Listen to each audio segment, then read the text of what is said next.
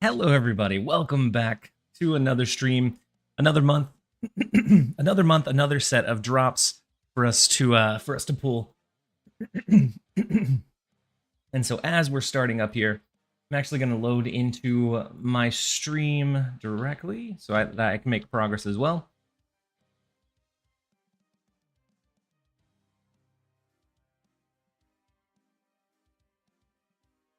There we go. So we should be good. Drops are going to start in about 3 minutes, but I wanted to go ahead and launch out so the notifications and all the posts could go out and go live. So hopefully everyone is having a great week so far, a great month, and hopefully the new season has started off well for you. I know that we're in a kind of a rocky spot with Snap. Hopefully we see some big changes coming along for either the end of the year or the start of the new year. But I think to start off the stream, once we kind of let everyone kind of filter in a little bit, I'm going to play a little bit of Danish's deck to start off. If you haven't seen the last video I did, it was covering Danish's deck, and it's one of those that is a really tough deck to navigate, but if you can navigate it well, it can be really, really rewarding. And then if that one doesn't go too well, I'm probably going to switch over to the King Eitri deck.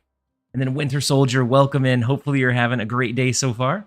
And then Boosty as well. Welcome in. Hopefully your day's going well. We're going to give it just a few minutes to let people ramp in.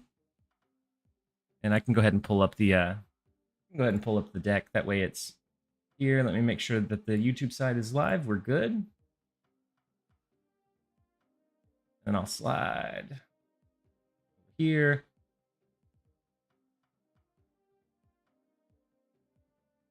There we go. We should be all set up.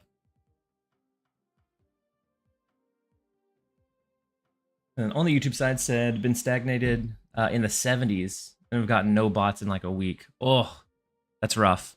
So my season started off, I slungshot to like the 80s, 85s pretty quickly. And then I took a break. Like I didn't push it to get infinite in a day like I normally do. But I hit it on I think day 2, day 3. And since then it's been okay. Yeah, this is the gambler's roller coaster deck, and he navigates it incredibly well. It has a lot of room for like technical choices of where you play your cards, like outthinking what your opponent wants to do. There's a lot of opportunity to like steal games that you otherwise wouldn't be able to win.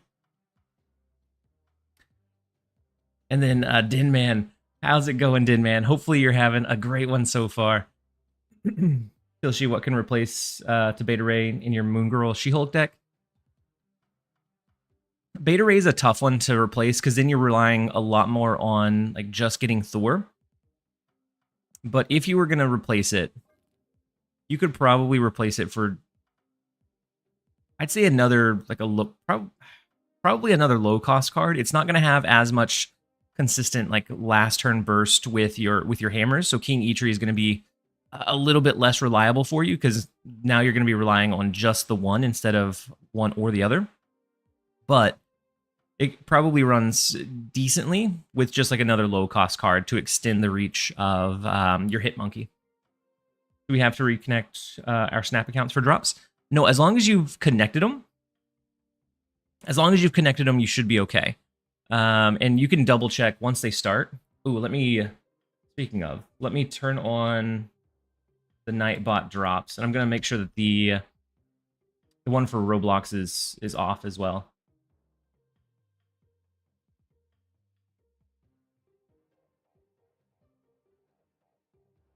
All right, so we have the drops command. I think the other one should be off, but we'll watch it. And then Philip J. Fry, thank you so much for the resub for 7 months at Tier 1. Very much appreciate the support and appreciate having you here. Hopefully you're having a great day so far. And then Alex Doster, what's up, TLSG? I've been messing with a Thanos High Evo deck. Ooh, I haven't tried a Thanos High Evo in a very, very long time. Do you ever run into like board space issues? How about Coal Obsidian for more power?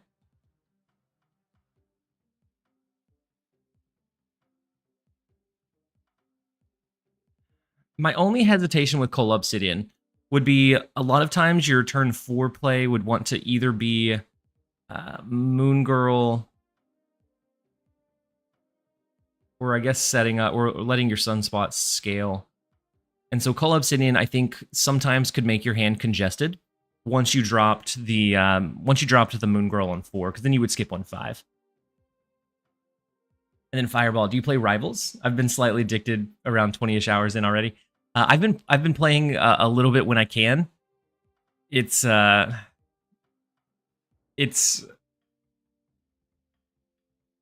fun. It reminds me a lot of like the original like early days of Overwatch, where it just was I don't know, it wasn't as like optimized or geared towards pro players, because that's definitely not the category that I slide into. And so it feels a lot more like the early days of Overwatch to me, where like the ults are like really strong, really crazy. Everyone's kind of on that same learning curve, so you see a lot of variation in the champions being played. But yeah, I enjoy it. I've been playing it quite a bit off stream whenever I can. I'm pretty sure I played against this deck or something similar and got absolutely cooked by it. This one can throw out some like silly strong amounts of power on the last turn. And then my favorite part about it is the Shadow King. Having that Shadow King, since you're not going to have priority in most games, the Shadow King can just absolutely dominate the opponent. The beard is looking nice. Thank you so much, the Snap Nation. What a rough patch, Eldane. I agree. I agree wholeheartedly. So we needed a good glimpse or headliner into something else, not need to pay for content. And we got our first, like, the very top headline was pay more for the season pass. And it doesn't even seem like it's crazy good value either, which is the sad thing. It seems like you get an exclusive variant, but everything else seems very, very similar to what it was before. And then YOLO Potato Man, welcome in. Angel, welcome in. Philip, you said you've been playing Paths of Exile. That's one that I haven't checked out yet, but I have seen it a few times or seen a little gameplay, and it does look very, very fun. Where can I see the patch? You can see it on the Discord. I don't think there are patch notes here. Oh, wait.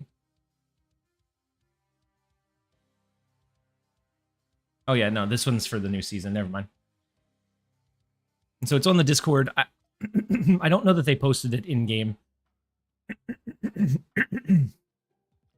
Hey, TLSG, I've been having a blast with Thanos Galacta Wiccan deck. I really enjoy the Thanos Galacta Wiccan.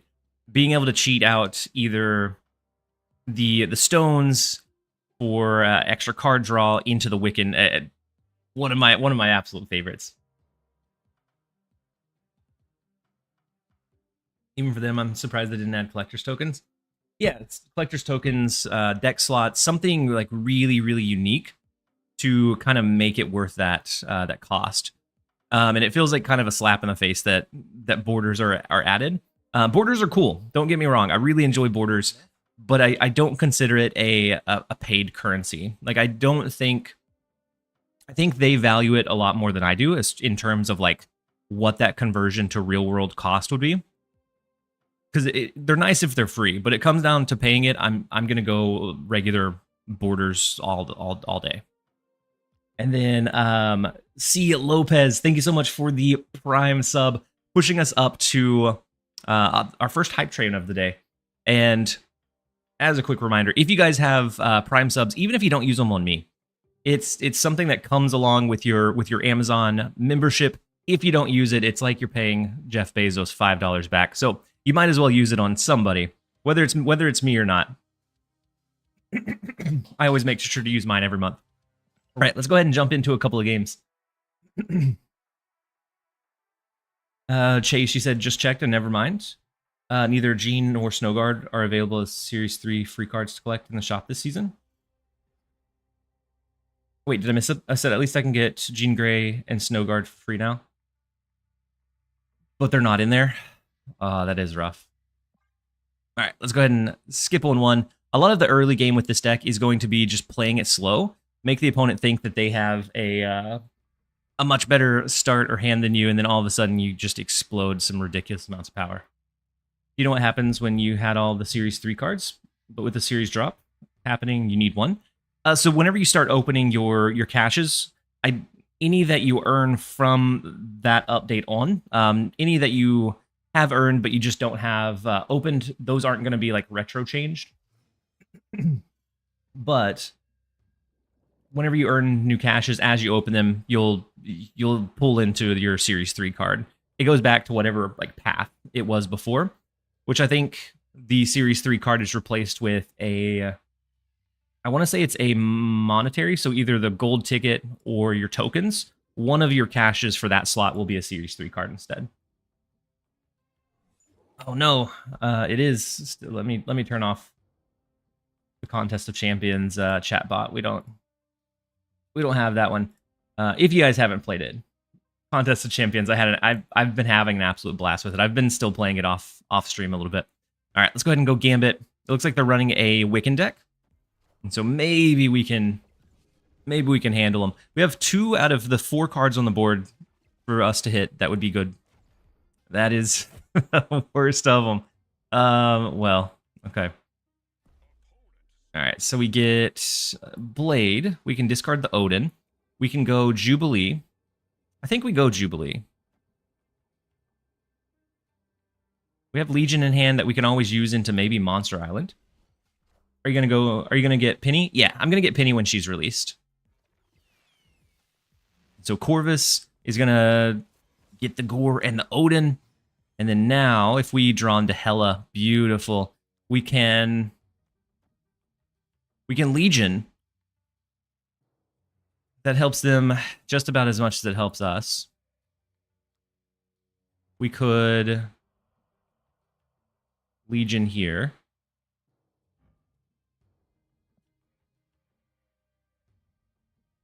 Or into Washington, D.C. And then we have a really good shot of being able to potentially get Infinite next turn as well. We have the 1 out of 3.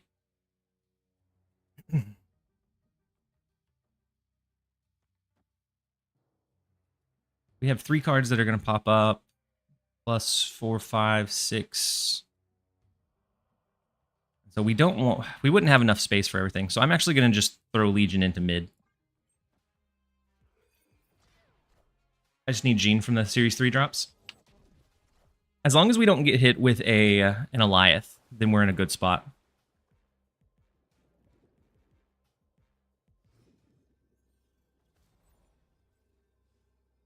So Blink comes down. That's going to actually blink our Blade. So it's a 50-50 of hitting Infinite. As long as Hela goes off, that is. So let's... I'm actually going to go away from this right lane. Just in case they have Eliath. I figured they might play it here. No, they can't. If they do, they would just lose.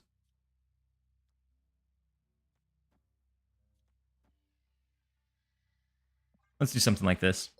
And then Godric Dust, thank you so much for the Prime sub as well. Almost pushing the hype train up to level 2 right as it ends. Very much appreciate having you here. Hopefully you're having a great one.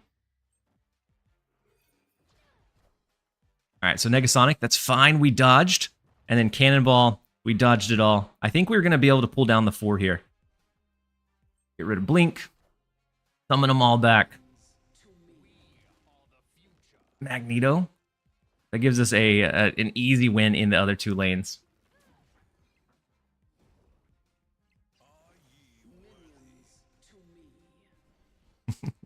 And we get the exasperated emote. I love Danish's deck. It's like a Hela deck, but there's a lot of like cheekier ways to play with the tech options that it has included.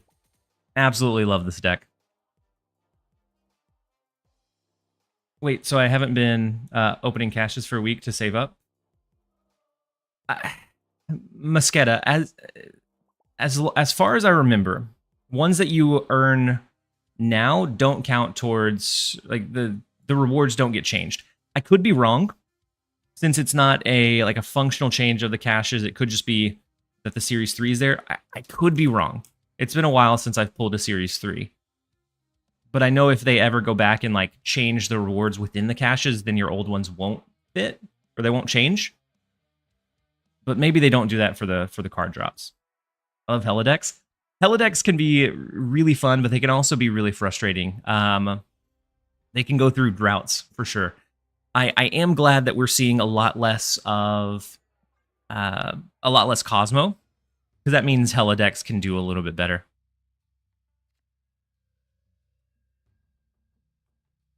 Super busy with Discord, excuse me, enjoying Denish's deck.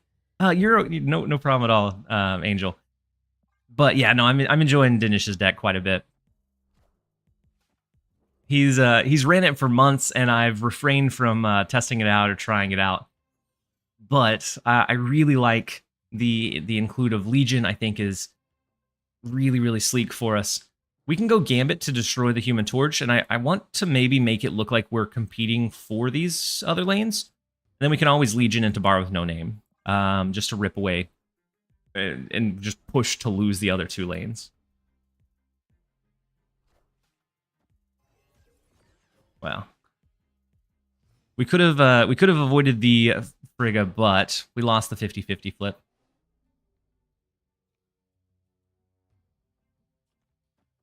I think just in case, and we lost Legion, didn't we? So we can't control what comes up.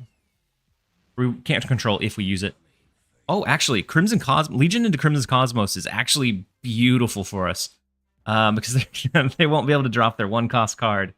They're going to be very limited in what they can do. It's a snap from them?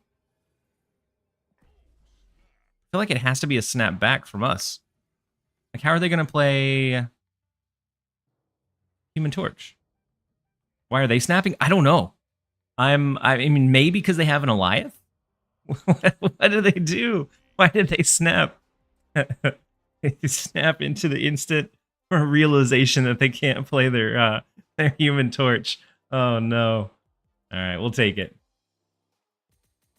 Duat, thank you so much for the cupcake. Absolutely love it. What flavor is it today? All right, so we're 2 for 2 today. I started off really rough with this deck. It was like a 37% over. Like it was only like 7 games. Them snapping is crazy. I know, Milk Enjoyer. And then on the YouTube side, Tucker, you said, "Hey TLSG, do you have a favorite variant?" I really like this Gambit one. I'm glad that we finally have an excuse to run it, because for the longest time, even in discard decks, Gambit just never made the cut, and so I really enjoyed this one. All right, so we can Blade and continue to Blade, but I think we save it just in case we end up drawing like Corvus. I want to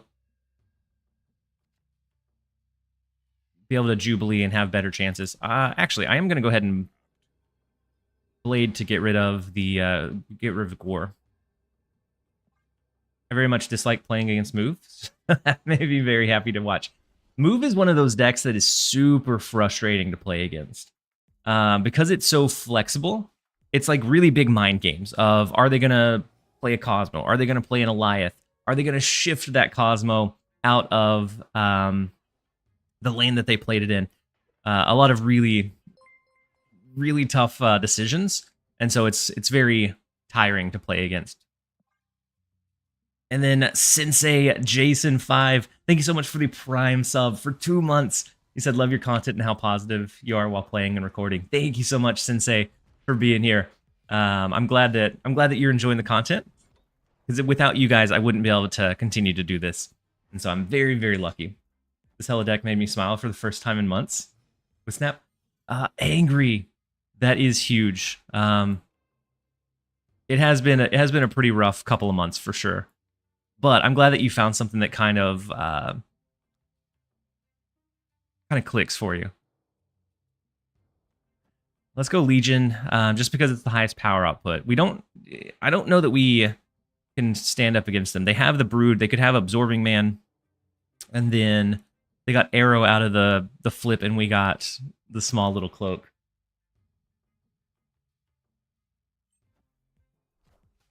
If Corvus is not available, Corvus is...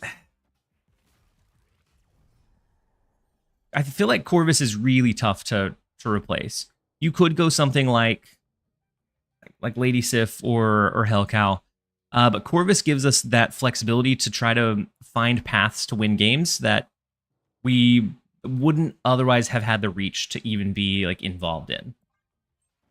And so like having that extra energy, we can play Magneto on 5. Sometimes that allows us to do Hela on 5 into like an Odin. And so I think you lose a pretty big piece without Gore, or not Gore. I think you lose a pretty big piece without sorry,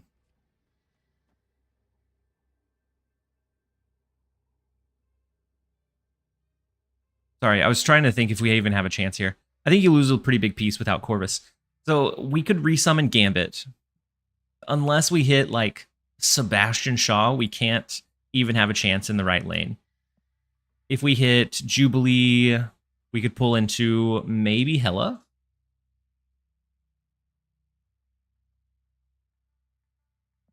Yeah, be a pretty tight pull though. We could also hit Blink, which would not rotate anything because of our Magneto.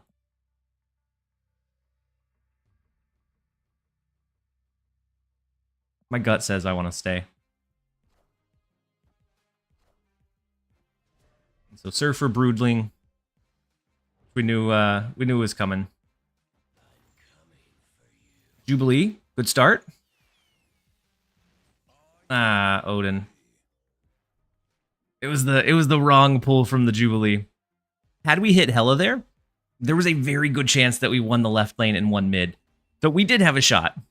We shouldn't have stayed. That one was just a gamble on my end, but we had a shot to win it. Yeah, with Odin, if we had space, it would have been really, really good. Gonna try the deck out later. It's a good one. I like this one a lot. It's one that has a lot of fun, like technical ways to play it, and so it's hard for the opponent to know exactly what you're planning to do, even if they know the exact 12 of your deck. I think like 13 of my 20 decks are Wiccan. Yes, I think Peni is going to be very good for Wiccan decks. I'm stuck in limbo in rank 80. I got to 82 and then back to 79. You'll get there. Try not to sweat it too much, Milk Enjoyer. I have no doubt that you'll get there. And let me double check that the drops are working. Yeah. So I'm 8% of the way to 500 credits. Beautiful. All right, let's go ahead and go Corvus, and then we'll see. With this deck, discarding Hela is not like the end of the game. Oh wow, they hit their hit their Star-Lord from Arsham. All right, we lose Blink, we lose Gore, and now we can do a turn 5 Legion, and that would cap them out in this right lane. Kind of like it, because it pushes everything over to the right. They're going to be filled here. And then we have a definite amount of power to beat. Agony into Penny into Wiccan is going to go crazy. Agony into Penny into Wiccan, if you get like that lineup, is definitely going to go crazy. And then Danish. Welcome in, Danish. We started off winning the first 2. I gambled on the last game we were in, and we ended up not winning it. But we are, overall, we're positive for it. We're positive today. Welcome in, Danish. How's it been going so far? Or how's it been going today? I've been absolutely loving the deck. And so we just need to beat a little bit of extra power here, which is so nice for us. With a Jubilee, we could pull Odin. Magneto would be the only one I'd be worried about here. I guess we could also go ahead and let the Hell rip. And then if nothing stacks in the right lane, we could hit it with an Odin to do Corvus into Hela again. I love Legion Bifrost. Me too. I love being able to use Legion and feel good about using Legion. All right, so we definitely win the right lane.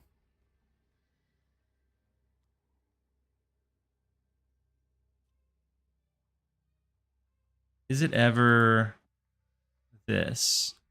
Gambit, Jubilee, potentially pull Magneto, which wouldn't be great. Potentially pull Odin. But if we pulled Ghost Rider, it would feel kind of bad.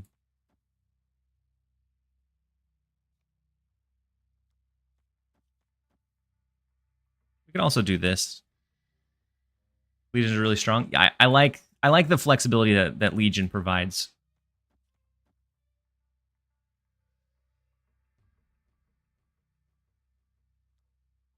I think we're gonna go all left. My gut tells me left. And then the Aeon, thank you so much for the Prime sub for 4 months here to show support. Thank you so much, Aeon, for being here. Hopefully you're having a great one so far. What's the variant from the drops? It is a Marvel Rivals Magneto. And so it looks pretty sleek. I kind of wish it was a card that they hadn't given a variant for recently, but overall, the variant for it does look really good.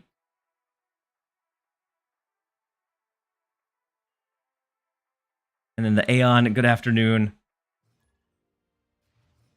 And then Mantas, you said, do you know if there will be a Leagues event this season? I haven't heard. We haven't seen a Leagues in a little while, if I remember right. So maybe they're kind of rehashing and rethinking it. Because I know the whole it encourages you to not play for like most of the first day, because then you get matched with the sweaty people. And I don't think from a league standpoint, like that's a good thing that they want to promote on their end. And so maybe they're kind of like revisiting the idea and rethinking it a bit. And then I miss the 90s. Thank you so much for the Prime sub. The 90s were an incredible time. And so I miss them too. We could Gambit to get rid of Ravonna, but if they're going to negative, they're going to negative already. So I think we go ahead and just Corvus here. How's the win rate and cube rate been today? I'm on mobile, so I can't track my own stats. Let's see. So we just started recently, but it's been good so far. I've dropped one game, 1-3. Let's see. Let's go ahead and skip this one. So, most recent session.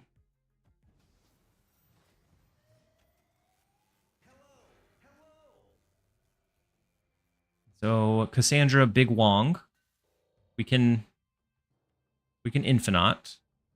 We could also Magneto pull all of them over to the right.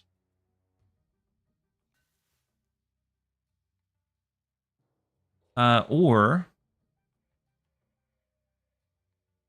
another funny play is Hela into Odin to do Corvus again and then resummon again. I guess there's a small chance that we lose Odin. It's a 1 out of 4. We're gonna take the risk. Danish, my stats don't look like they've updated, so I don't have a solid read. Ooh, I do wish we would have went with the Magneto right now, because then we would have clogged up the right lane, pulled everything over. Then Kino, welcome in. I would pull him to Danger Room, full chaos. Well, it looks like it's gonna be full chaos anyways. We lose the Magneto.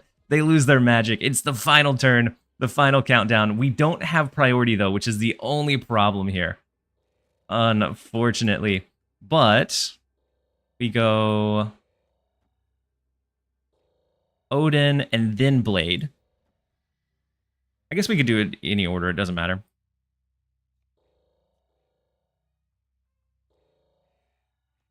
We'll still go full chaos with Danger Room, 25% chance. Gambit, don't use Odin. Oh, don't lose Odin. All right, let's see. Actually, I think what we're gonna do is we're gonna Blade and Odin in the right lane, because I think we have a really good shot of winning that one. That way, when we resummon the Gore, we resummon Magneto. We resummon everything else that's away from this right lane.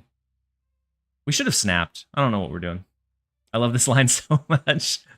Me too. Me too. And Legion hitting the Danger Room was so much fun. Decently big Sage. And then Iron Man left. Does it stick? It does. Wow. So maybe not so dangerous Danger Room. We do have a big Gore. We have the big Hela resummon. Let's see. Infinite. All right, yeah, we're fine. With the Magneto pulling left, we pull all of their big power out. They can heavily win the left lane. We'll take the other two. You already have a deck for Peni? I have most of a deck for Peni. And so I think with Peni, she's going to be really easy to slot in with Wiccan or Wiccan decks. I think she curves really well there. And so it's going to be interesting to see. So I think maybe we go like Agony Wiccan or Agony Peni into trying to do Wiccan. I don't know if it's worth the work that you put into it, but that is the general idea I'm going to start with anyways.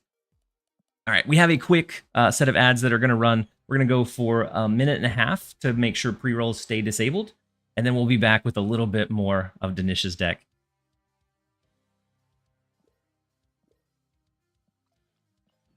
I guess I could have saved that claim. Oh well.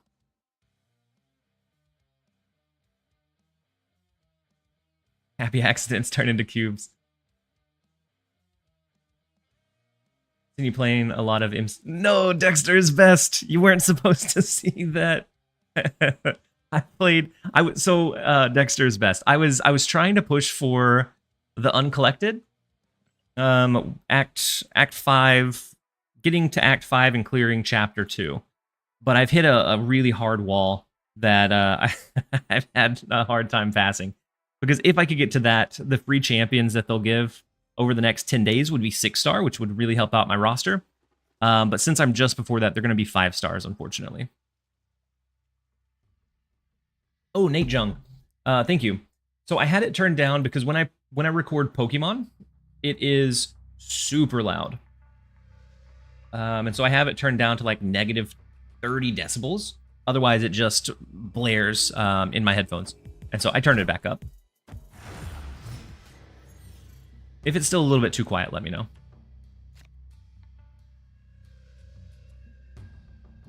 All right, so the Human Torch is great for them with Aunt May's when they pick it back up. We're gonna try to rely on a Gambit here. I don't know that it does what we need it to do, but that's gonna be our attempt. We could also potentially snipe out like the Madam Web. Or they might pull in the Human Torch this turn. This may be like a beast. Unfortunate, it is a beast. Where are you stuck? So I'm on the third quest in Chapter 2 of Act 5. Line in the Sand, I think what it is. What did we discard? We could always potentially hit the Gambit with an Odin.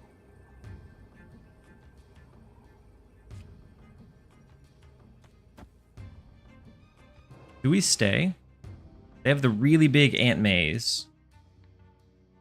And then probably into Frigga. I'm going to give them the 1 here. Bro said, bro's sniping. I don't know. If they were trying to set up for a Frigga, like this line makes sense to me. Playing the beasts so that they can do Human Torch here and Frigga to get a, like, whatever, 16 power. Welcome in, Roram. And so I don't think we even try to mess with that one. We give them the 1, we rinse and repeat. So when I get stuck, I used all my units on revives. So I was trying to save my units. Dexter is best. I don't know if I should call you Dexter or Dexter is best. I was trying to save my units for the upcoming banquet because I heard that would give you some really good progress. But I may have to burn some. But I'm not sure how much playtime I'm gonna do over the next couple of days because I'm gonna be streaming a lot of Snap. What's your opinion on Luna? Luna's kind of rough. Right now, she's not great. But Did you get any revives from crystals? I burnt a few revives clearing Act 5, Act 4, the tail end of Act 4, and so I'm pretty low on revives.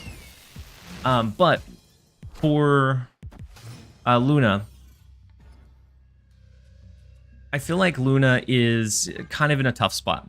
Like, she's not incredibly useful right now. There's a couple of cool lines of like Luna into Sarah and kind of that flexibility. But in general, her overall playline is kind of rough because you're giving the opponent the same benefit that you're getting. But I say that tentatively because Wiccan was bad his first week. And now Wiccan is everywhere. And so, like, it could very quickly and very easily just, like, switch in no time. I think we go Hela into Odin again. I really like that line. But I guess whatever we draw the next couple of turns. And so maybe we get rid of Ghost Rider. So when we re-trigger Corvus, it'll be whatever we top deck as our next two. Oh, wait, no.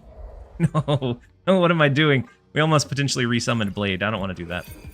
We're going to keep the Ghost Rider in hand. Oof. Almost lost our mind. So a cool Gambit could be. Hey, welcome. It took you long enough. I think we go Hela and then we line up the Odin again. I like playing Luna on 4 with Electra, or on 3 after Psylocke. Minions to me. It can be good. Oh no, Corvus is gone. Okay, well, we can play in the right lane now. We have priority, so we can rip away Wong. Be awfully Wong of us, wouldn't it?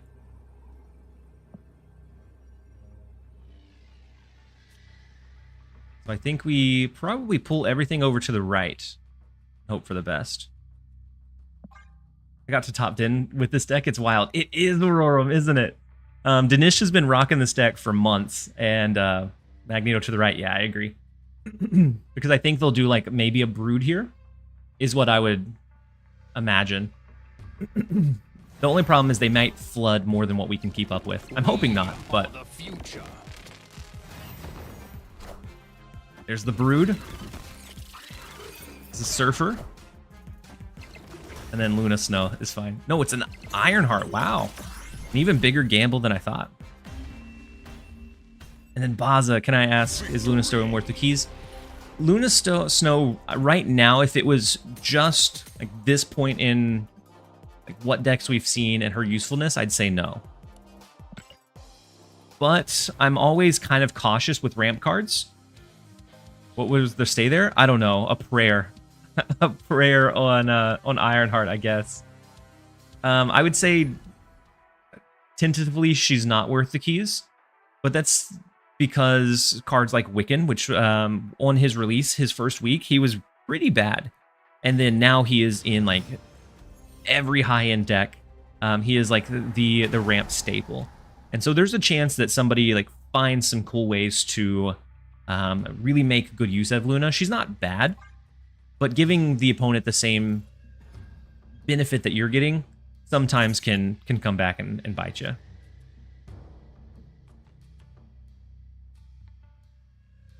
And so I enjoy her. I think we'll probably use her some in the future. But as far as like the decks that we have right now, they're pretty passable.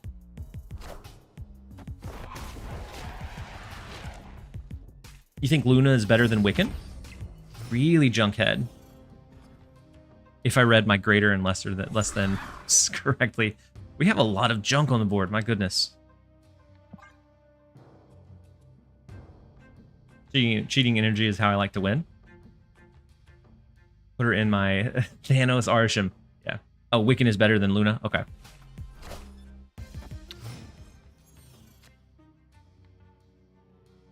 How'd you get so far so fast? A lot of playtime. I played a lot yesterday. So if we pull, we have 3 out of 5 to discard some cards with either Blade, Corvus, or Gambit.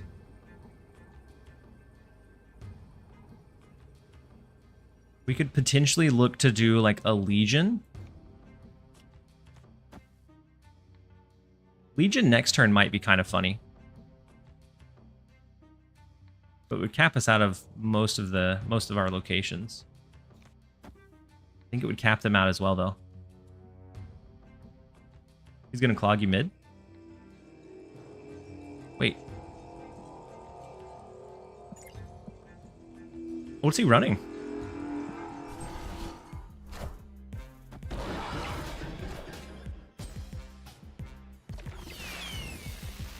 Oh wow, Odin. Okay. Blade is not a good follow-up to the Odin. Well,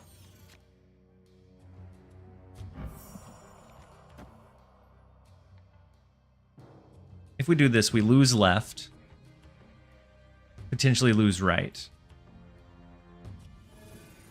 This goes into a Magneto. It's our only chance in that left lane.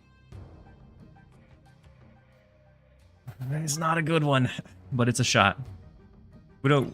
Let's see. The only thing we've discarded so far is Gore, which isn't awful.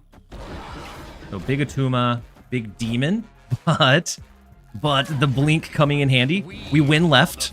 Now we just need to win one more. That's all we gotta do is win one more. Surtur can scale, which is a bit scary. Atuma is gonna destroy these. Welcome in, drunk Ohioan. Hurricane, welcome in as well. So we could Hela into the Gore. Is he big enough mid? I don't know. If they both stack mid, I don't know, because it's going to be 1, 2, 3, 4, 5. 5 on the Gore, so that's 9 power. 10, or 9, 10, 11, 12, 13 power. So it gives us 20 extra mid. But their scales by probably 11 and 6. And that's if Gore goes mid. We're going to see. Ghost Rider? Oh, we could have Ghost Ridered, yeah. Oh no! Blink is bad. Or the arrow there was bad. Not quite enough. Had Blink been in mid, and it stacked mid, we had a chance to win. Otherwise, we didn't. We probably should have retreated out of that one. We could have Ghost Ridered as well, but we needed the extra potential reach that Hela gave us. And so that one ended up, without the arrow, it would have been a 50-50 of where Gore popped up. And I'm okay taking a 50-50 for the content. For the content. It's also playing your odds. So we were losing a 50% increase in cubes if we lost, for a 50-50 of potentially being able to pull it out. And so I think we always take those. Arrow is such a spoiler. Yeah. Aren't you excited about all the new ways to monetize? Unibot. Yeah, I mean, I really wish they wouldn't have headlined the super premium pass. I feel like right now a lot of what I'm wishing is that with every update it wasn't the biggest push being here's a new way to spend money to get something of kind of mild value. I wish it would like lead with something more of more substance. It feels like every update we have, like the headline is here's this new paid thing that is awesome but doesn't really get much hype.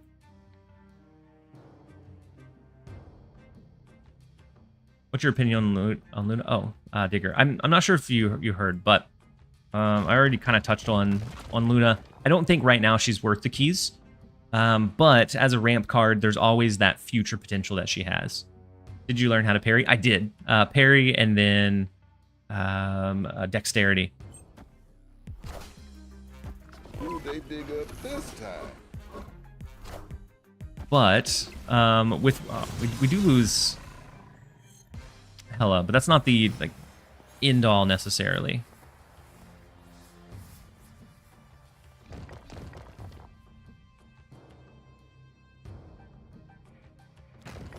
could flip Blink Corvus into either Legion or Infinite. Wouldn't be terrible. We could go ahead and stage a Gore. We could just do a Jubilee pull. I think we'd just go Magneto.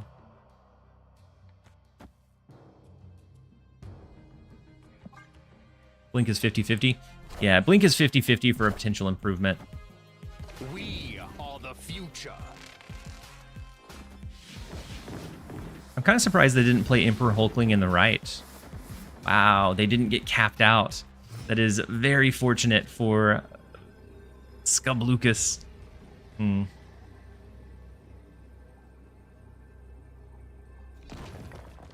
we have this. We have the Jubilee, and then it's a 33% chance for each one. We could also do a Gambit and a Prayer, which doesn't feel great.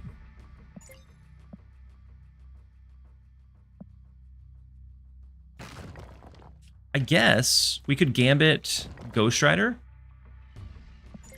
There's a chance that we pull into Odin into Ghost Rider again. I think we stay.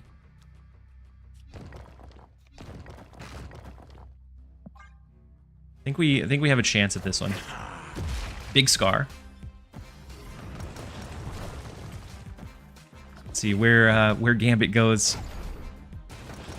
Shooting big missiles in the left lane gives us the Hela as well. And so now Odin's gonna pop up. He's not gonna do anything in the right lane. We have Blink, which is going to give us a Infinite to add insult to injury. My goodness, what looked like just an awful hand. Victory. Someone wants to talk? It's Skada. Welcome in, Skada. Let's see.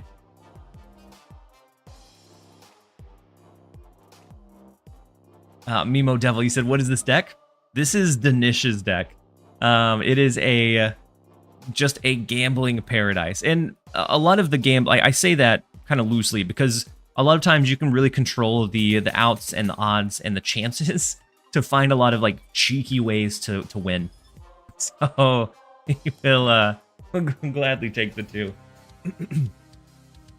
I absolutely love this deck. This one goes crazy. I could have swore I already had this variant. Maybe not. And then Sliver, welcome in. Hopefully you're doing well. You said dexterity is still good? Dexterity is good. I always have a hard time like following up the dexterity with an attack. Because I never know like the true opening. So parry a lot more often is more consistent for me. All right. I kind of want to blade, but I also kind of want to wait so that we have a better out potential for our Gambit instead.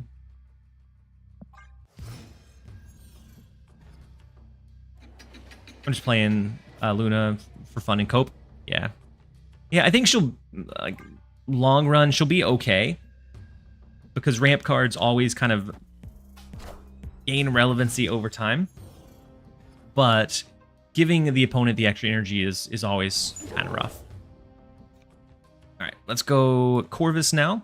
See what we discard. Big Cassandra. I guess we could have went Gambit. And then we always had the Odin. Well, we can't do Gambit or Hela now. We can do Gambit. All right. It's kind of fun.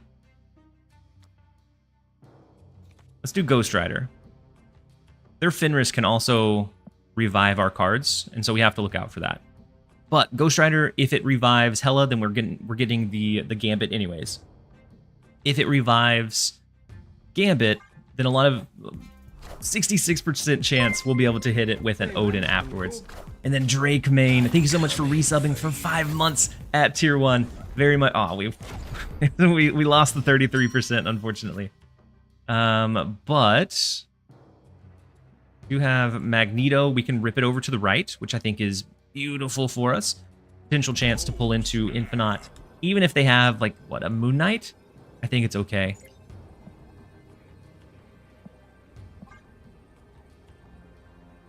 And then Lord of Machiavellian, welcome in. Blade first chance for... Yeah, we're going to clog their wolf. And we'll have the win over in this lane. Yeah, we do lose the Infinite, unfortunately. But I'm hoping that that's okay. Well, okay. Blade is going to get rid of Widow's Bite. Beautiful. So we do get to draw here. They only have one card.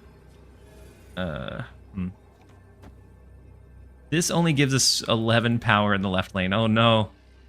Oh, no. Do they have it in them to stick this out? Gore would have been much better.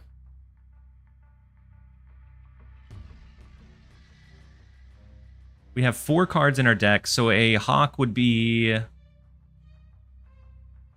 Hawk Stature. Would be 8, 9, 10, 11, right? We go to 15. They would win mid by 1.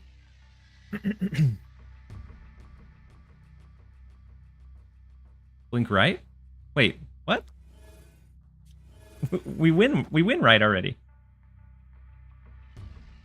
Blink mid? Yeah, I think there's a good chance that they just outpower us in mid. But I'm hoping they choose wrong. Oh no, they did go Hawk left.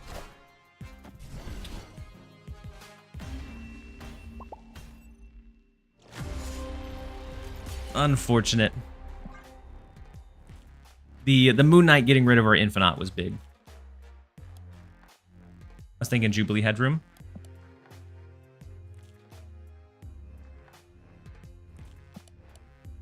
Wait, Jubilee's not on the board. Wait, are you watching from behind? Close game? Yeah. The last draw, had it been like Jubilee, or if we drew Gore, we could have won that one. So it was a very, very close one. We should have retreated on that last turn when we knew we didn't have a great out. Oh, watching while working. Gotcha, Baylor Burn. That Cassandra made -2 power mid turned out to be the difference. Yep. It is. It's crazy how sometimes that small change or small amount can be different. The fact that it was still really close with Valhalla. That's why I like this deck. Is it gets a lot of value from Hela, but it's not absolutely required to be able to find ways to win.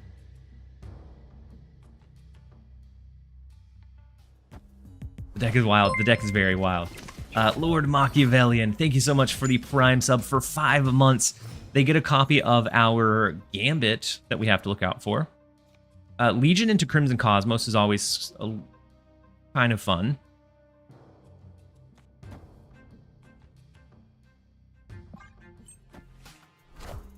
Depending on if we draw it or not. Let's see. Wait.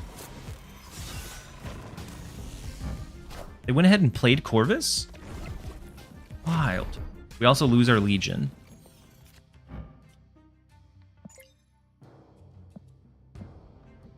And so they lost the Gambit that they copied from us, and they lost Magneto.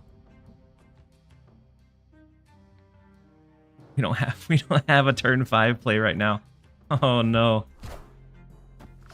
A rough draw order, very rough. Very, very rough. They didn't lose Wiccan with the copycat, which is beautiful for them.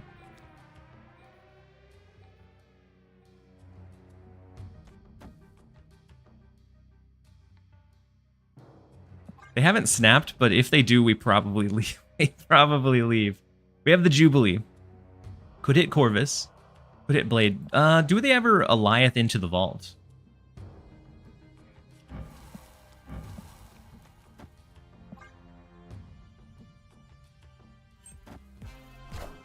No. Okay. Wow. They burnt a Shang-Chi.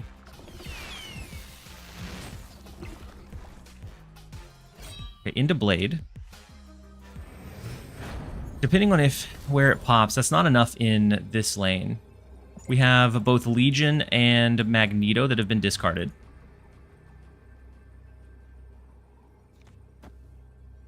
We haven't used the Ant Maze bonus, so it'll hit here and then slide. Jubilee never pulls Corvus, right? Yeah, well, it could.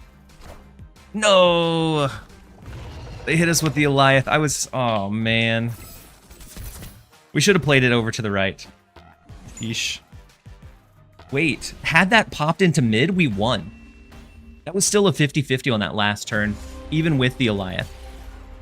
Had our Hela slid right over here, we won.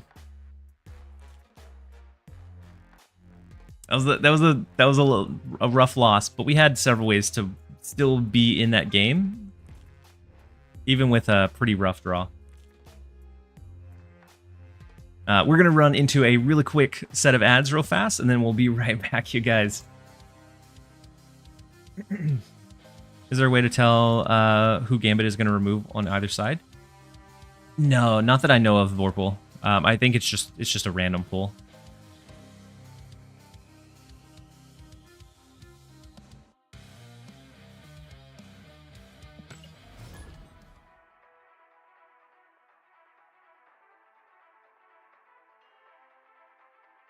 Scott, are you still...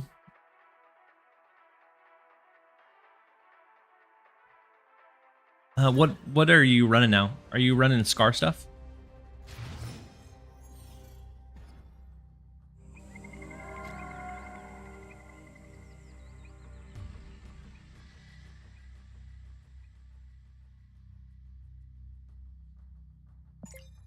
All right, next up we have Death Katala. The first location, Eternity Range. We could Blade or Blink, but I think we hold it.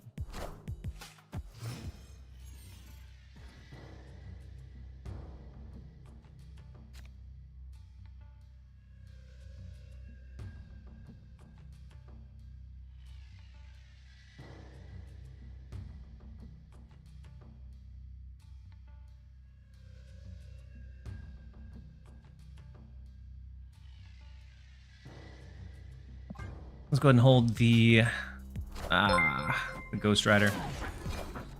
And then Timothy Bonsi. Timothy Bonsi. Thank you so much for resubbing for 2 months at tier 1.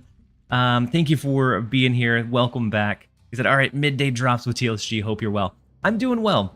Hopefully you're doing well as well. So they have Aranya. They lost their Heimdall. We lost our Blink.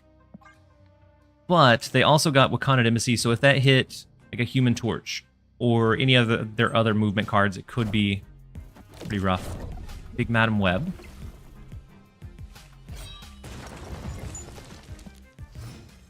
So we can pull back Gore.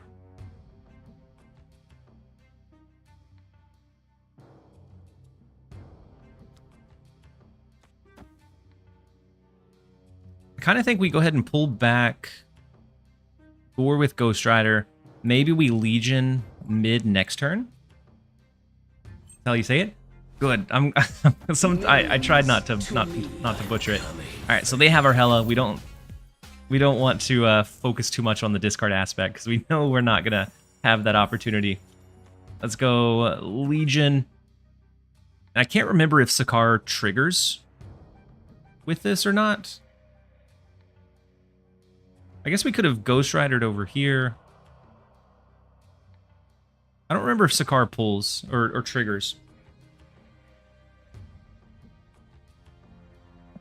in the other 2 lanes. I want to say no, but I don't know for sure.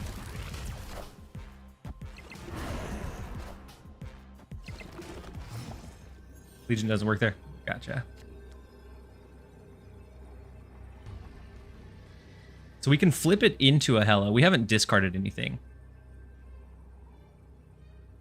Wait. Oh no, we need one more space.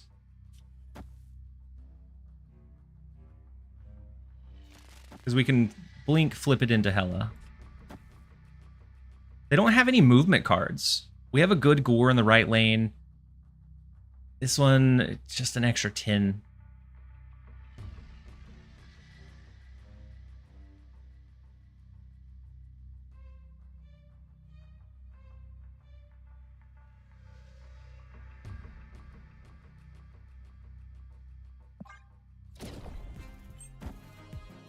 I guess the Odin, we might as well have done what? Magneto? Magneto would have been more power mid, wouldn't it? Minions to me.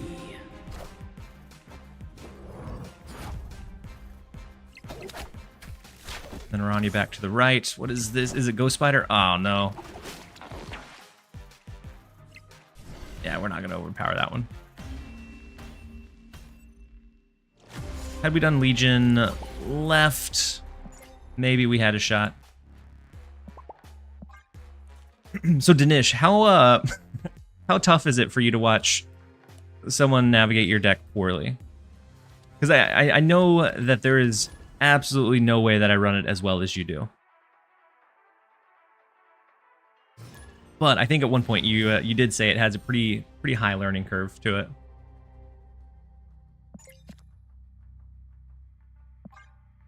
Movement decks make my head hurt.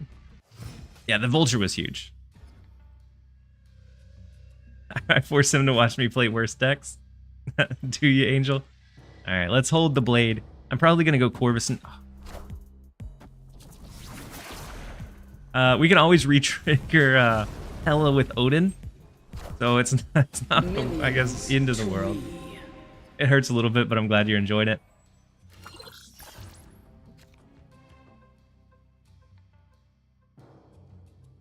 Well, good. Okay, so we don't have any risk from Jubilee here. We have almost all upside. Blink wouldn't be great, Ghost Rider wouldn't be great, but the other ones are pretty good. Snap. We made a joke deck with our favorite cards. You ran into Infinite Angel? That's awesome. Let's go Jubilee. I will say Gambit is sometimes better on turn 3, especially against Fenris. Good call. That way you have more of a dedicated, or you know what it's going to hit a lot more. You have a lot higher chance of it hitting those high impact cards.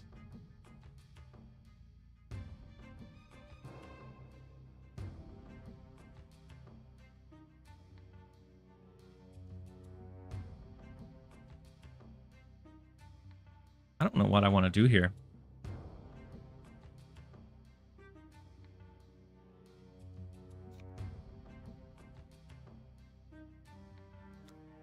Maybe it's just a Gambit. Gambit and see.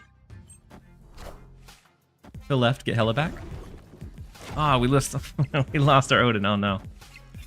It's the 1 out of 4. Okay. So we're probably gonna need a good cheeky Legion. Speaking of good cheeky Legions, we could, I guess we could have Gambited and then hit mid with a Ghost Rider, yeah? Because now we have Odin, which will re-trigger Gambit for us. Or re-trigger Hela.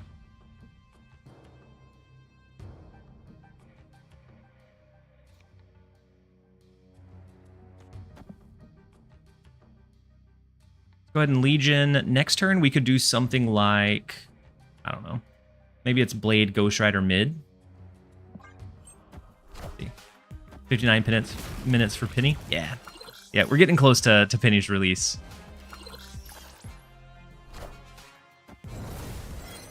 A lot of reduction for Nicholas.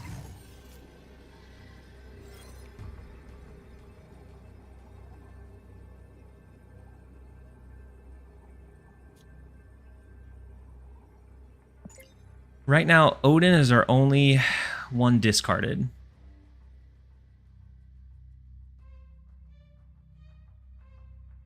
We could guarantee that it came back with that.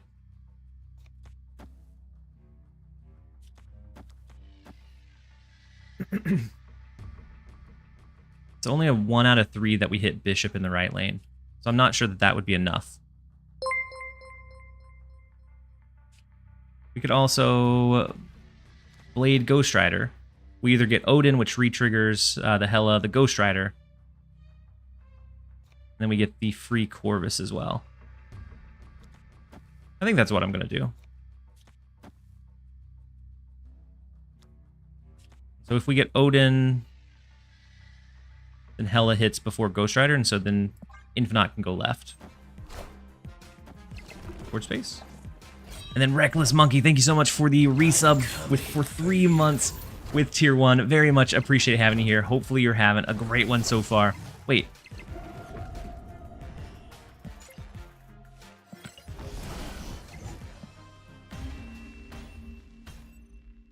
Victory. There aren't bots in Infinite. This one looks like a bot. He's collection level 500. And so maybe it's somebody that created a script on their computer that's just running. But I know they could have at least played a couple of other cards. Ooh, they may have thought there was a turn 7, I guess. I don't know. Ugh, we'll take it. But Reckless Monkey, thank you so much for the Tier 1 sub. Very much appreciate having you here.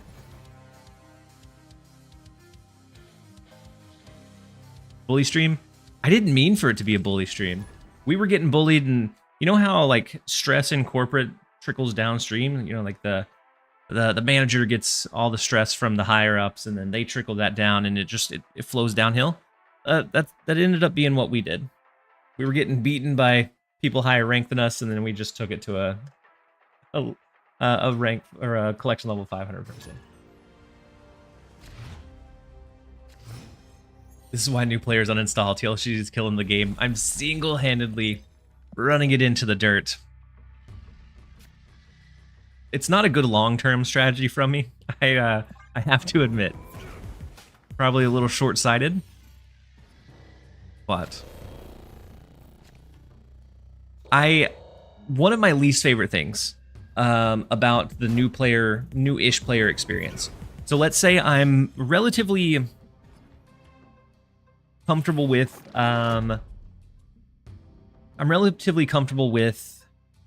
card games. So I've played Magic the Gathering, I've played Hearthstone, and I get in and I get to Infinite rather quickly. After that, the floodgates open and you're playing against people with full collections, and it feels awful. Like, it is a terrible, terrible feeling. One of my least favorite pieces of like the game in its current landscape. Yeah, these locations are a bit rough. Wolver Ram, welcome in. Hopefully you're having a great one so far. 90% of the time I play a player under 1k, I win 8. Most of the time when I play lower collection level players, embarrassingly enough, I lose. Oh, I'll gladly take a W every once in a while. I feel like a lot of times if you run into some low collection level players, a lot of times they're a little bit scrappier, and it's people that have maybe created a new account, and so they can kind of play a little bit more strategically. So the double Red Hulk, it's fine. We get Hela for the resummon.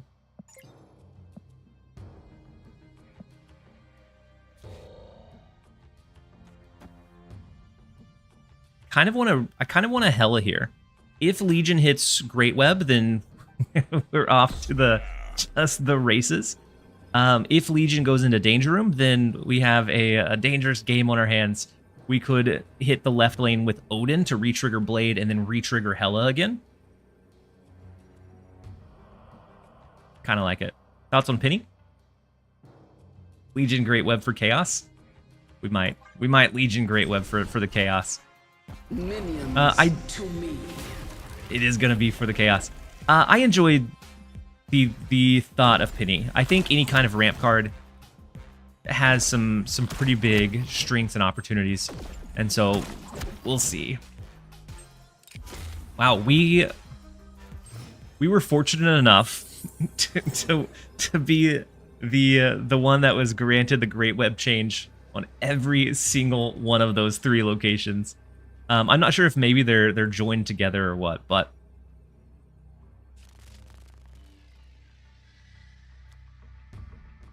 we have Magneto. We have a pretty big Gore the God Butcher as well. Or we could always like, not that. We could always Corvus Ghost Rider to get either a double Odin, a Magneto, or Gore. So this gives us more power out onto the board.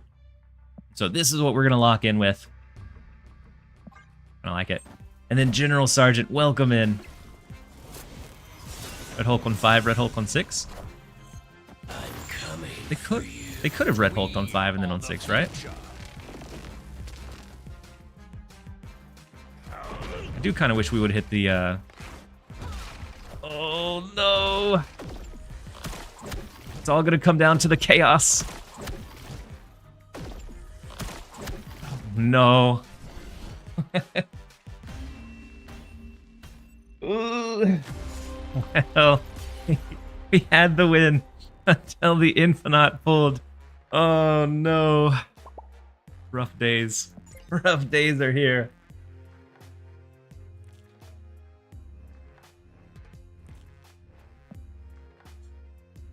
Packers for Life, welcome in. The chaos did not go in your favor, but it did deliver the chaos we were looking for. That is for sure. Whew. It's okay. We're not too down about our our cubes or rank. And then store manager, welcome in. The Hella Casino. Chaos was not my friend today. It was not.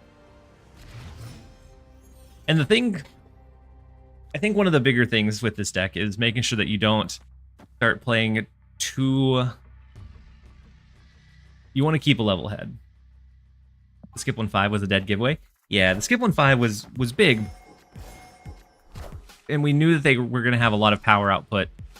Had the right lane pulled Odin into that resummon of the Magneto, we could have capped out that lane, had more power. The Infinite mid would have been okay.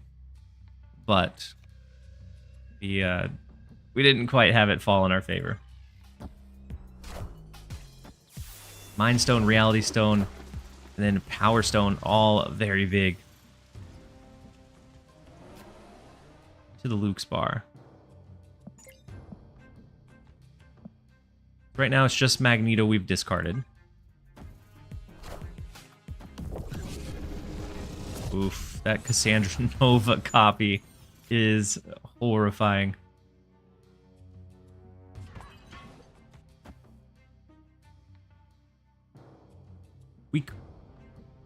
We could, depending on if we get a discard here or not, we could always go Legion into Luke's bar.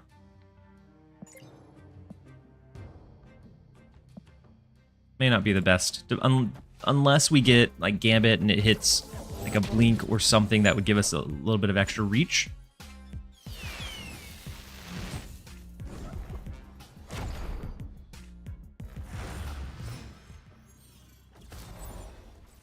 Might possibly be worth it. We also have this number. We have the Blade Ghost Rider.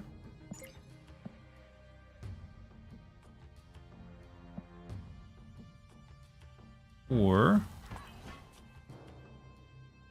go like Blade Ghost Rider.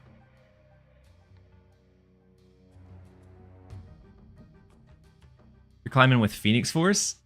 Store manager. Phoenix Force is back on the menu. And then next turn we can go like Hella here. Or we can go Hella here to cap it out. That would give us the Blink, the Magneto. I think that's what we're going to try. Oh wait, Ghost Rider's not a guaranteed for the Infinite. I don't know why we assume it's Infinite. There's a lot of other cards it could be. Hope it's not a silly question, but how come no Luke Cage? This deck doesn't solely lean onto the Hella every game. Like, if it pulls Hella or needs to use Hella, it's nice, but it has some other cheeky ways. Like, sometimes it's like Odin onto a Gambit into like Jubilee, which pulls additional cards, but it's not every game that we go Hella. Process on no look and with Ghost Rider. So this deck is created by Danish. The biggest piece of this deck is the flexibility. So being able to like pivot, if you don't have a Hela, Ghost Rider can sometimes resummon Odin, which resummons another card, which could give you those avenues or those paths to win. It's all about the like technical pieces and the flexibility that it provides. They have Synergy on turn 6. Yeah, I think we probably get hit with an Alioth, don't we? We only have 2 cards, one being Blink, one being Magneto. Ghost Rider was our last card played, so if we... this would either be Corvus... No, it's a guaranteed Gore. And then we would hope that the other one hit here, but I am afraid of the Alioth.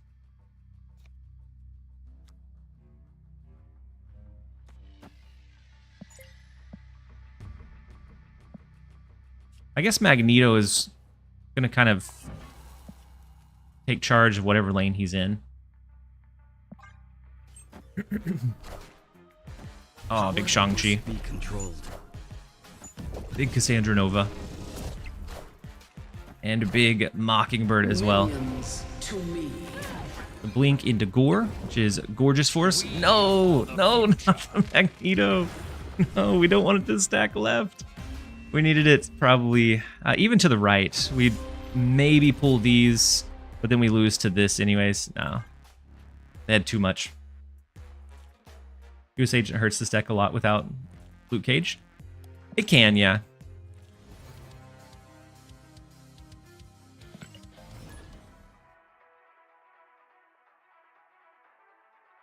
But it hurts the one lane. And then Benjamin Knight, thank you so much for resubbing with your Prime for 6 months. Very much appreciate you. Hopefully you're having a great one so far. All right, let's go ahead and hold off here. TSLG, welcome in, Benjamin. If anything, Affliction ever gets popular, every deck suddenly has Luke Cage. Yeah, it can always pivot into the Luke Cage if needed, for sure.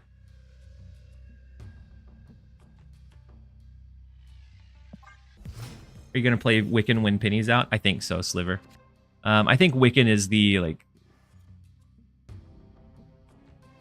kind of natural choice. Well, they haven't played anything, so Gambit doesn't do anything for us. We're just going to skip here. Whoa, they give us Corvus. Not awful. But can we outpower a Hela deck that went full power? I don't know.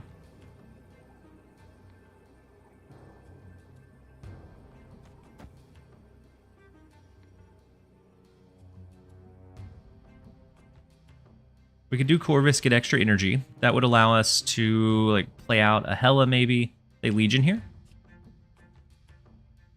Wait, are they running the same thing? It was Red Hulk Infinite. So I was thinking this was maybe more like a traditional Hela deck. But they may Legion. Legion into Quantum Realm, Legion into Altar of Death. I don't know. No, just a Blink.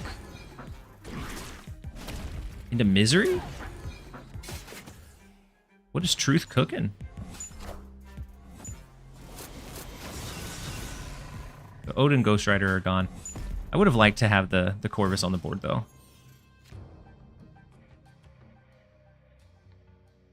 We know that they have Hela. Otherwise, Legion into Altar of Death, I think, is strong for us.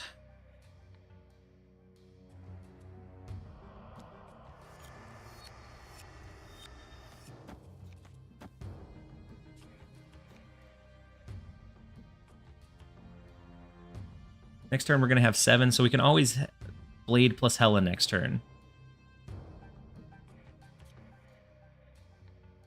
Maybe this one...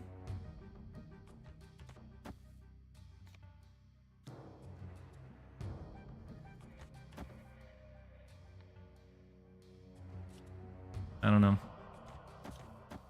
I don't know how best to play this one. I'm going to go Gambit, Legion. See what we hit. They go Hela early.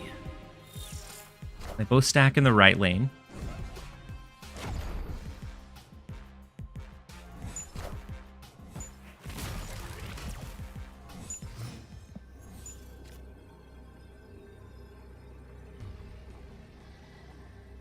So now we discarded the Blade, the Odin, and the Ghost Rider.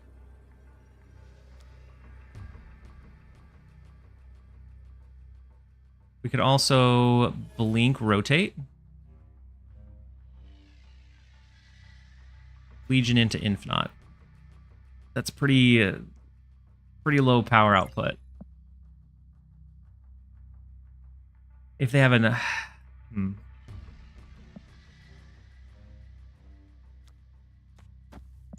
think we're just gonna Hella and hope. Hella and a hope. This is a leave? Maybe it's a leave. Oh my goodness.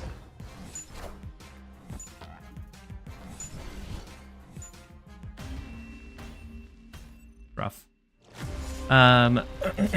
Super rough. Says she feels too expensive to get a good payoff and move to me. Yeah, I agree. Same thing for Destroy. Nate, so it turns out you were correct. It should have been a leave. Oof. We need to turn it around. Right now, there's not any open spots in the alliance, but as people like filter out, so ones that aren't contributing, we have a strike system which kind of rotates some as new slots open. I post them in the Discord. And then Davoot, welcome in on the YouTube side. Hopefully you're having a great one so far. I forgot to run an ad in between that one. So we're gonna snooze it. Is there a swap for Blink? I don't think so. I think Blink is pretty core in having those like flexible ways to position your power. For future reference, if we played Blade after the Gambit, the Blade would have discarded the Blink or the Gore guaranteed.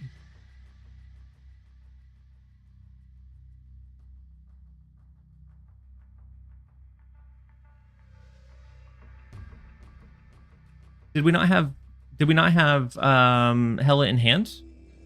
Was it just the two? Was it just the two that we had left in hand?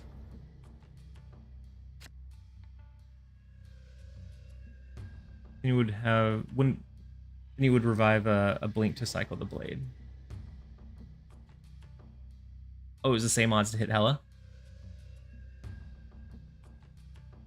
as what we did. Gotcha. And so it would be Gambit and then Blade and then whatever else on that last turn. So either Blink or Hela.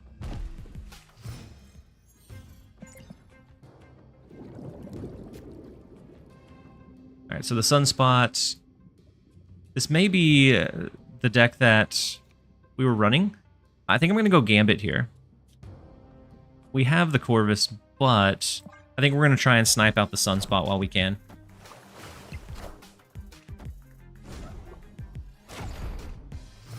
Never mind. We could pull an Odin.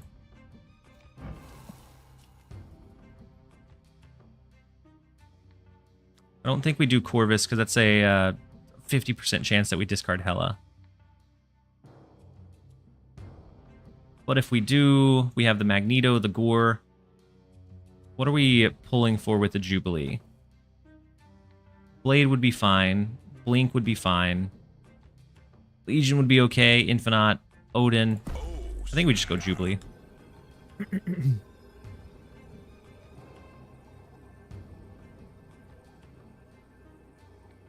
What are your ideas for Peni? I think in a low ball Wiccan deck is like the best I have for. And so it's the Moon Girl. We're gonna be looking at like a big skip into like She-Hulk stuff.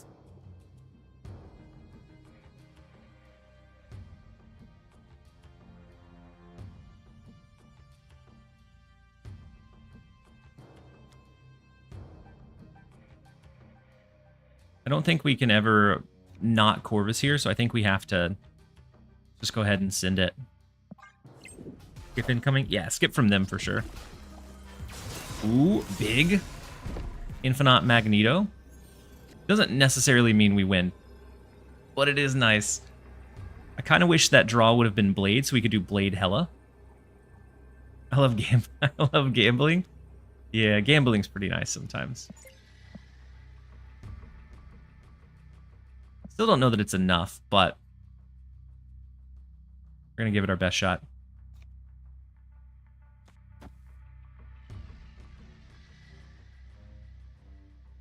Best film you've seen in 2024. Ooh.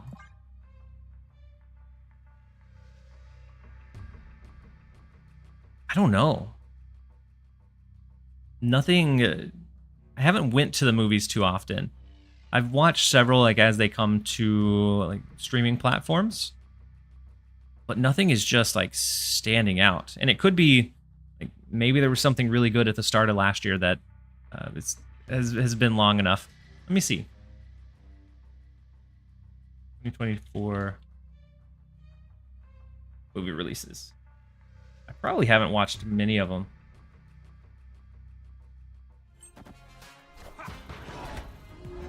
Okay, US Agent, double US Agent mid is scary into the double She-Hulk left. We could potentially win it with if Infinite goes left or mid, I suppose. Magneto pulls the Moon Girl over, which is unfortunate. We had already locked in the right lane. We need Infinite anywhere but here. Oh my gosh, and we still lose. God. A -7 Ghost Rider is so painful. Oh my goodness. So as far as movies I've watched, I don't know. I've watched a lot of stuff with the kiddos. I don't think any of those would qualify for best though. I watched Deadpool Wolverine. It was okay. Like I didn't mind it, but I didn't. I don't know that it was as good or had as much charm as like the first one or the second one, which is kind of to be expected. I don't know. Dune, I didn't watch the second Dune, or I haven't watched. Oh, I forgot to add again. Okay, and then the Rogue Tenant. I'll do the Mantis Avatar right after this. I forgot that one too. My bad. I haven't watched Alien or any Alien releases. My boys are absolutely thrilled for Sonic 3. My nieces are huge Sonic fans, and so they're really excited for it. They're also excited for the Minecraft movie, so I may not take their taste in. I may not hold their taste in high judgment. You said Dune 2 was your best theater experience since Endgame. Really dynamite. Well, was it just the like experience, or was it like the movie, or just like a mixture of all of it? The real, like the live action How to Train Your Dragon? Hopefully it's good. Everything? Oh no, no energy reduction in this game where you have +3 energy. Oh no. Whatever are we gonna do?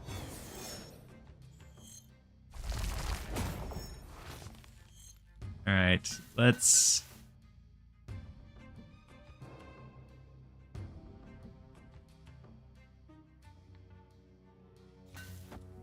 we go Gore?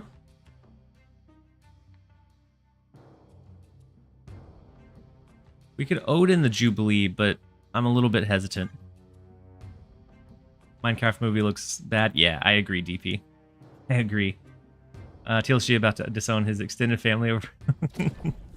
I mean, maybe it'll surprise me. The Mario movie was fine. Like, I thought it was a pretty good adaptation. And so maybe it'll surprise me. But I feel like it's very much like samey. And it's running off of like some of the big people that they used. It feels like a reskinned Jumanji movie. Which I like Jumanji movie, but it feels like they're trying to take that same almost like cast or feel for the cast and then bring that excitement into another movie. Good thing you didn't Odin mid. Yeah. They always move the Human Torch here, right? Oh, wait, it's not the last turn.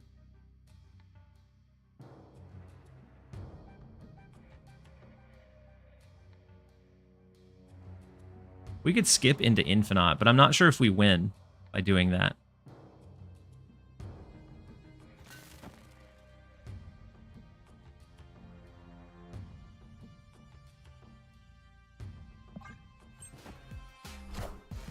Oh, hold on. Wait. Cosmo's gone. We do get the Odin mid. And big. Are ye worthy? Ah, Legion. Not what we were wanting. And then Blade's going to get rid of the Infinite, which is also not what we wanted to see. We do get Ghost Rider. I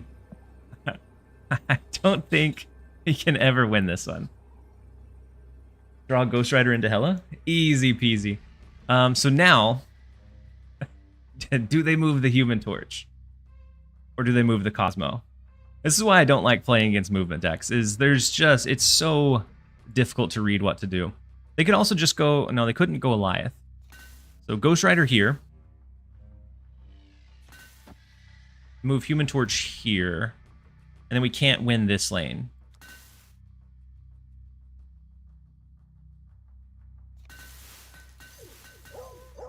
It would be funny, though. They just win if they move Human Torch mid. Not if we resummon Gambit. No, wait. Yeah, you're right. No? We might win left if they move Human Torch mid. Doctor Strange? Maybe a Doctor Strange. Alright, left or right? I'm gonna go right. Wait, there's a chance? I'm coming for you. No. If it snipes Dagger in mid? Oh, wait. We don't have anything to discard. Never mind. It can't snipe anything. We are gonna lose mid to an Aranya. Yeah.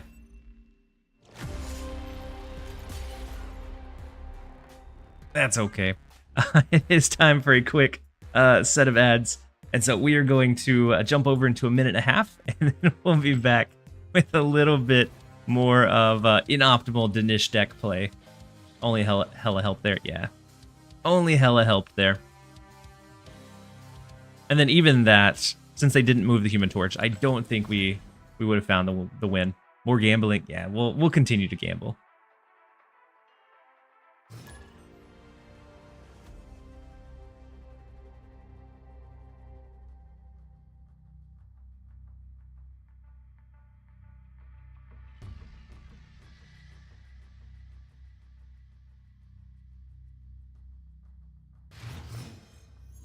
All right.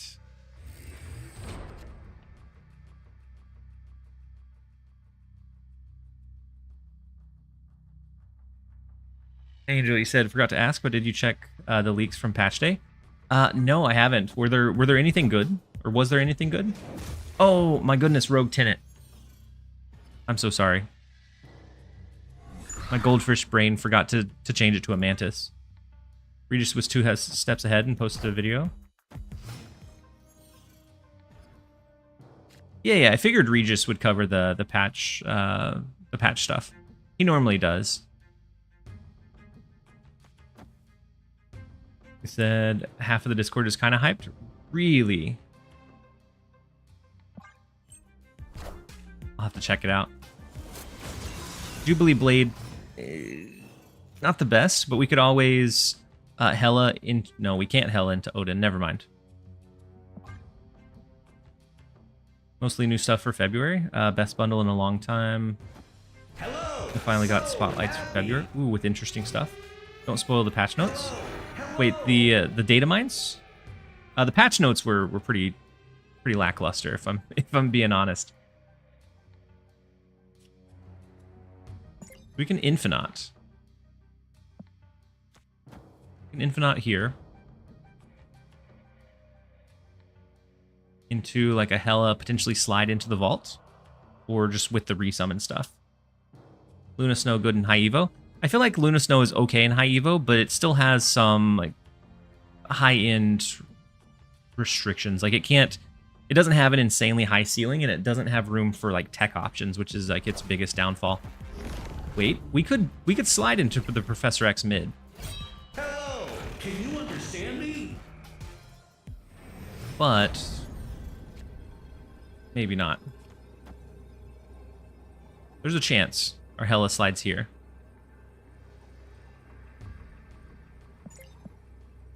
Unless they have an Eliath on us.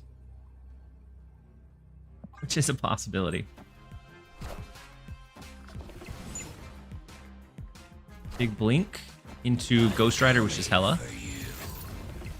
Minions to me.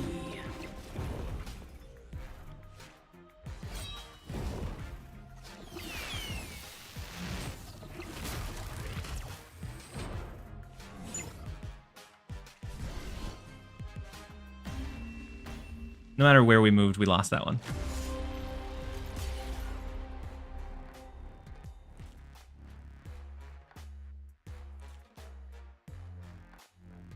They changed X.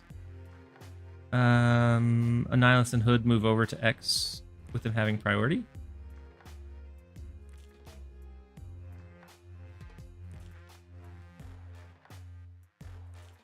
Wait, I'm not sure the question. With X, I'm not sure how long ago. They changed it a while back, but you can move cards into a Professor X lane now, rather than it being a complete lockdown. I tried the deck yesterday, not for me. We're not doing great with it today. We're giving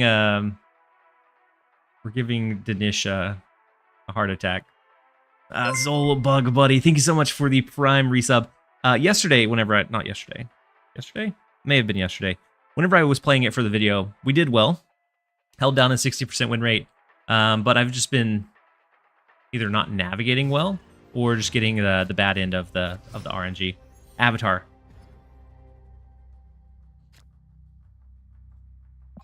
I promise I don't do it on purpose. It's a gambling cube donation stream. I mean, all we need is are the like, I can't even remember what the big advertiser on Kick is for the gambling stuff, but all we need is one of those. All right, let's Blade here, Gambit next turn to try to maybe take out a Sunspot or whatever else this other one is.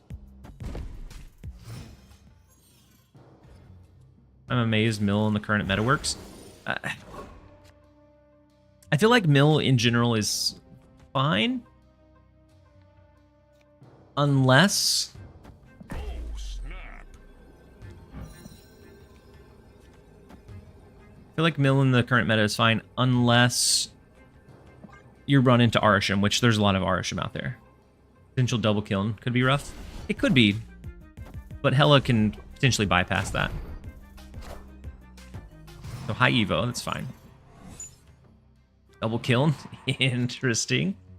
All right, do we go Jubilee?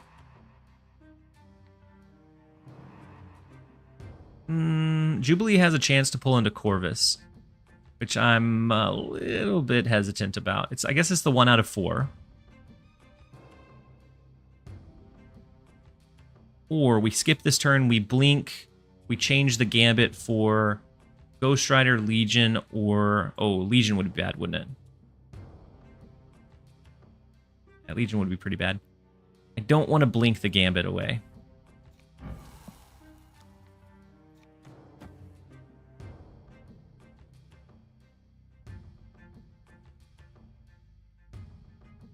Just right for Jubilee, right? Yeah, you're probably right. Jubilee can be triple killed. Can be.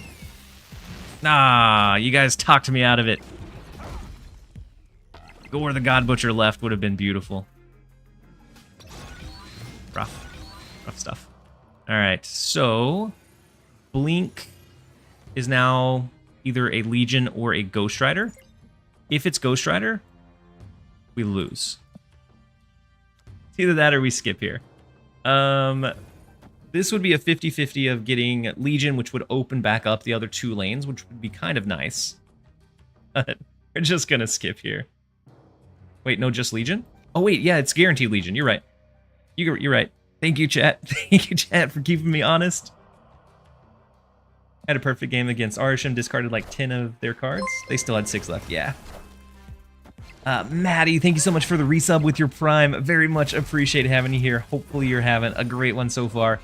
And then we're going to draw into our remaining cards out of our deck. And so the Luna Snow comes in a bit late for them, so they're not going to be able to do all of the big stuff they would want. I think we go Hello Right. Because we have the Magneto, we have the Infinite. So this guarantees that Infinite is not going to stack in a lane that we're already heavily winning. Wait, I feel like it's a super cope stay from him. Maybe I'm wrong. Minions to me. We are the future. We win that? Yeah. We do hold down the win. He said gambling. It's such a work of art. This deck is very much about how you pilot it. A lot of times it looks like random chaos, but you can position yourself and play the odds in your favor. And apparently I'm not very good at that. But Maddie, thank you again for the Prime sub. I try to like make this plug every single stream, even if you don't use your Prime sub on me. If you have an Amazon Prime subscription, use your Prime sub on somebody. Because if not, it's like you're giving $5 back to Jeff Bezos, and we know that he doesn't need it. And like the company that's making billions, and so it's part of your Amazon Prime. You might as well give that back to somebody, even if it's not me, as long as you spend it. And so Luke's Bar, which they bounced, the Zabu, which could be scary. We have the Bifrost. We'll see. And then Alpha, you said I saw your video regarding this deck. I'm still of the opinion you need balls of steel to play it. And I also remember when you released a reliable discard list, trying to prevent everything. Yeah, this is like the exact... That deck is like the exact opposite of what this deck is. The reliable discard is meant to like really give you that control, so you know exactly what's going to happen every step of the way. This one is just... You're going to play to your technical options and just let chaos unfold. Let's see what we discard. Okay, Gore Ghost Rider. We can Legion up the Bifrost. I don't know that it's going to tap them out. Wait. We could also Legion the Luke's Bar. We have Jubilee. We have Gambit. Oh no, this is going to be nasty. He's going to be the master of energy. But the holder of none. Let's go ahead and copy the Luke's Bar. Legion left wins instantly. Yeah, it's going to be GG. So fast. Because a Wiccan deck, I don't think they're going to have any way to like pull cards out. Oh, wait. Kate Bishop could give them a couple of ways to hold cards in. But they don't even want to worry about it. 14 energy, nothing to play. Yeah, Kate Bishop gets him in, because then Kate Bishop was going to bounce back to the hand. This one would have stayed, but they could have Kate Bishoped again next turn. So it's interesting that they left that fast, because they did have avenues to be able to like potentially get a little bit of power down. But we'll gladly take the 4. Whew. We're getting on the upside of things. We had a pretty dry streak. My stats for on Untapped aren't aren't tracking, they're not updating. Let me see if there's maybe an update that was pushed. Oh yeah, there was an update.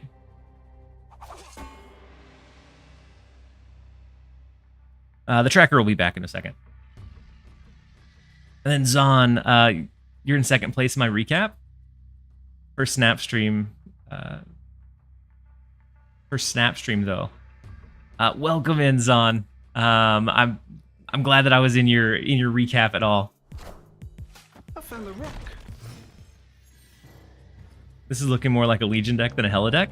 Sometimes Legion has so much value, especially when able to curve out ahead of time. So like with the Corvus, can be really, really strong. We could Blade to get rid of Gambit.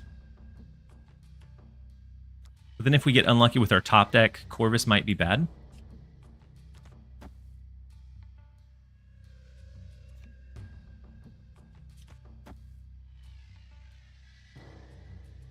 I'm going to go ahead and do it. With Korg, we may have to look out for maybe a Moon Knight. So we have to look out for the odd cards or the even cards we have in our hand.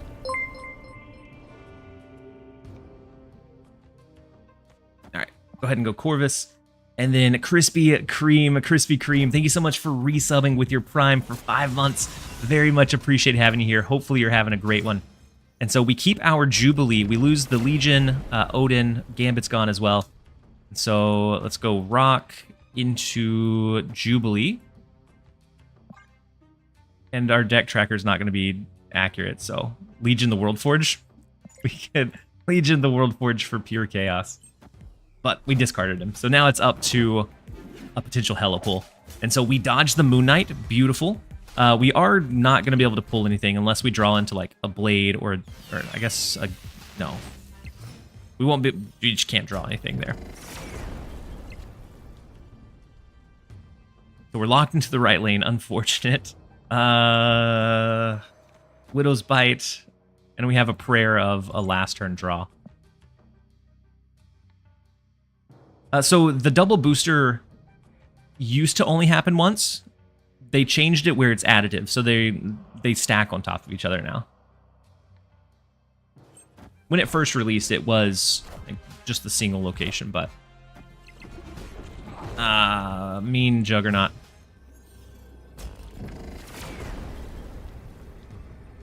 We get Ghost Riders, so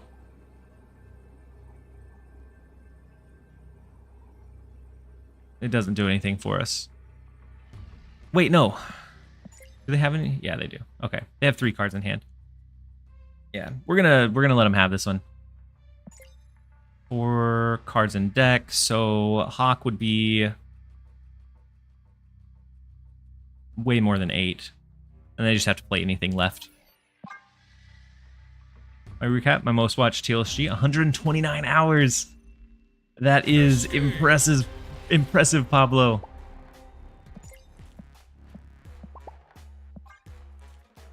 More than 5 days of watching this guy. I very much appreciate it. Is the recap from? It's from the year, right? So all of 2024, which I only really started heavily streaming the last few months. So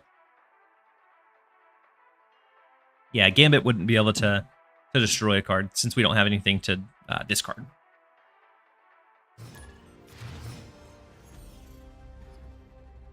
Hashiro, you said, how do I booster farm? I'm not sure booster farming is worth it, Hashiro, because at least the way that I used to know how to do it, it involves tanking. I need to restart the tracker because it's not tracking. It involved like very heavily tanking your MMR until you get matched with like either farmers or exclusively bots pre-infinite. And so then it really ruins the remainder of the game from there, it feels like. Have you seen Bullseye went down to 3 cost? No, I hadn't seen that.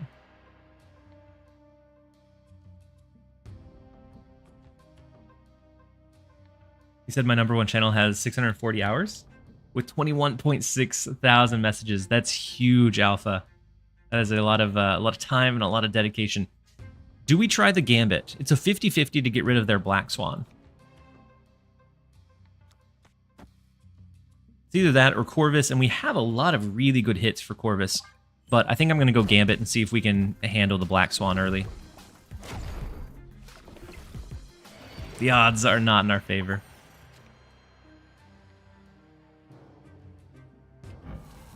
Alright, we're going to go ahead and go Jubilee.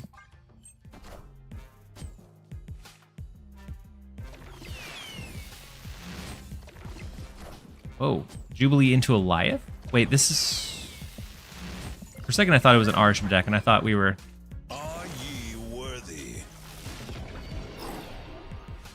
Kind of silly for trying to take out the Black Swan, but it's not an Arsham deck.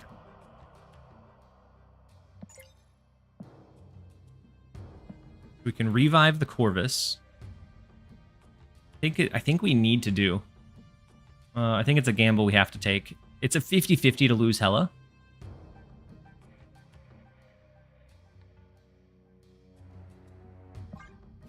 But otherwise, I don't think we have enough power to compete. Okay, we lost the first 50-50, but we won the second one. Big War Machine, so Infinite Ebony Maw.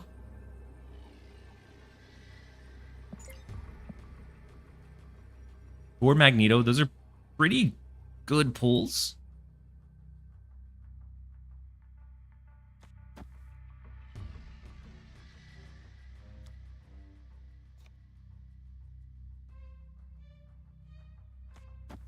I'm gonna Hela in mid. Minions to me. Oh no. We opened up a spot for Magneto to go there. We are the future. We tie right. Hello, so happy. Win mid, but we lose the point differential. Yeah, yeah. We maybe could have outpowered it if we positioned a little bit better, if they resummoned a little bit better. I don't know. Any decks you recommend for getting from 90 to infinite? The one that I used was a King Eitri deck. Oh, I'm going to switch to the Mantis avatar. I don't know if you're still here, the Rogue Tenant. But if you are, I very much apologize that it took me 30 minutes to switch my avatar. Hopefully I have a Mantis. All I have is the default Mantis. We're going to do that. So for getting from 90 to 100, I actually really enjoyed the climb with this King Eitri deck, if you have King Eitri. It's like a Moon Girl, Hammer Bros, just flood on the last turn type of deck.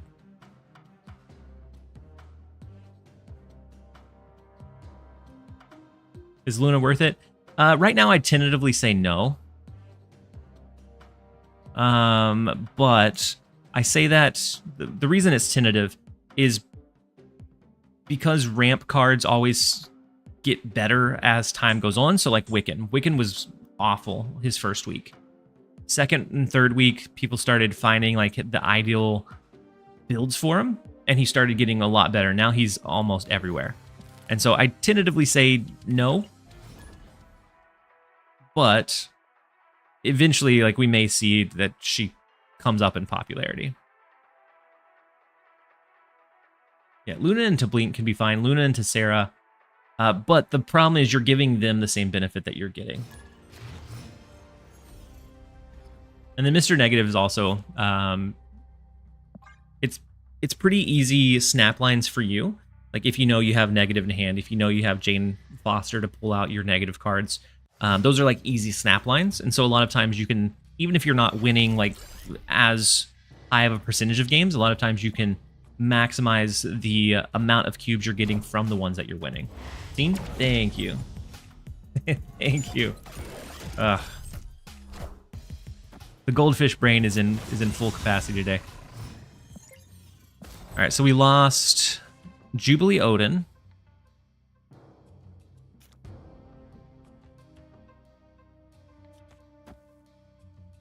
Ghost Rider, if it hits Odin, we then lose these two, we pull into another. If it pulls Jubilee, maybe not so much. The deck tracker's still not working. Maybe I need to restart Snap. I'm coming for you. Are ye worthy? We have all of our big cards discarded. Coming for you. Just need to bring it home.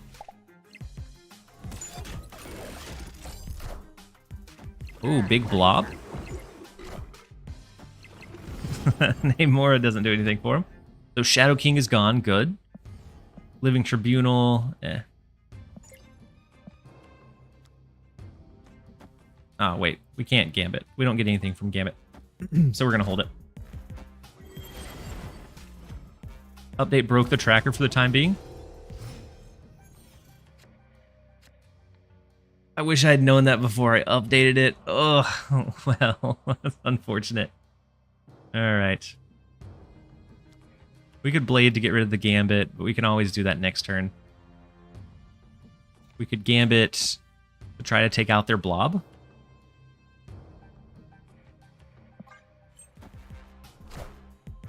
Ooh, magic to extend the game.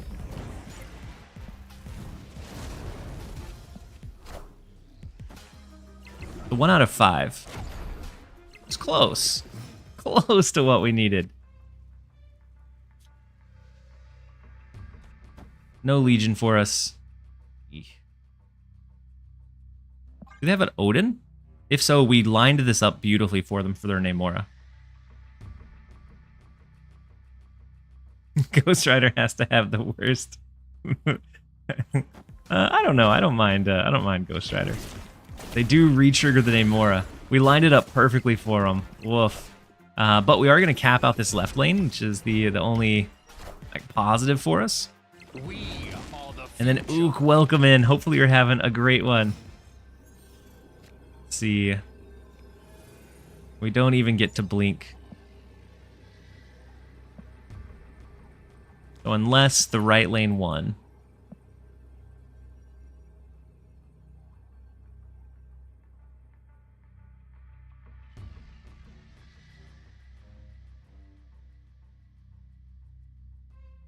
Unless the right lane won. Wait. Yeah, this is last turn. We're going to give him the 1. Escaped.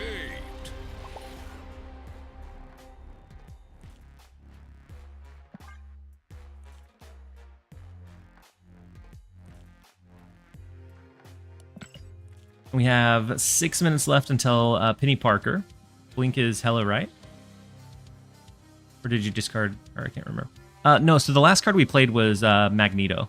And so Magneto can't flip into anything. Almost time for the new week? Yeah, we're almost there. And so let's go ahead and run a quick set of ads to make sure pre-rolls are disabled going into the update. I'm going to do 2 minutes, and then we will be right back, you guys. Less than 4 minutes now. I feel like you're living in the future. I feel like for me, it's probably 5 minutes. Yeah, it's 5 minutes for me. Yeah, Blink can only flip into something higher. She can't flip into the same value. All right, so I also kind of want to add in an Agony here for some extra scams. Then we take out maybe Kate Bishop, but that gives us a good curve. I think we're going to take out Jeff.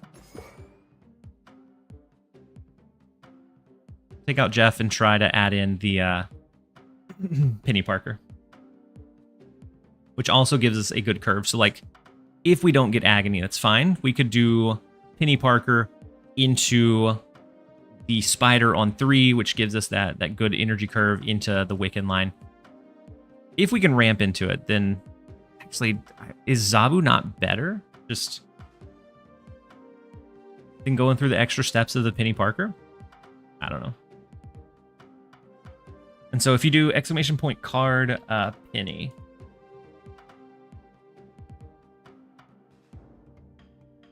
And And so she adds a spider to your hand, and whenever something merges with Penny Parker, you get +1 extra energy.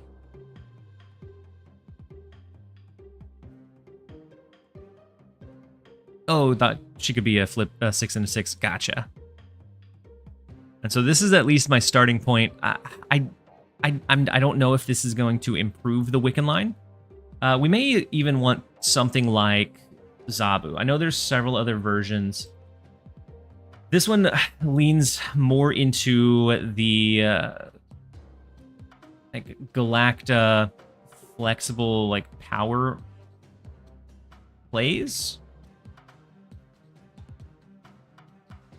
But I know there were some versions out there that ran a Zabu. I just don't think they're as good as the Quicksilver ones.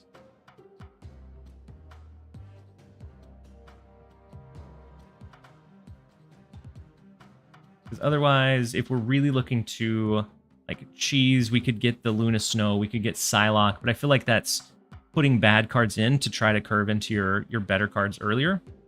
I'm not sure it's worth it to invest that heavily. We could do one that looks closer to like this and change it to what we want. Maybe in the way, yeah.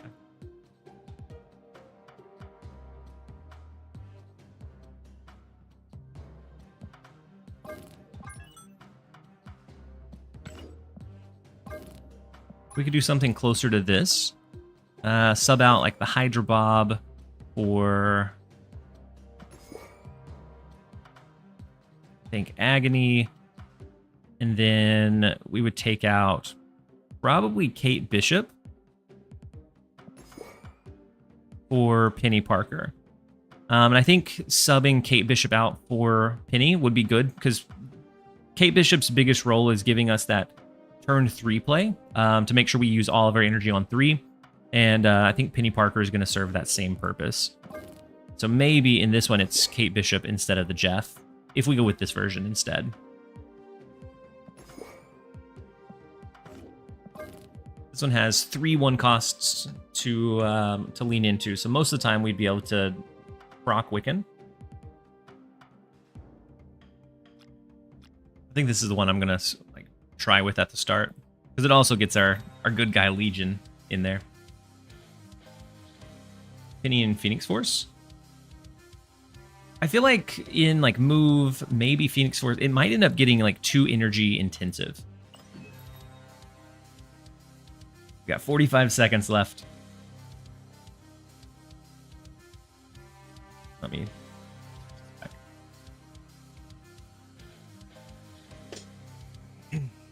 Not sure if I want to spend keys on Penny. Me neither. It could be one that honestly goes like either way. Like it might be one that ends up being like clunkier than what it's worth, or it could be a new core to like a ramp era. We don't know.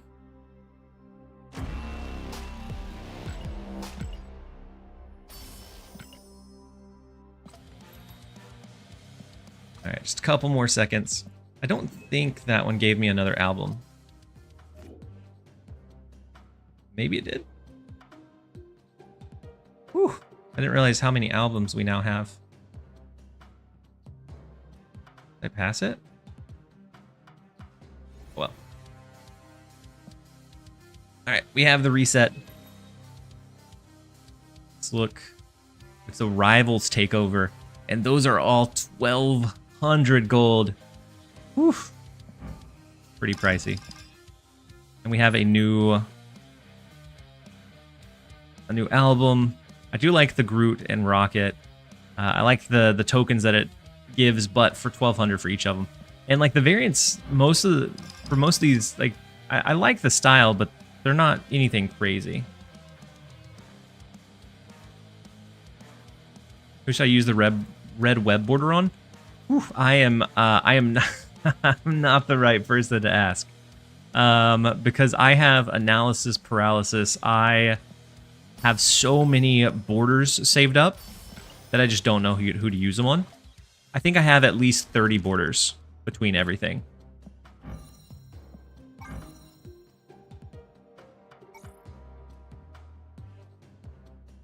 H.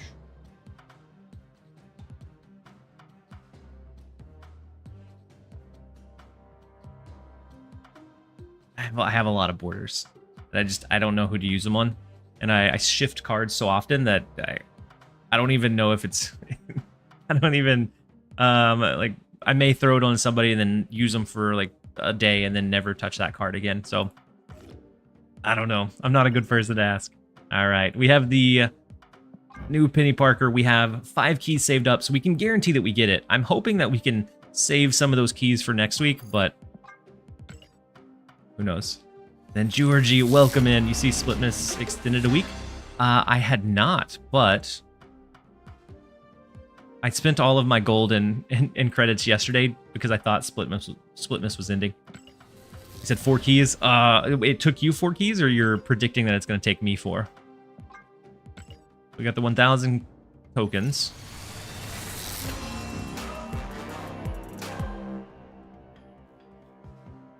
Not a good start. Not a good start. We're gambling earlier. The odds weren't in our favor. We're now gambling a 50-50. Let's see if we can pull it. Okay, it took 3. Could have been worse. I also don't really care for this this variant. I think it's... I don't know. But we do have the Penny Parker. Said what artist was that man thing? I mean, it looks more like a traditional like Sasquatch. I did dodge the Gladiator, which the Gladiator I actually kind of like, but I like the one with flames better, so it's all right. All right, let's go ahead and add her into a deck. I think we're gonna try her in this one. Start off.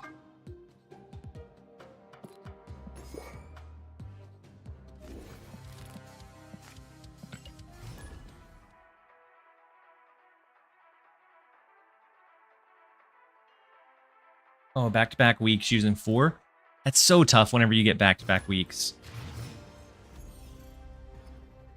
Luckily, it only took 3, but I think it took me several last week to pull it as well. We do get Penny Parker. We also have Psylocke, so we can ramp into Galacta. And our tracker's broken, unfortunately. Really wish I had Wiccan, but saving my tokens for Doom. Doom 2099, I think, is going to be a very interesting one that could have a very big, I don't know if it's positive or negative, but a very big impact on the metagame. All right, let's go Psylocke. They're running X23, so probably all out Destroy. Wait, are they running Penny Parker in Merge Destroy? Feels crazy. Said February looking like a good time to save up some keys. Oh, did the cards not look that great? Is the tracker working? No. Apparently there was an update that kind of killed it. And I pushed the update thinking that it would maybe be for like the new week coming out, but then all of a sudden it's not tracking anymore.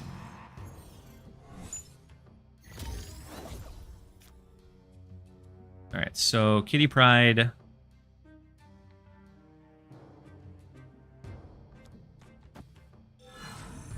Zabu, Penny Parker.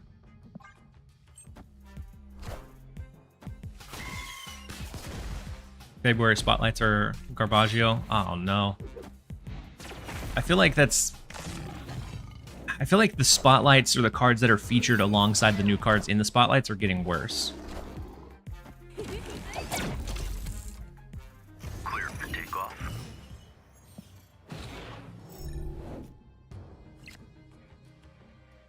So Galacta with Spider is kind of cool, right? Does this go up to 5? And then we can move Penny Parker? If so, I like it a lot. We could also go... I guess Iron Man's not big here.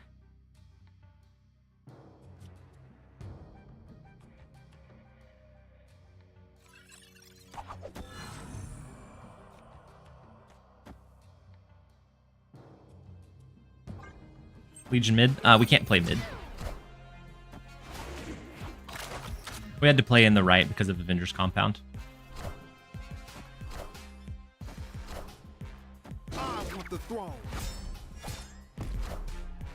Still no Hydra Bob or Ajax in February. Oh, okay.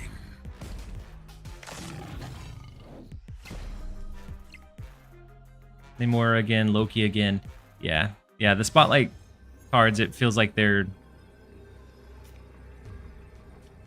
putting ones that don't matter quite as much. All right, so Penny Parker, I think part of her strength is her movement, because that's going to create like that that air of just full-on uncertainty.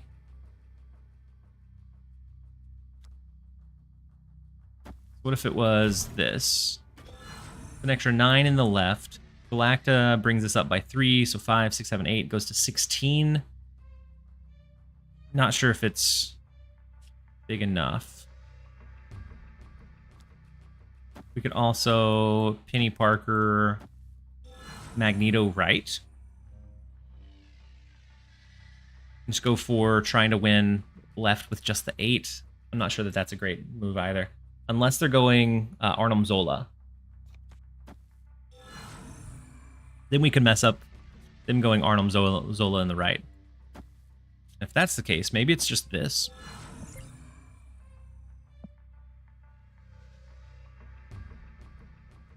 Oh, they have a free 5 power. True.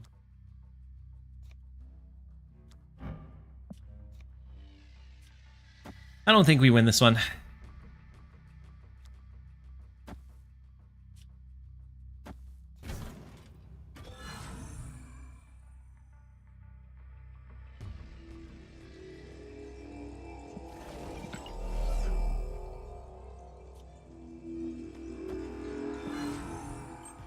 But it's only one extra cube, so let's see. We are the future.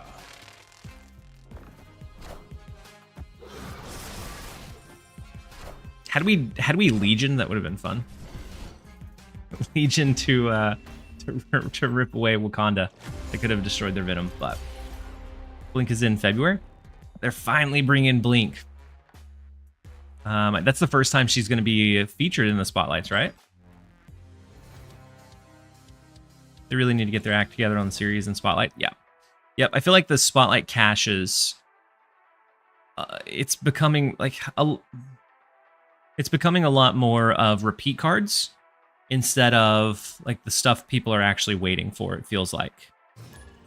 And so I know we've had X-23 null like a 1,000 times.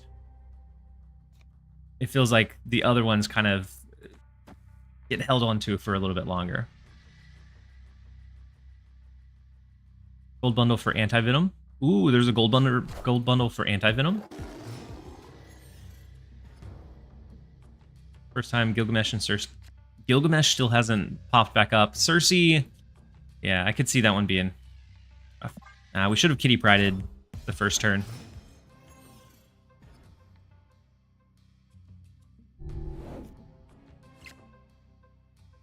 Sent you a link? Wait. Oh yeah, I saw the link earlier. But I maybe didn't click on it yet. And then Snap Decisions, welcome in. I'm so glad that you're enjoying the content. Arsham also hasn't returned. Ooh, that's true, Naxus. And so maybe their spider pulls in here. Be nice. No.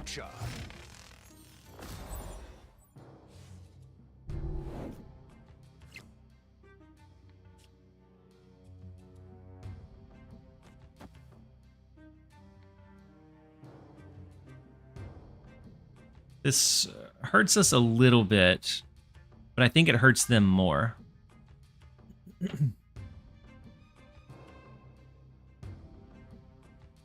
Feels like the season passes at least should already be like Series 3, because it's dumb that MODOK is still Series 5. MODOK still being Series 5 is wild. The spider merging with the Human Torch there was a 50-50, but still very, very big. They could always do a Heimdall shift. I think we're okay. We'll have Captain Marvel, that can be our like roving resource on the final turn. So if we need a little bit extra in Crimson Cosmos, we need a little bit extra in the other Crimson Cosmos, Wait, I forgot Human Torch could move. Well, I am Iron Man. maybe we're not quite as as solid as I thought. Nimrod, they shouldn't be able to destroy it, I hope. Victory. We will grab the extra 2. Goodness. Only needed 1 key for Peni. Drake, that's huge. How are you liking doing Snap content full time? I like it. I like it. It came at a weird time though.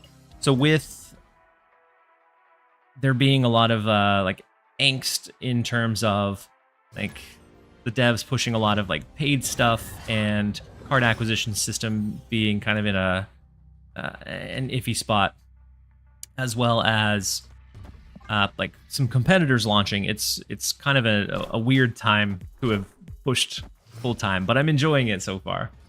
A little bit stressful, but enjoying it a lot.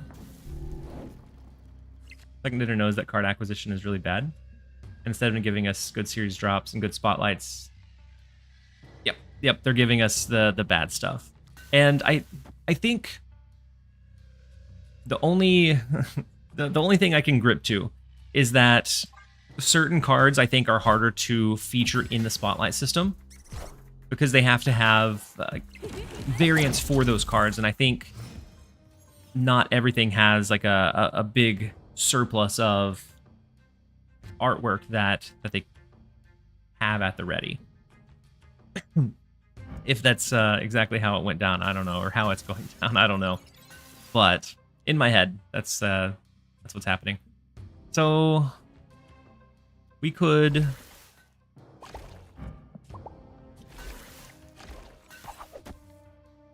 merge with the spider for the extra energy. That gives us 5 next turn. Gwynpool never return. Yep. Okay, that's true. That's true, Naxus. He's nicely saying we've ruined his life. No, Sergeant. No. I'm enjoying doing the content full time.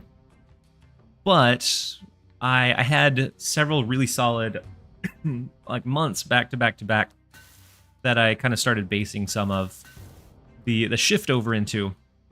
But now, with Snap being in a weird spot, aside from like drop days, the views are super strange, so I can't lean so heavily onto like the streaming side of it.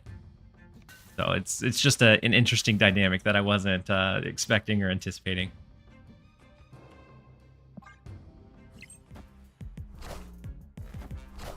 Ooh, the Rogue Tenant, you're still here.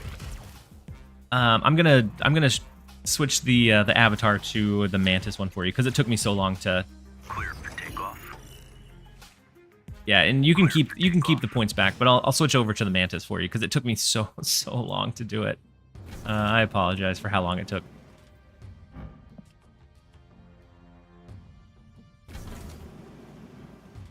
We can always Iron Man, but then do we win any of the other lanes from there? I don't know that we do.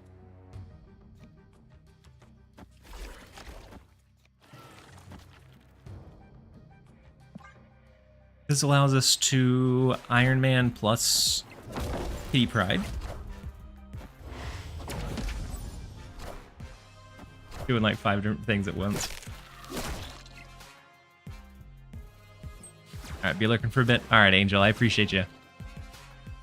Yeah, we're not going to be able to hold this one down. I don't think there's any way that we beat. Because they could do like a one cost plus Gilgamesh left. That Gilgamesh is going to be big.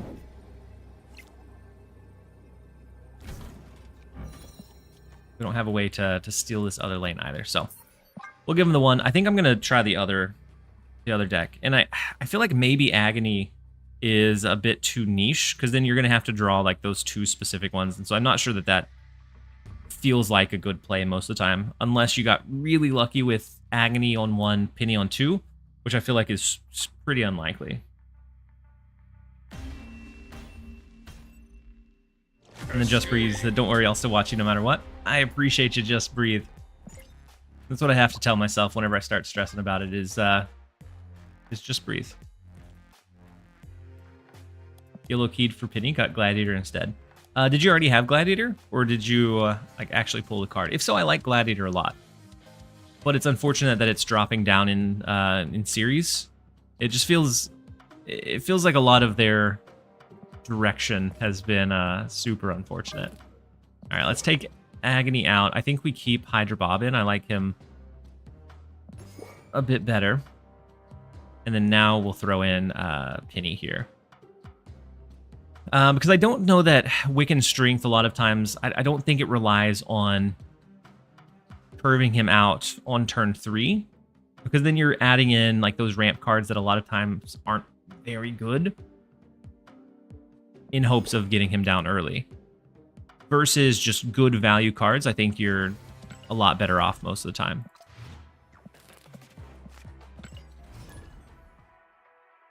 Unfortunate? Yeah. Yep. It's probably about as nice as I can put it. It seems...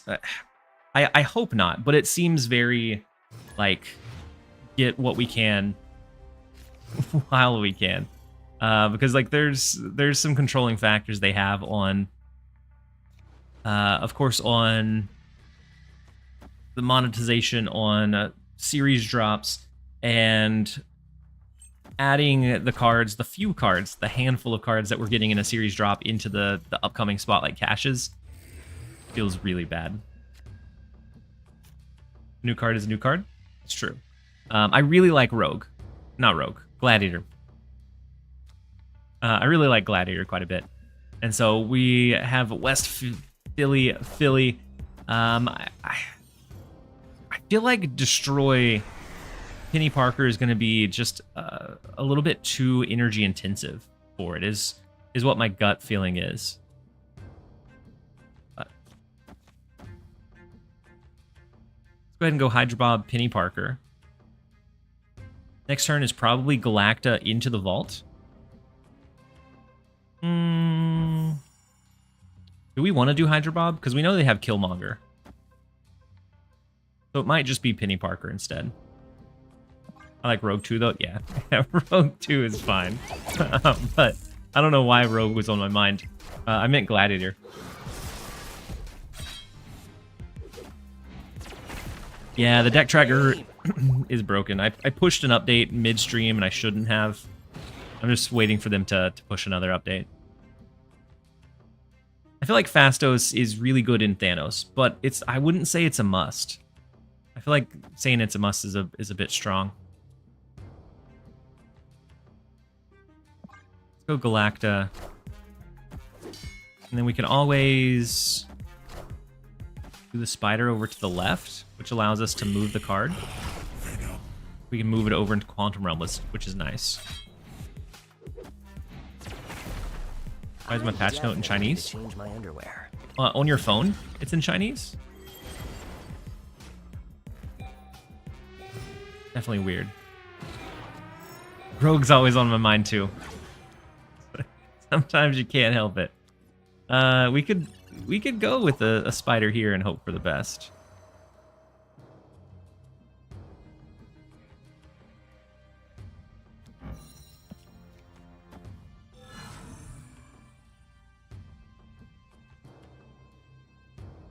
Let's try this. Let's see what we hit mid. There is a chance that if we don't have priority, that they try to go like Arnim Zola. Oh, they doubled up. They copied up on the Venom. I didn't pay attention to it. So Big Magneto can rip that out of that middle lane. Nah, yeah, we would definitely need it to. Unless Hydra Bob popped over into mid. And then Mighty Mo, welcome in. Oh no, ads are about to run. I apologize. And then Hydrate from Doxima, and then Hydrate from General Sergeant. Oh my goodness. What am I missed both of those from Domixa and General Sergeant. I apologize, you guys.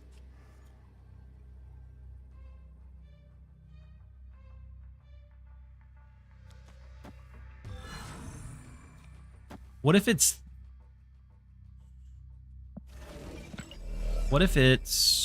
this? We try to pull their Venom, both Venoms over to the right. I think it's probably risky, honestly. Because I think they probably play like a null here. Okay, wow. Big time risky. X23 bounces mid. Hulkbuster. What else do we have? And then Deadpool. Okay. There's, unless we pull both Venoms, there's no way we win, right? Ask and you shall receive. We'll pull both Venoms. We had a Killmonger mixed in there. As long as we didn't pull 2 cards from this lane, we had it. But we will grab the win. They definitely won the right lane, though. But it's feeling like Penny Parker's not really able to contribute a lot in terms of like energy. But that card movement capability, I think, is pretty interesting. And a pretty interesting flair for... Excuse me, sir, hydrate. Thank you, Georgie. I'm not sure why I'm missing it today. Better not miss this one. I did miss it, Georgie. Took you 3 keys for Penny as well. And you have the Gladiator and Sasquatch variant. I mean, at least they're top-notch variants. Speaking of that, with the hydrate, effective DJ. Let's...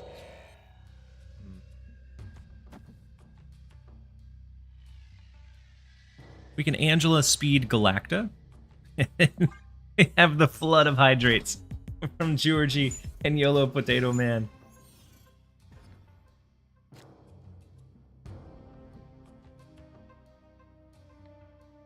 Alright, so we could Nocturne, double Galacta, and then maybe turn off Sinister London.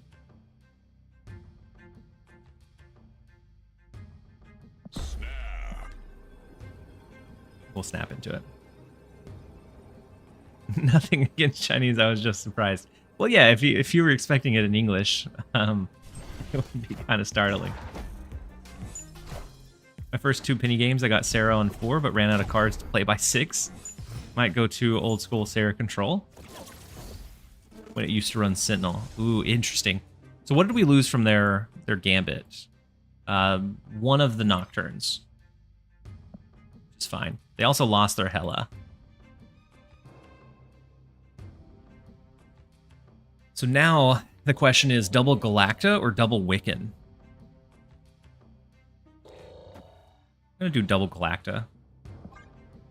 Opponent went Agony, Penny, Frigga, Penny, Hulkbuster, Spider, and they lost. Oof. But they had extra energy for days. We lose one of our Galactas.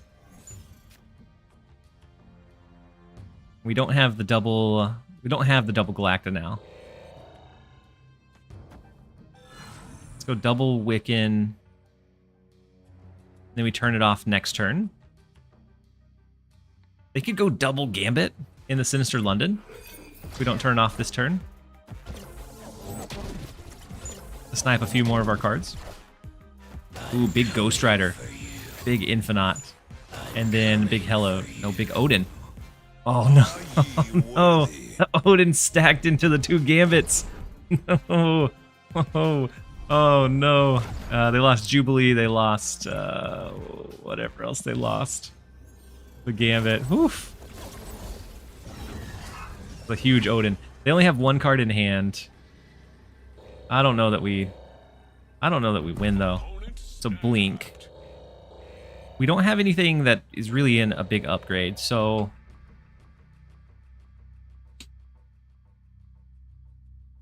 I think it's a Magneto that gets ramped. And a double speed.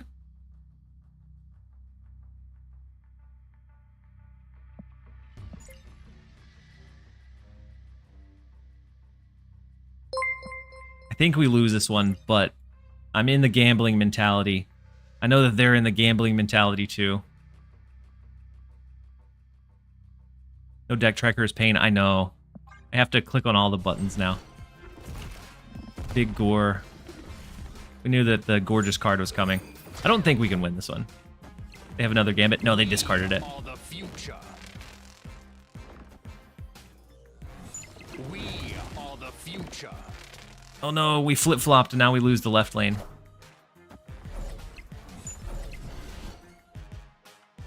Tough stuff. Galacta is my favorite kind of card. A flexible buff card. Yeah. Yeah, I really, really enjoy Galacta. Man. Whether we're whether we're playing the deck or against the deck, we're losing cubes. Feels bad. Galacta's going to +2. I haven't seen any patch notes. Did you get Peni? Yeah, I have Peni. She's in this deck.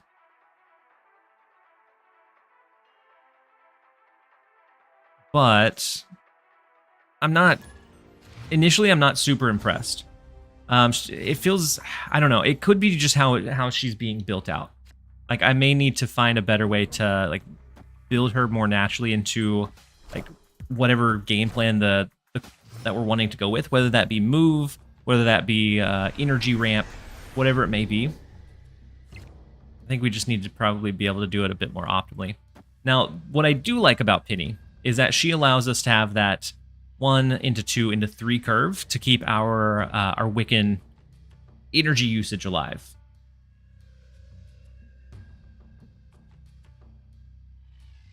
No, I don't think they were saying 4-2. I think they were saying instead of giving +3 as her power bonus. I just pretend I'm playing hard mode when I don't get the new card. Well, I think a lot of times you can use that. You can use that kind of strategically, and maybe not necessarily hard mode, but you can use it in a way that you know that a lot of people are going to be trying to experiment with either Wiccan or with like merge stuff. So maybe you run Cosmo, maybe you run some stuff to just like really disrupt them. Maybe you run Clutter, so that you disrupt their ability to merge with the Peni Parker. I think there's a couple of cool ways that you can play around it. Go ahead and move Peni Parker. No. We're going to go big in the left lane. That way it pushes over into Quantum Realm. And I think we should have a pretty easy enough time to win that mid lane from there. They did wait for Surtur. And give it a 1 month over there. It'll be tomorrow. It might be. Who knows? They may also keep it. Because she hasn't had like a... Oh wait, this isn't... This isn't the location I thought. I thought it was the Bifrost. It's Asteroid M instead. What about Peni into Vulture Iron or Human Torch? So I feel like the energy cost might be a bit too much. Like maybe it ends up in like a Madam Web deck as a way to like move Peni out or move a card out, isolate it so that the spider can merge. But I feel like it's probably a bit too expensive for those games. All right, we go Galacta. We buff up the Hydra Bob because Galacta will be over here. And then last turn, we've already snapped. Maybe last turn they snap. But we'll see. I don't think Galacta's OP. I don't think she's as strong as Surtur was. Wait.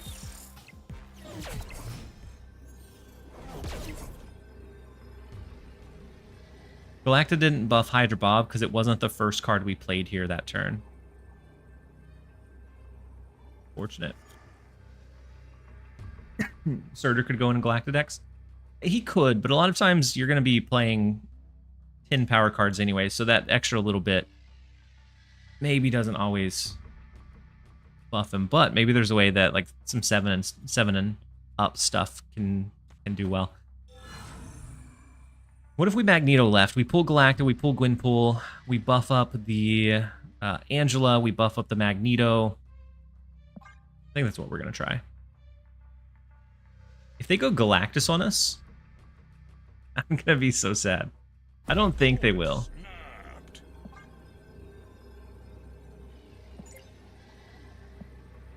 There's always a chance.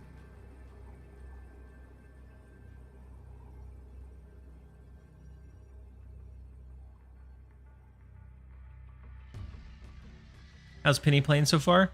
A little bit clunky in some games. She gives us the like 2 into 3 curve pretty well. So it's not awful, but in some games it's kind of tough to get the full value from it, I think.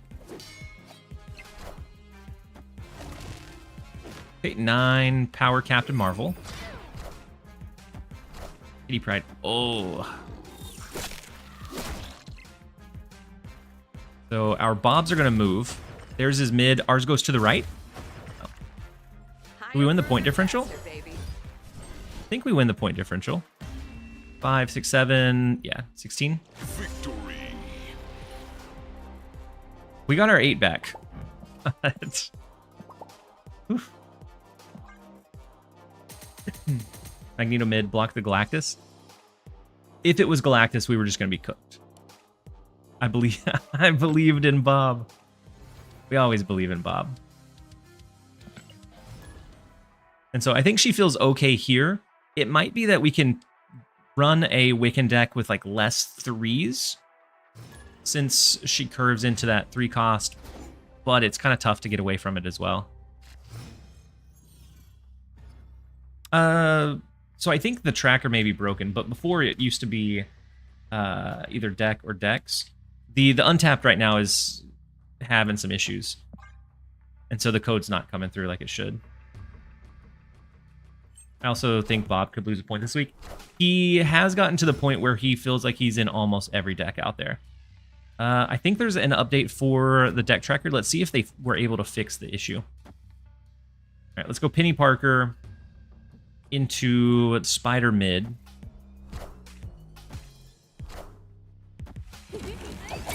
Everyone's a mobile player today. Everybody's a mobile player today.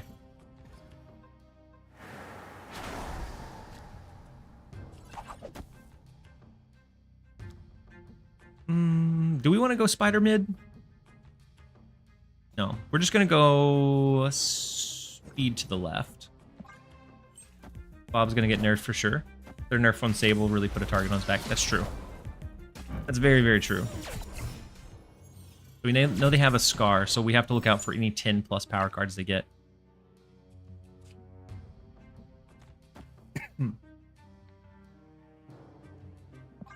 Alright, let's go ahead and get our Galacta down. Next turn we can do probably, what, Spider Jeff or Spider Mirage? What does TLSG mean? TLSG means a lot of things, depending on who you ask.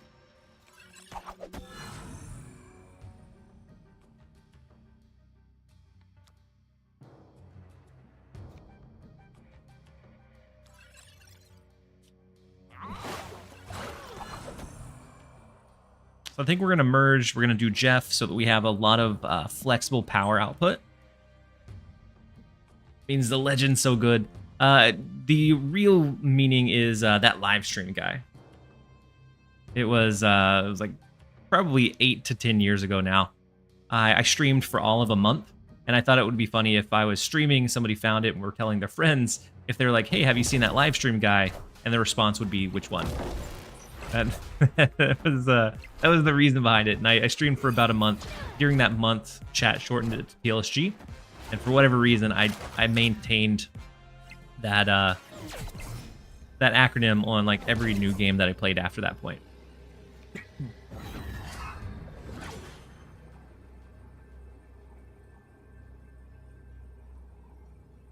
So they have a discounted Scar, so 4 cost. In range. I feel like we could probably snap this one. Depending on if they fill up mid or not, Magneto mid could be huge. Ooh, big Scar. Very scary. We are the future. But it's -4 from Fist Tower, so that's fine.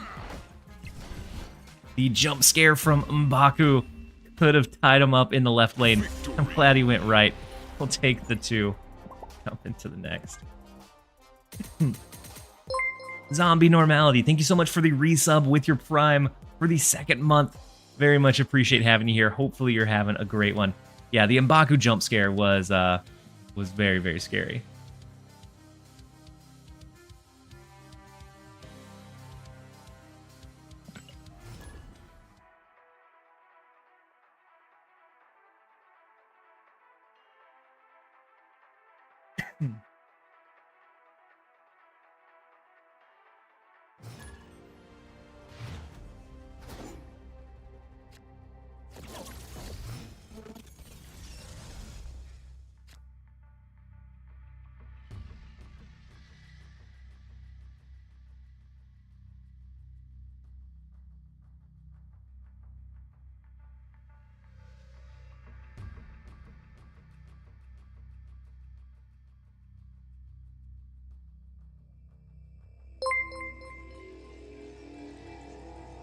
All right, let's go ahead and start with Quicksilver. Sorry, I got a message I had to respond to.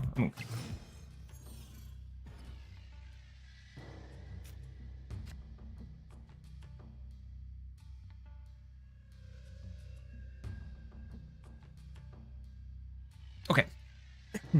And then posture check, and Zont Aster with a hydrate reminder. I'm not sure if I hit your Vanilla Catch. Did I call out your Prime sub? Oh man, I feel like I'm struggling today, you guys. Vanilla Catch, if I didn't call out your sub, thank you so much. YOLO Potato Man, I don't know if I did your hydrate either, so I'm gonna do 2 hydrates, one for Zon, one for Potato Man.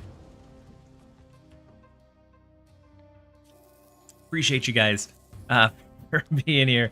Let's go ahead and go. I'm gonna go Nocturne. We don't get to do Wiccan because we don't have a 2 cost. And then next, Joker, thank you so much for resubbing for 5 months at tier 1. Welcome back. Very glad to have you. Rip Wiccan for this game. Yeah. Imagine if they recoded the M'Baku animation to be an actual jump scare. That would be amazing, Sergeant. I feel like very few people would actually see it unless they like made an announcement about it. What about an awful Thanos Wiccan Peni deck? I do like Wiccan Thanos quite a bit. And so all snap is going to be going with the Penny Parker. So like moving Human Torch here into the spider to get a nasty Human Torch going. If only we had a Killmonger slotted in, that'd be great.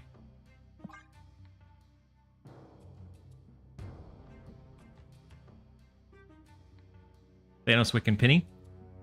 Thanos Wiccan Penny could be fun, but I'm not sure if it does much different than like our regular Thanos Wiccan deck already. Baku with a loud bang sound effect. If they just like stealth added that in. Wait, are they going with a 50-50? Or are they not playing Spider?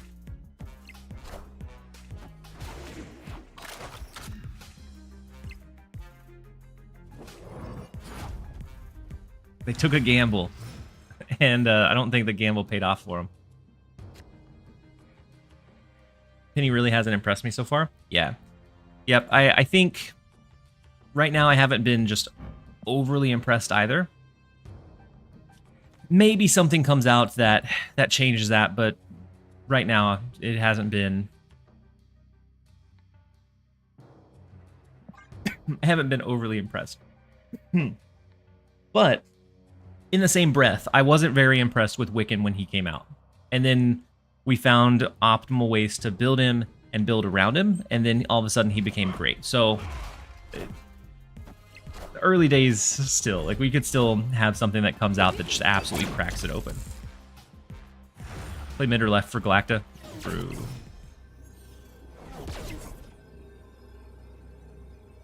Woof. Okay. So... since I messed that one up.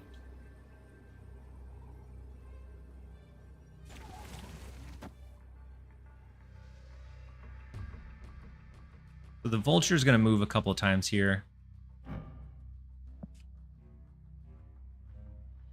They don't have Heimdall, because we got that with a copycat.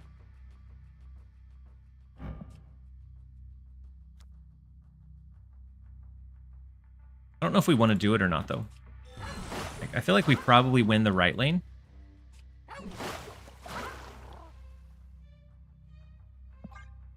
Maybe we just stack in the left instead.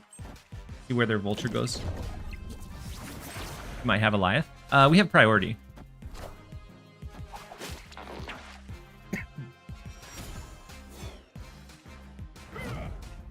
Okay, into mid.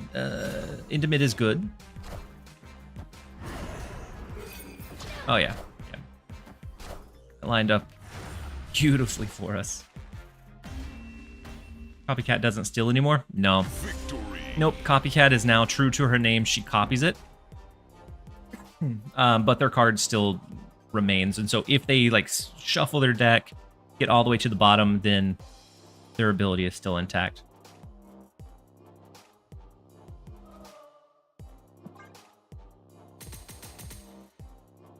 I think Penny Spider just cost too much. Very well could be. I mean, Penny isn't worth a penny. I don't know. What about Agony into Penny into Doom? Maybe. The problem with throwing Agony into a deck for that specific interaction is you have to have Agony on one, so it's a 4 out of 12 chance to have that one. And then you have to have Penny Parker on, I guess not necessarily on 2, but getting the full value of it would be Penny Parker on 2, which is, what, another 4 out of 11? And so the odds are pretty low to have like both of your core pieces for it on 2 to play. Said she's essentially a 5/6 vision, but moves once, and can get you on energy. Very true.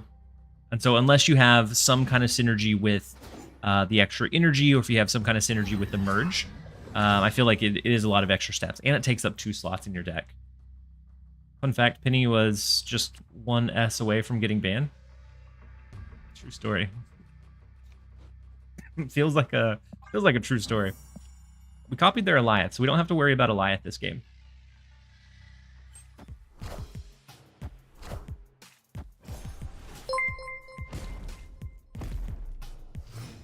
She enables a move and an extra power. Yeah, she could find a home. It's just about finding, like, if the cost investment is worth slotting into the deck. It's just finding a good way to have that payoff. You said Sizer with his bounce move deck added Penny and is seeing a little success with her. May just be such limited deck that needs it. Yeah, and I feel like the success he's seeing, I'd always be curious.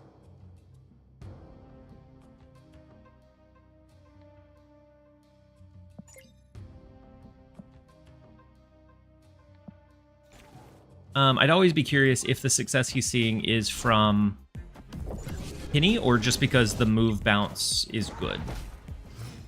And then Deep Park Fish, thank you so much for the resub with your Prime for the 2nd month. Very much appreciate having you here. Hopefully you're having a great one so far. So we can turn off the rickety bridge whenever we want to. We can also like bait it out and make them think that we're going to turn it off.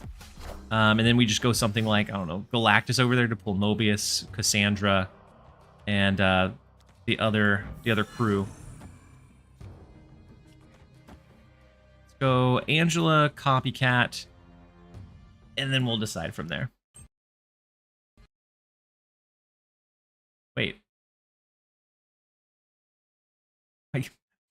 What happened? My entire snap just crashed. Not like kicked out of the game, but just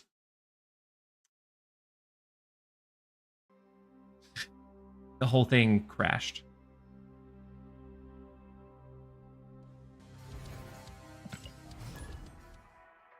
Are we not going to get back into the game? What happened? New game mode, Black Dimension. And we don't... What happened? I feel like we could have won that one. Oh, we're running Dinish's deck. Oops. I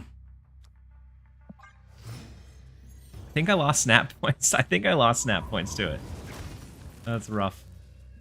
Man got DDoSed. Finishing games is for super season pass holders only. Otherwise your experience is gone after turn 5. My bad. It's all right. It's all right. What a rough draw.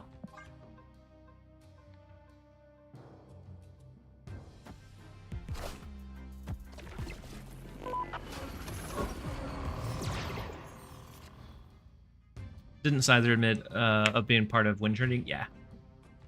He I don't know if he admitted to like actually doing win trading, or I know that he reached out to try to set up and have somebody win trade with him.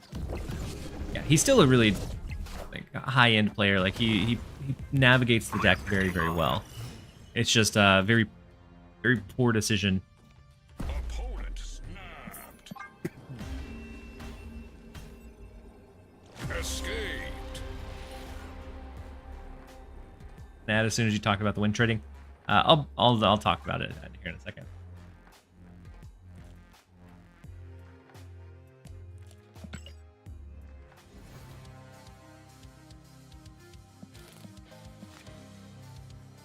So I don't really feel like Peni improves this deck all that much.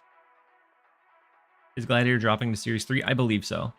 I believe that was one of the ones that's dropping.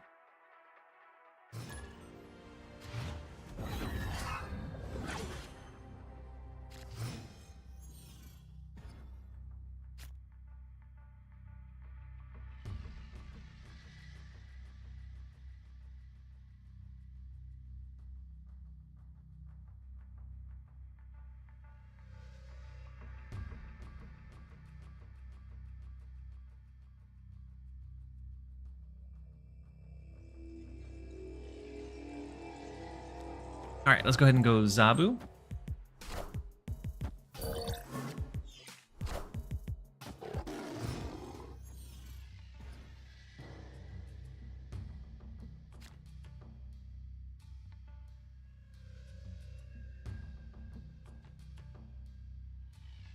All right, there was a conversation going on that I was making sure I didn't need any further action to. It had to do with the Marvel Contest of Champions integrations. They were wanting to use it in like paid promotions. So let's go ahead and go Cable here. We don't get a good shot at Wiccan, which is a bit unfortunate.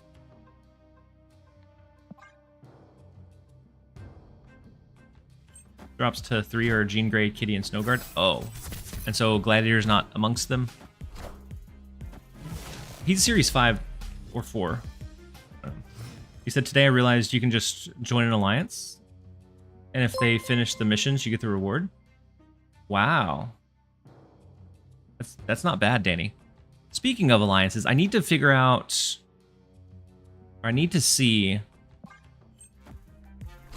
what the ones for this week are. Zato Ichi 8, thank you so much for resubbing for 6 months at tier 1. Very much appreciate having you here. Very much appreciate the support. Hopefully you're having a fantastic day. So we can go Legion.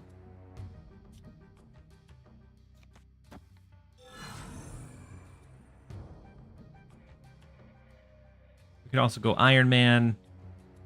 I don't know. I feel like without Wiccan, we don't have a lot of extra here. I had a perfect win rate in my first 10 games with a small movers deck. Ooh, blots. I like that idea a lot.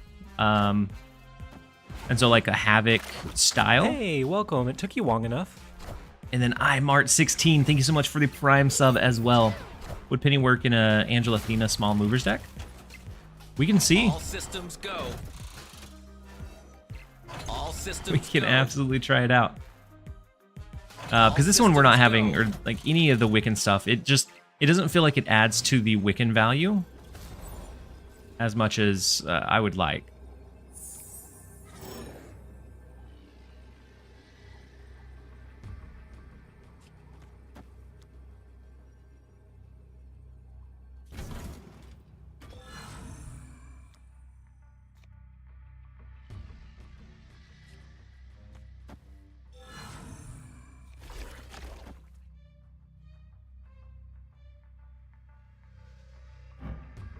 I don't think we win mid. They could move Penny Parker, though.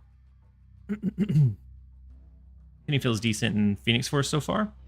A little clunky, but not terrible. And then Rush Limbaugh. Thank you so much for resubbing with your Prime for 6 months as well. Very much appreciate the continued support, and welcome back. Hopefully you're having a great one so far. I'm not sold on Penny, but I don't have Sasquatch or Gladiator. I haven't used Sasquatch in a while. Every once in a while he pops up in a deck that like wants to curve out cards pretty heavily. Dodge the Eliath. We tie the right lane, so it comes down to a point differential, right? We are the future. Because of Red Guardian. We have 12. They have more than 12. How many keys did you need? I needed 3.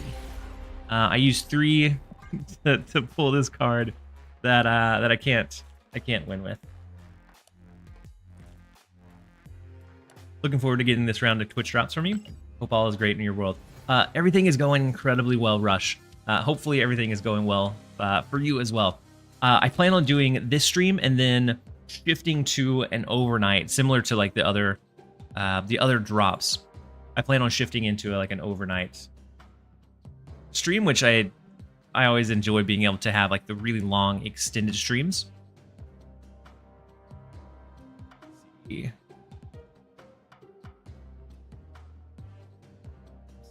I'm updating the untapped tracker, and we'll see if it's fixed now.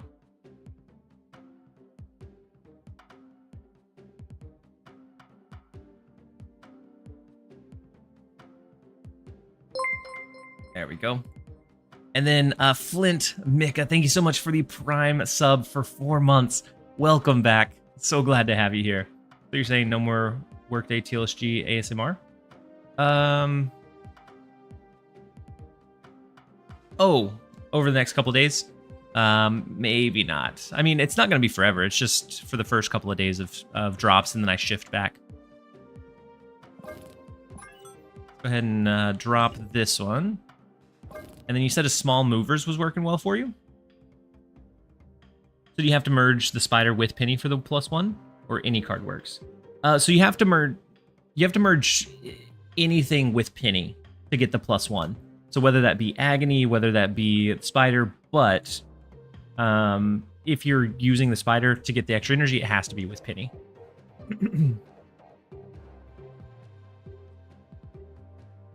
So you said a small movers. And so a lot of times for small movers, you have like the Iron Fist.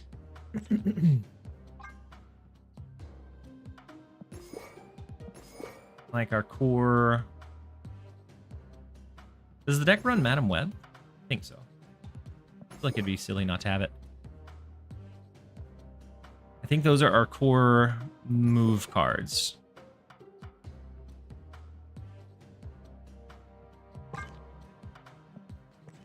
And then we also ran Havoc. I'm not sure if Goose is ever something we want to run. And I'm trying to remember what else we liked with it. Frigga Falcon. You said Frigga has been insane for my little movers.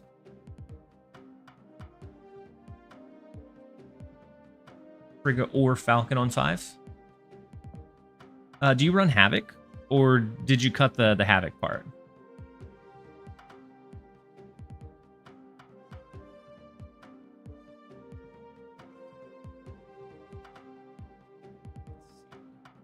I haven't ran a small movers in a minute.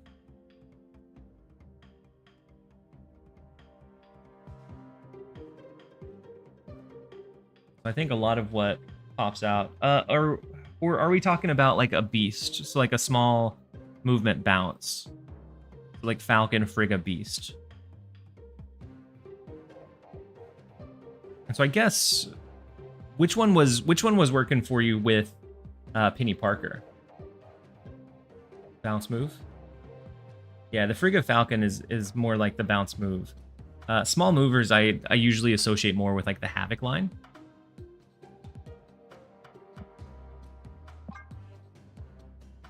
So then We do the Penny Parker. I don't know if...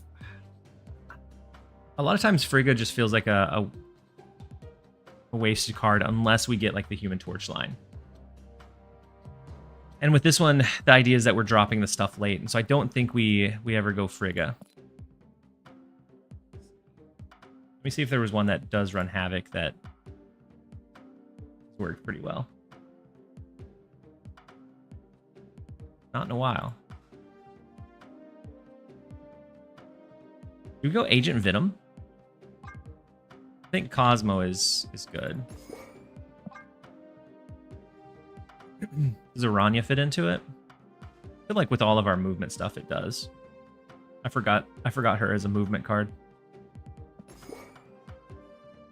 And then the last one's Sage.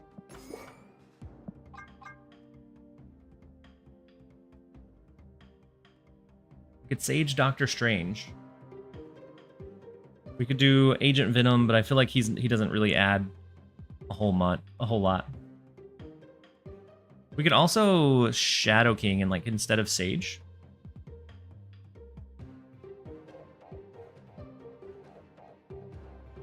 Is Penny better than Frigga in the Little Mover shell? I feel like she gets a little bit clunky in like either destroy or regular move, because a lot of times you're needing to use that 2 energy to get her down on 2 or 3, and then that follow-up of the 3 cost to do the merge, when you could just run like a Hulk Buster.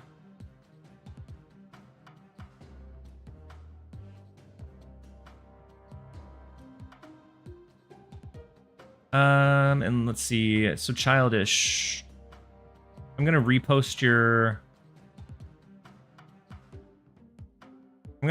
link. I hope it's okay. Oh, I hope it's an okay link.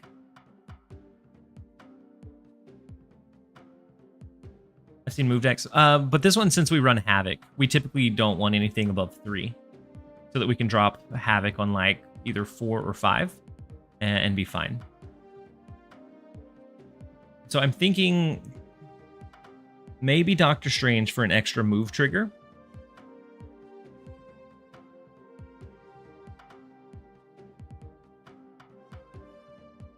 But I'm also not sure if we want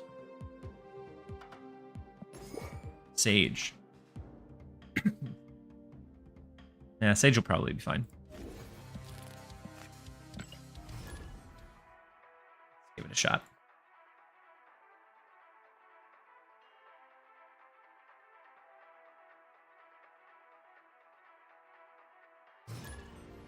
So I hadn't seen his response.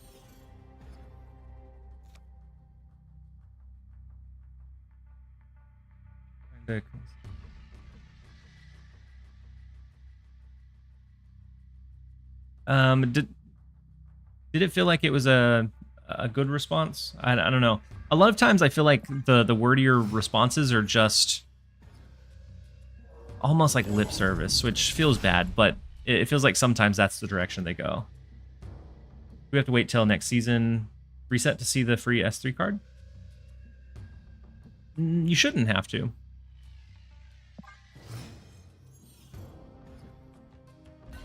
That's exactly how I felt. Like I wish it wasn't that way, but the more times I see, you know, we're working on it and we have multiple priorities and like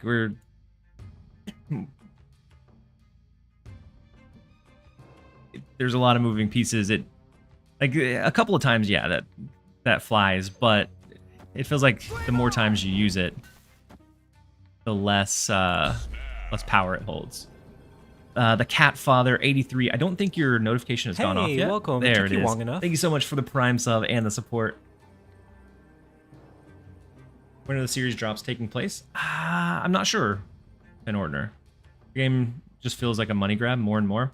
Yep. As much as I hate to like say that or even feel that,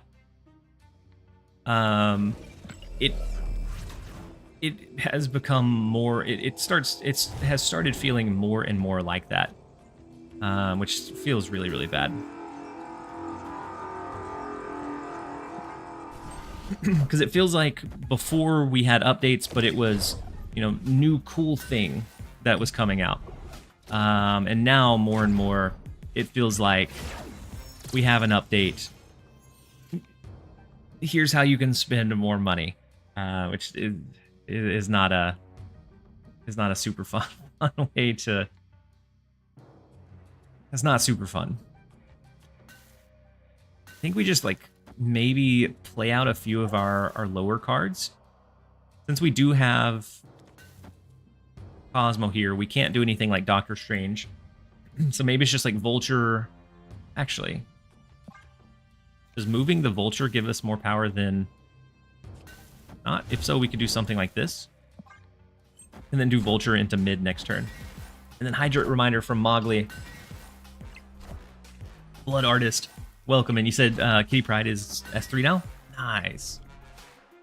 So the drops have already happened. We have to look out for Legion here, because this looks like the Danish deck. I may have messed up bringing this out into the world. We can always Vulture into the left, into mid now. Not sure if that's enough, especially if they Legion somewhere.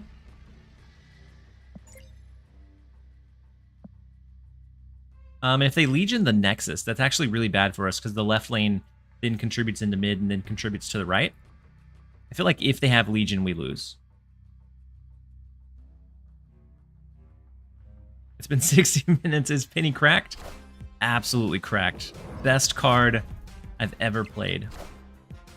Now she feels a lot of times she feels kind of clunky to get good value from. All right, so Ghost Rider into Odin into another resummon. Uh-oh. Into Blink, and Ghost Rider's gonna change? No, Jubilee's gonna change. Into Hela. What a wild ride. We will take the 4 cubes. Whew. How do I even get Penny? So Penny Parker. From the Spotlight Cache. So you have to be, I want to say it's collection level 600 that you get your first Spotlight key. And so you have to be at least there to start accumulating the keys. Is she too slow? So because you're paying on 2 and 3, or you're paying a total of 5 energy, unless you're getting good payoff or good value from it, it feels like a lot of times it's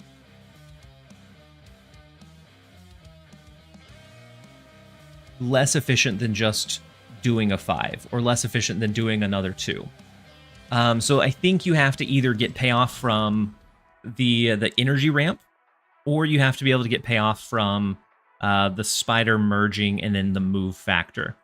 So I think that's probably where the deck and the deck building will kind of navigate and shift to. If it ends up being good, I don't know. But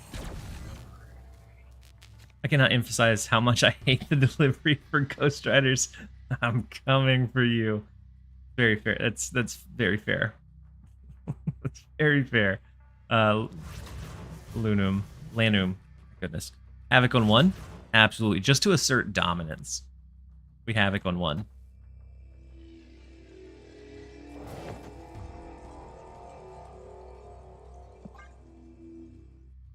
I think it's worth the keys if I don't have Sasquatch and Gladiator. I really like Gladiator. I get a lot of use out of Gladiator. Sasquatch, not as much. But Penny Parker could end up being like maybe a Wiccan. But it's the same thing for Luna Snow. Like Luna Snow is a little bit awkward. I don't know that we have an optimal way to build it, but maybe it just takes like one really good cook to break it open. But as for right now, I don't know. It's still really, really early on to tell. I've never gotten any value out of Gladiator. But of course, I got the variant instead of Penny. Blood Artist. You don't like Gladiator? I enjoy Gladiator a lot. So...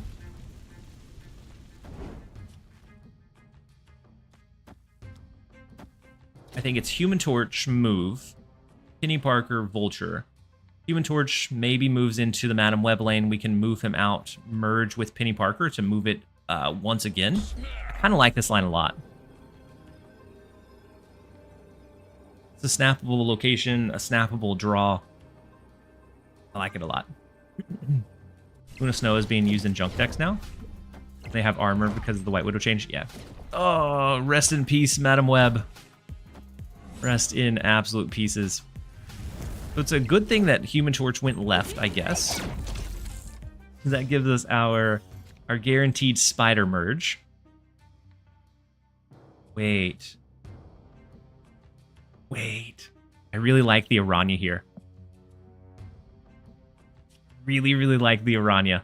Let's go Havoc into Aranya right. We can activate Aranya, merge the spider into the Human Torch. It moves over here, and then we can move it one additional time. Love it. Big Captain Marvel on their end.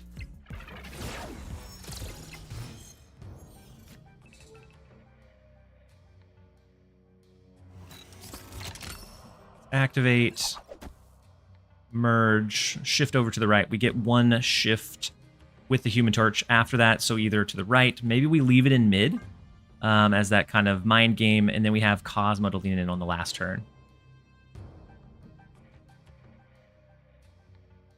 Yeah, Penny feels like the type of card to be a sleeper, then like a month later is a meta staple. Yeah, it could be. Where else do you see Penny working? See, that's the thing, I don't know. I thought Wiccan, but her curve it doesn't really feel like it helps the Wiccan line.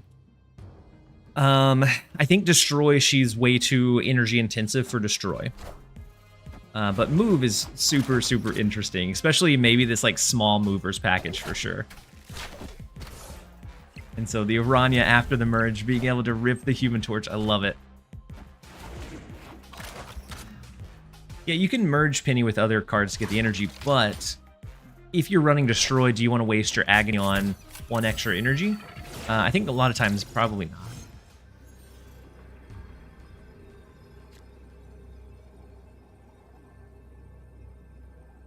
So, what, like a Human Torch.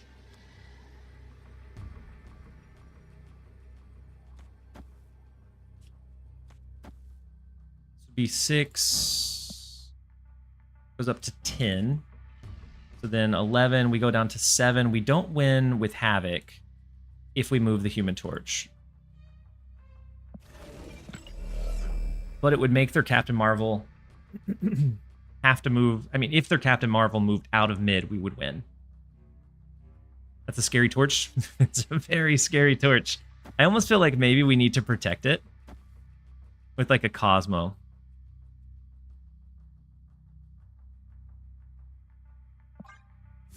I'm gonna try this monstrosity. Oh no, the Penny Parker to the right is not good because they could easily outscale us in the right. No, we chose wrong. We should have just left well enough alone. Left it in mid. I guess we had to go right to get the power from it or to win. Oof, that was a very winnable game. Penny is just an odd and clunky card. I think we'll see her in some like cheeky move packages. I think is ultimately where we may see her because it feels like being able to do the merge into like that Human Torch. Maybe you find a bounce Frigga line that works well. I don't know. We'll see.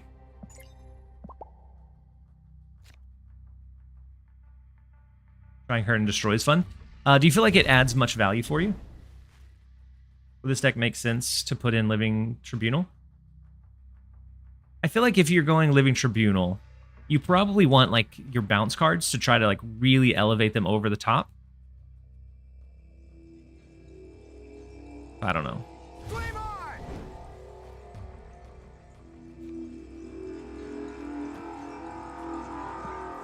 I was really contemplating dropping the Iron Fist, but I think we wait. We do get Penny Parker. Beautiful. Let's do Penny Parker to the right. That way we can Human Torch plus Spider Merge.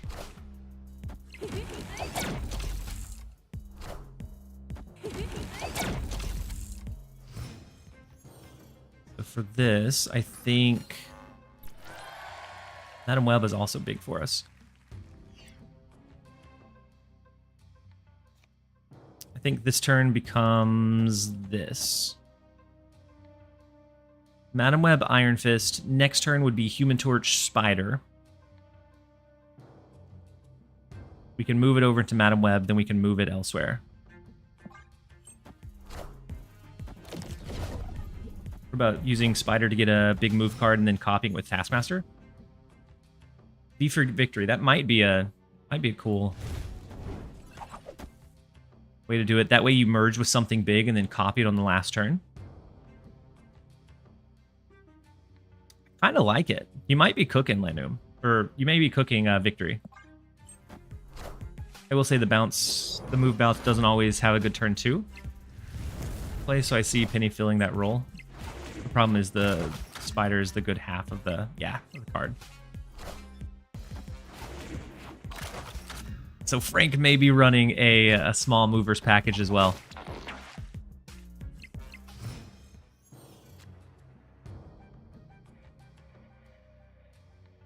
September was a great season. Irania and Madam Web. They remain super, super strong. We move Human Torch. Do we ever do like this?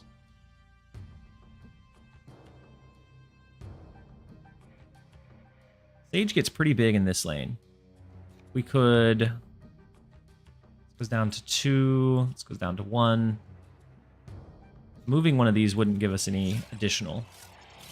We could also do something wild like 4 Havocs.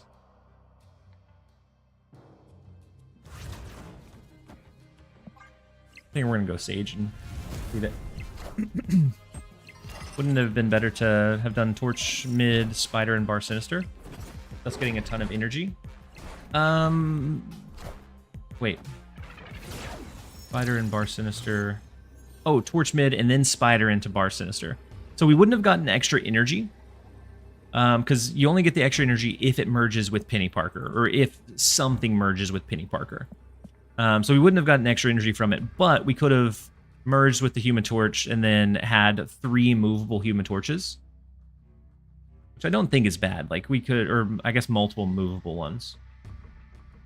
And so I do see that that line could have been pretty good. They pulled their Vulture in.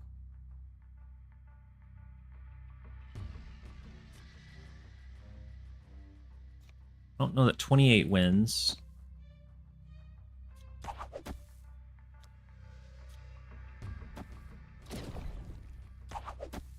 I also don't know that we want to cut down on what we're doing here.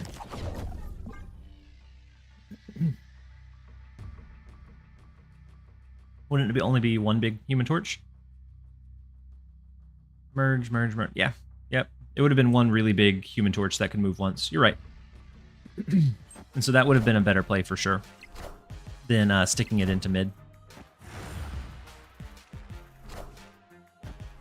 And so if they have a Ghost Spider, which they do, they have a Ghost Spider in hand, they can pull the Vulture. He gets really, really big. And then the Iron Fist is going to be the icing on the top. We can't overpower the Iron Fist over here. Hey, welcome. It took you long enough.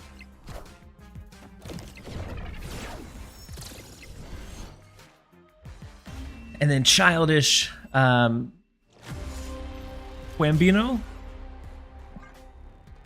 Childish, thank you so much for the Prime sub and support. Very much appreciate having you here. Hopefully you're having a great one. See, we could have won had we went with the big Human Torch. Because then it would have been much bigger than what it was. Had we seen that line. That was a good line into the Bar Sinister. I'm kind of sad I didn't see it myself.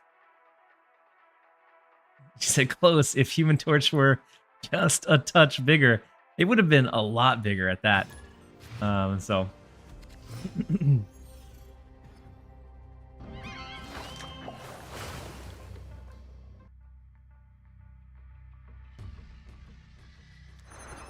All right. We have Aranya, which is a beautiful start. We have the Madam Web. We have Human Torch.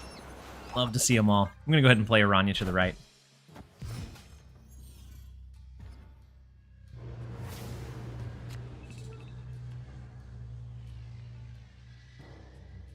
So we're definitely going to play out most of our cards next turn.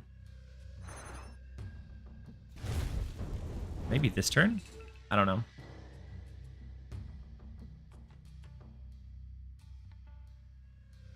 Let's do this for now. Frank Puddle, he said, GG, I hope you don't mind me coming in and say, hey, after that match. Pretty sure you have the overall record between us. Frank Puddle, you were the very last match I did, right? I don't know if you saw it as well. Someone in chat pointed out that I missed a really cool line. Where I could have Iron Fisted the Human Torch into Bar Sinister, did the spider into the Human Torch to merge and have a very big Human Torch. Very good game, by the way. I never would have seen that line, but somebody pointed it out in chat, and I was very sad that I didn't see it. Okay, let's go ahead and activate, do the Human Torch push over. Oh, wait. Human Torch push over to the right into... I'm going to go Peni Parker. But I'm going to go Peni Parker into mid. I don't want to pull any cards from them into Otto's lab.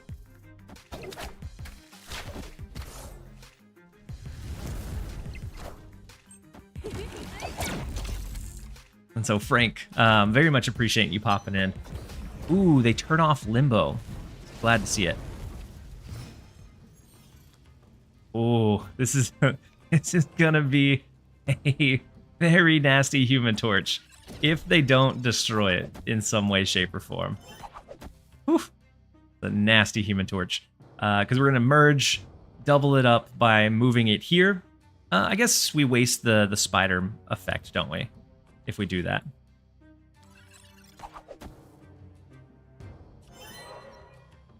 So then we're wasting the Ghost Spider.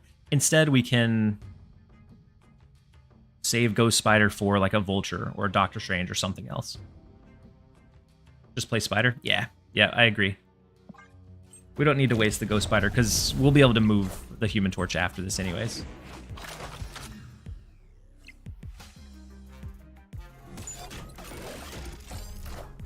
Oh, we drained their Arnhem Zola. They did get Mr. Negative, so if they have a Jane Foster, could be scary.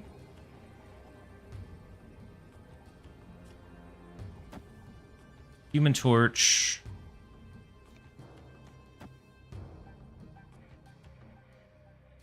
Iron Fist. Like an Iron Fist. Did Ghost Spider?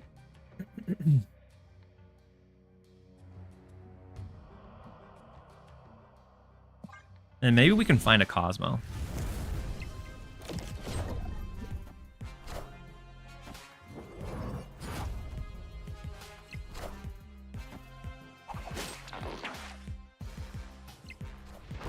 Any good move? I don't know. I don't know, YOLO Potato. I feel like maybe in like this small movers is pretty fun. Human Torch is now locked into the right lane, unfortunate. I forgot about that. Oh. At least it's a big Human Torch. Very least. We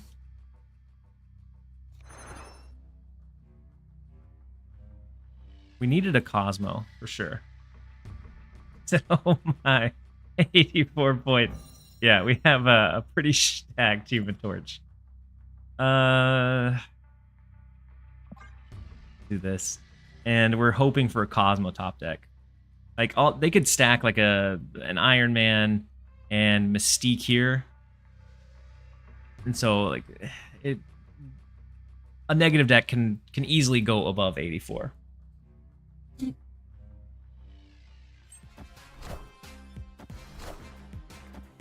Can he move every turn? No, just the ones. I don't think Havoc does it. Because we know that they drew... I guess what? Only one card? They drew several cards.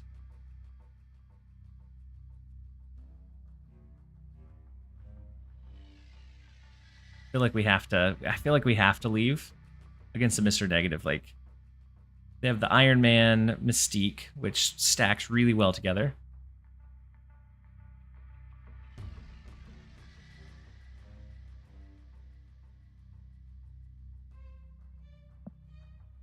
I feel like if nobody's playing tech cards, I should just play Negative Tribunal.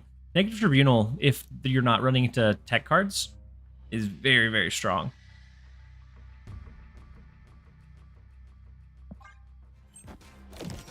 I'm sure that they'll win both. With the Iron Man stuff, I'm sure they'll win both. I am. Yeah. If Mystique is also inverted, oh, big Gore. Gore the God Butcher.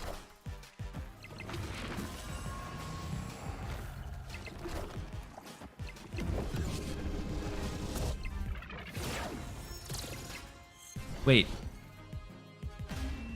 I think we won that one. Yeah, we won that one. Victory.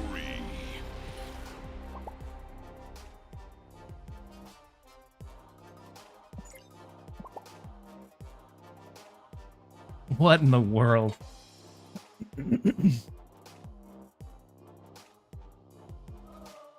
Whew. That is wild. The Human Torch carry for sure. Goodness.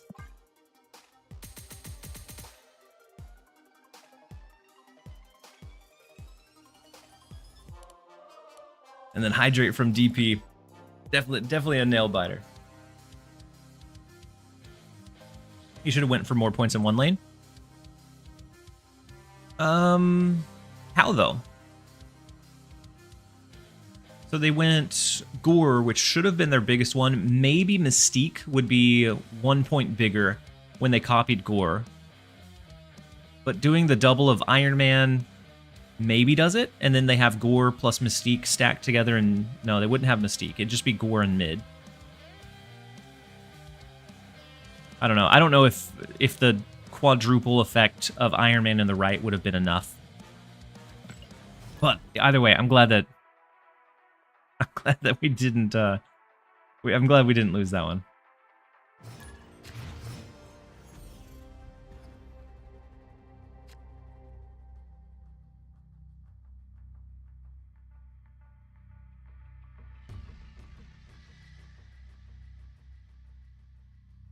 All right, so next up we have Gob Bluth. We get our Iron Fist, Madam Web, Human Torch. I'm going to wait a turn before doing the Human Torch, though, or the Iron Fist.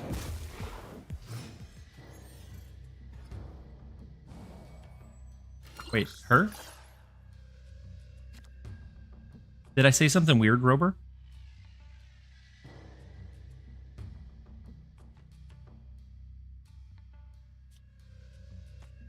Honestly, I'm not sure what I said. As bad as that is. All right, so they went Loki, which is not great for them. Because all of the stuff that they're going to draw is pretty low ball stuff. Havoc is not bad for us. Iron Fist, Human Torch. We don't get Peni.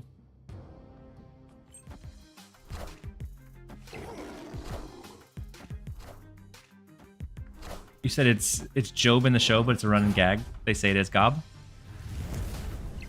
Didn't even know that. I haven't. So I saw Arrested Development. I watched a few seasons, but it's been years, so I really don't remember much of it. Maybe I need to give it another watch. Let's go Cosmo and Havoc. I'm not going to move the Human Torch yet. We'll save it for now. And then Avaricious83, thank you so much for the resub with your Prime. Very much appreciate the support and appreciate having you here. Hopefully you're having a good one. And so the Vulture move to the left, scary. They do go Cosmo to the right. And so no on reveals for either of us unless we choose to move the Cosmo. Then we can maybe have an on reveal here. We could shift a Havoc. And then shift a Human Torch.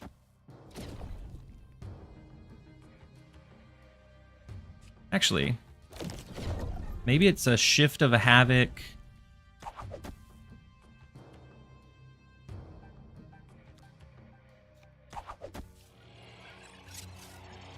And then we have the dagger as a last turn play with the Aranya. Moving the Cosmo sneaky. Yeah, I always enjoy the Madam Web like Cosmo move potential. Victory. Move Human Torch and play dagger here. Yeah, we could move Human Torch over to the right so that it's free from like Shadow King or anything else. But turns out we didn't need it. Job is the magician. Okay, so I know who you're I know the character you're talking about now. But I don't remember them calling him Gob. I've watched probably the first like 2 or 3 seasons. Maybe it was just 2. But a lot of times it was like late night shows while I was multitasking, like playing a game on the computer. So it was more background noise, I think.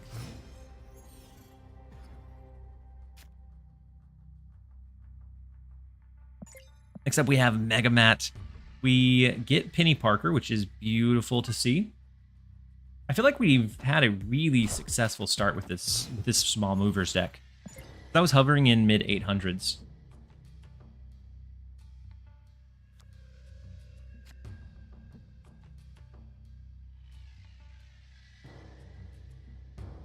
Let's go Penny Parker.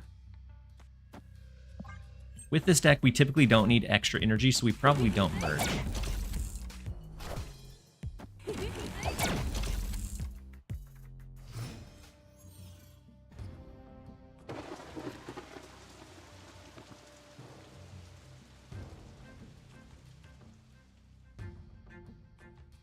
They called him Job in the show, but it's spelled Gob.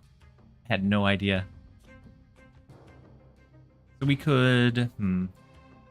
we fight for this right lane. We could merge to try to just fill up this lane next turn. We would have 5 energy, so 2, 3, 4. We would need a 1-cost card to pull out the raft. Actually, we could just move Penny Parker over into the raft next turn.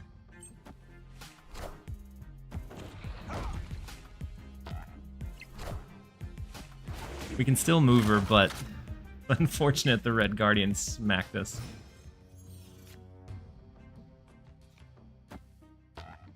So I think it's...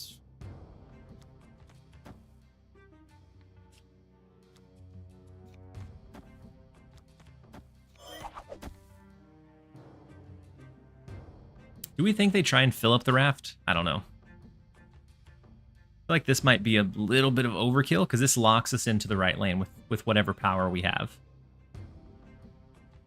They don't fill? Because if not,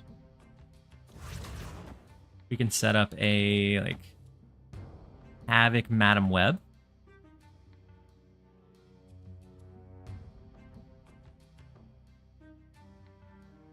Up there instead of dagger.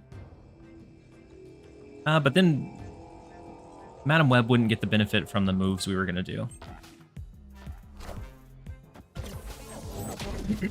With Madam Web, we can kind of benefit a little bit more from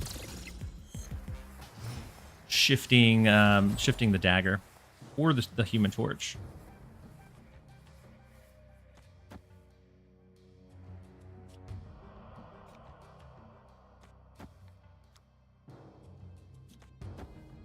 Opponent snapped.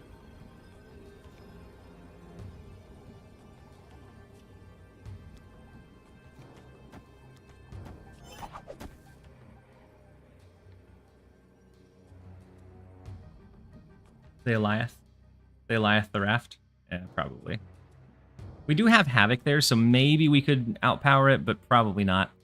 They may just be snapping because Strange Academy is going to go to the Hey, left. welcome. It took you long enough. Sar Salad, thank you so much for the Prime sub and the support.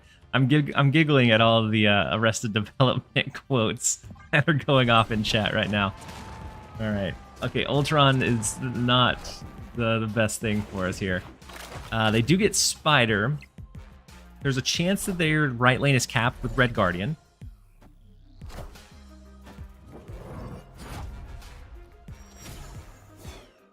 I hope. I hope Red Guardian goes to the right. So 50-50, I guess. We have the scaling of Dagger. We have the scaling of Havoc. Ah, no such luck. Okay.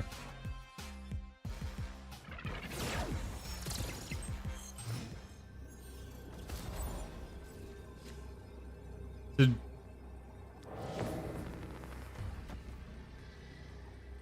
we ever give up on the raft? We shift Dagger over here and then try and backfill deep space with Ultron Human Torch. I kind of like it, but it could also be the reason we lose.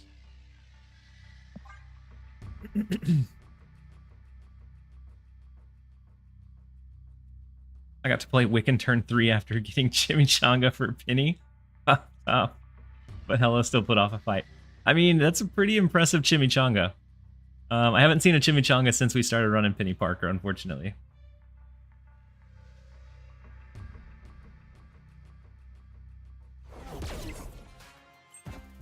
So, big Wiccan in the left. Oh no. I don't think we overpower their stuff in this left lane. No.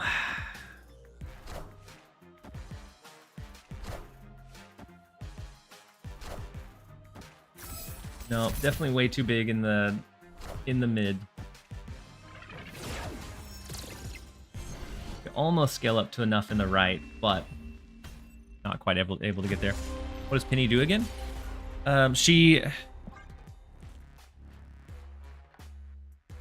a 2-cost 3-power that, when used, she creates a spider in your hand, and then separately from that, whenever anything merges with Penny Parker, you get +1 energy. So if you merge an Agony, a Hulkbuster, a Chimichanga, you get +1 energy.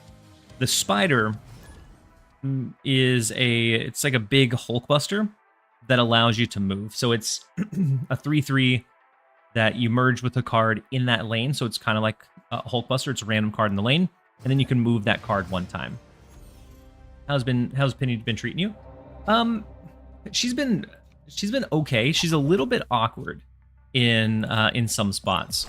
So like her 2 into 3 is kind of like activate. Like you have to have her early to get that value from her. I've kind of enjoyed her in this like small movers package. Before that, I was getting absolutely rinsed. So I've been enjoying her in this small movement package. If we pull into Havoc here, we might be in trouble. All right, no, Doctor Strange. So I don't know. I feel like she's a flexible enough card that she will probably find herself in some good decks at some point. I think it's very possibly kind of like a Wiccan situation where when he was first released, it was very, very bad. He was just not good on release. And then eventually we figured out the optimal ways to build around him, and then now he's just insane. I feel like we may have a very similar situation with Penny Parker. So Psylocke, Copycat, I assume that they're running a Wiccan deck. And so with Wiccan, we have to look out for Eliath, Shang-Chi a lot of the times, and then maybe even Shadow King.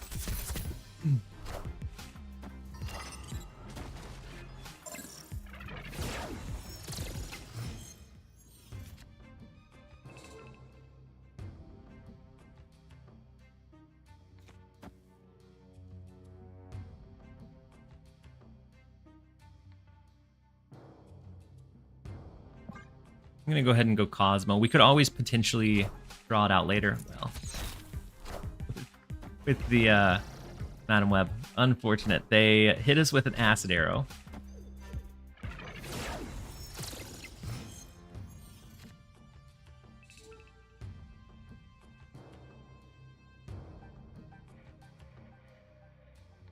We can always Vulture over to the right. Like an Iron Fist, it goes left, goes right. Could be pretty good. I'm going to save this one because we don't necessarily need to have it on the board yet with the reduction. Can Penny and Luna go together?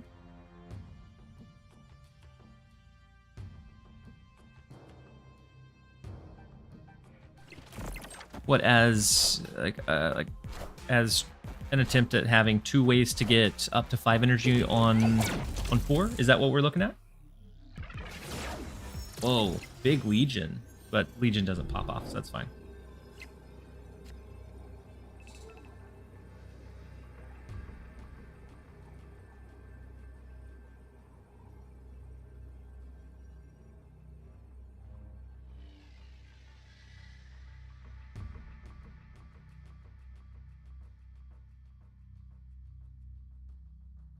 We're in a tricky spot, because to get the Vulture to the right lane, we could always Iron Fist Aranya. We activate, it moves to the left, moves to the right.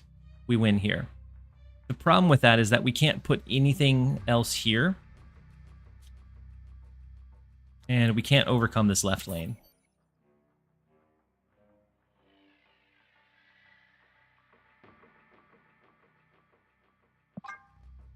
We're gonna jump off. Escaped.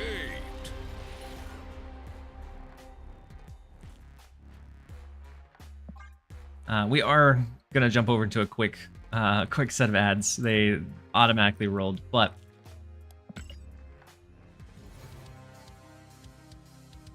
we'll be back in a second. What universe do you not run? Oh, Steven, on the YouTube side. I think that's an older message. I'm really not feeling the deck. Yeah, it's not popping too well.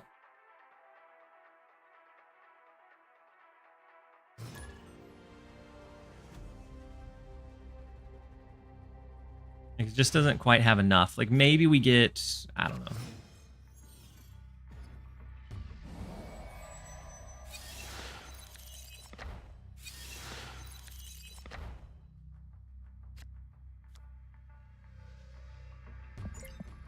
Maybe we pivot into something else. We can always try the Destroy. I don't think Destroy is going to be great, but...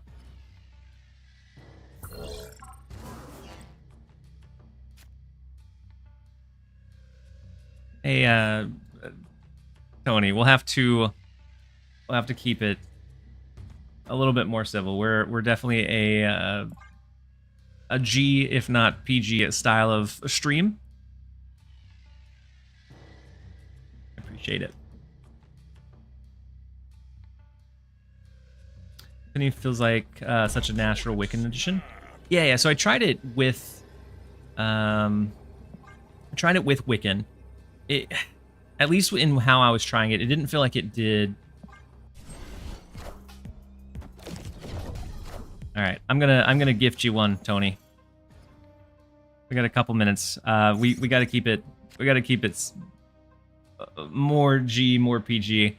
And cut out the swearing. So we'll give you 2 minutes to come down, and I feel something in my gut tells me you're gonna come back a little bit more intense, and that's gonna have to be upgraded. But we're gonna give you a shot. You can still hear us, so we gotta tone it down a bit.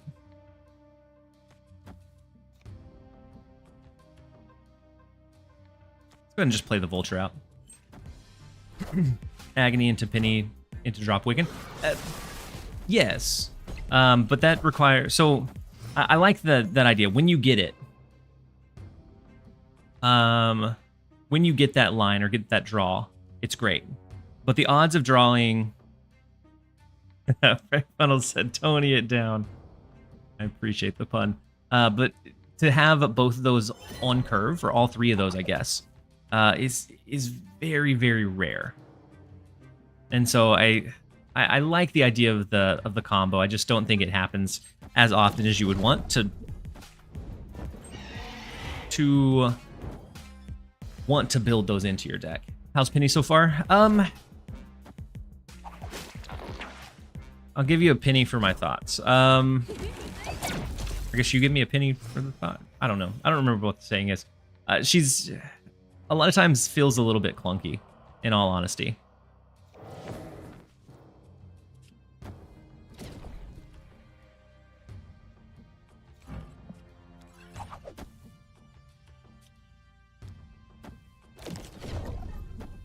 Could also go to the left.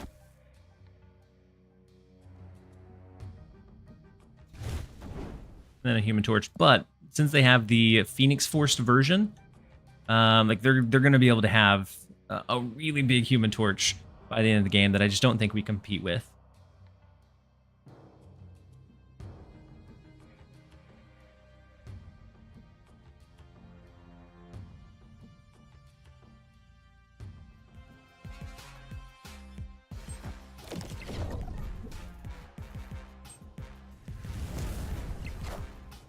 Card is a very awkward curve to it. Yeah, a lot of times. She definitely doesn't like filled lanes, that's for sure.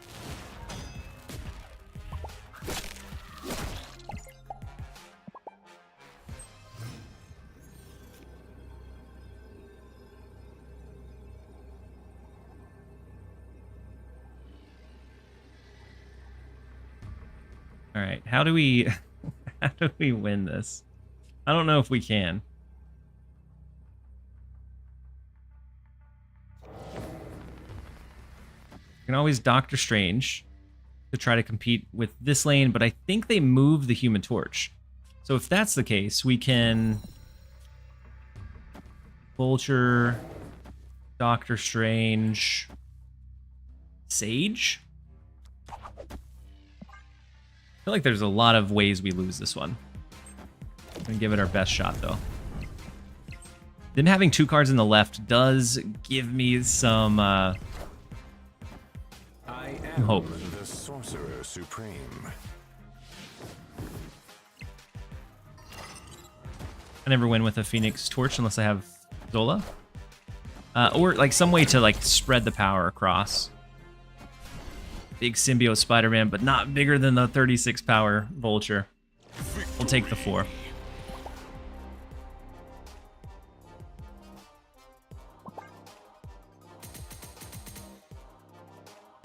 I wonder if she's actually a Professor X card. So you could do 2 into 3 into the Professor X on 4. Could be nice. But my issue with running Professor X is there's a lot of movement still like in the meta.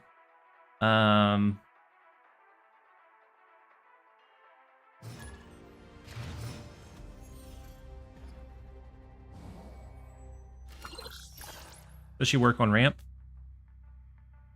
Like regular, like an electro ramp? I don't know. Because you're going to ramp into the 5 cost, so maybe you can cheat out a Sarah. I don't know. Alright, let's go ahead and skip turn 1. Welcome back, Angel. Hopefully you're having... hopefully everything is kind of calmed down a little bit for you.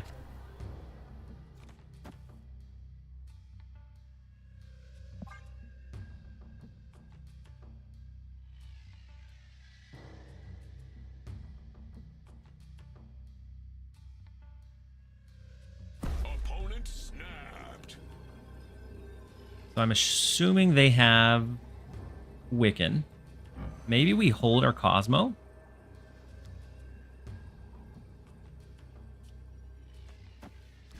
Try to counter their Wiccan?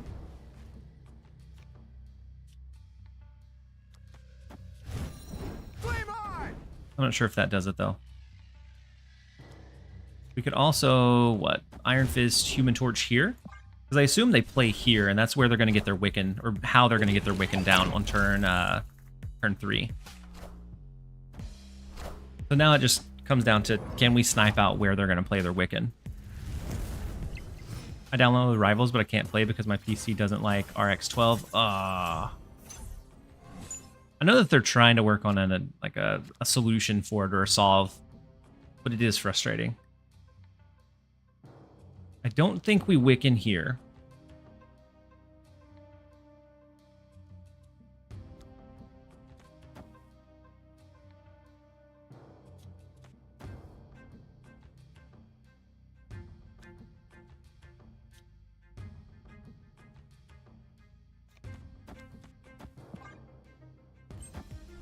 Maybe. There's a chance. Huge. Found it. We were able to find the Wiccan. We stop him from getting the extra energy.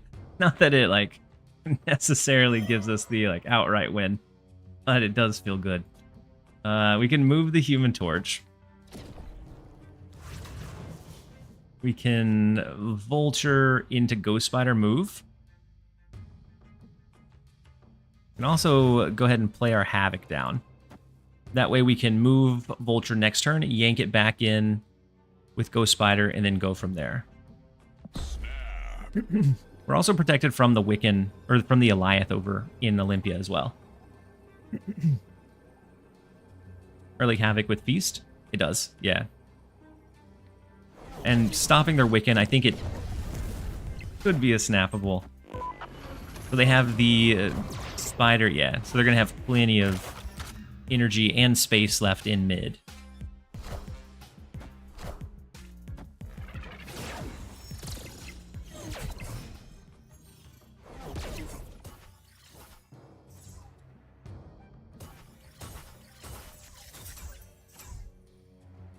It's Vulture, Ghost Spider.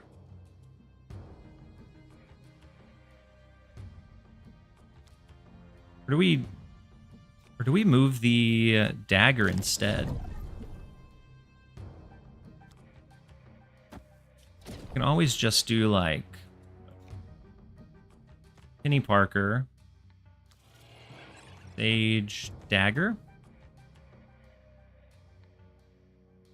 And we leave the dagger open so that we can move it to the right, yank it into mid at the end of next turn.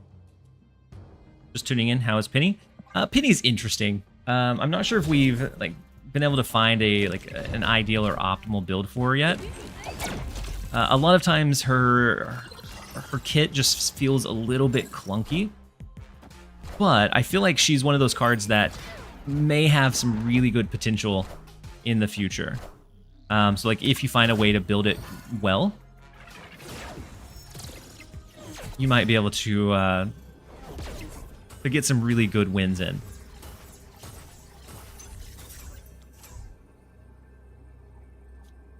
So dagger, Ghost Spider,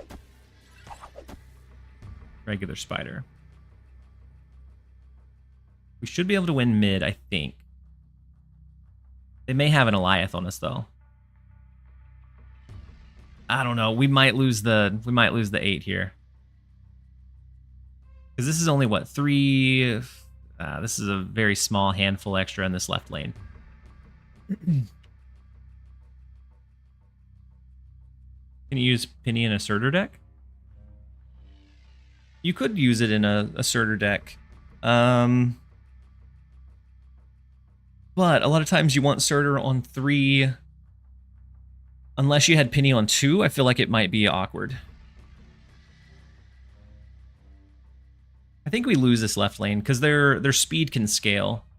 This only goes up to 15, 16, 17, 18, 22.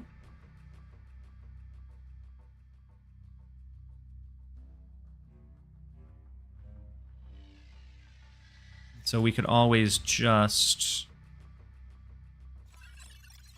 Wait.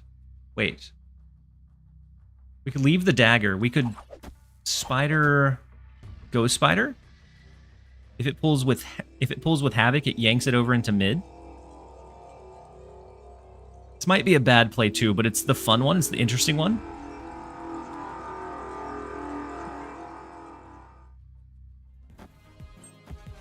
So I want to try it. We may get hit with an Eliath, which would hinder things a bit. Oh yeah, we can't outpower a Gore. No way we outpower a Gore. And then the Doctor Strange. And so we're going to merge with the Sage, and then Ghost Spider pulls it over.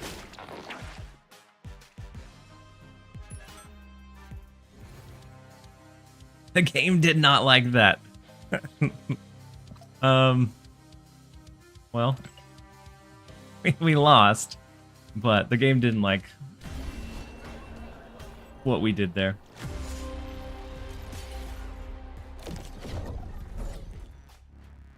Madam Web bugs? They said they fixed the Madam Web bugs in the patch notes for today, but looks like maybe not. But Penny is the only interesting card. I feel like a lot of people are looking forward to Musical Man. Good game indeed. I feel like a lot of people are looking forward to Doctor Doom 2099 as well.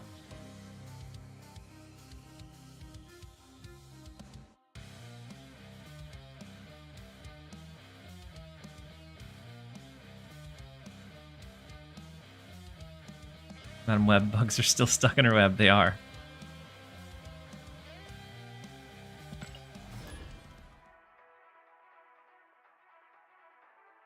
I'm not.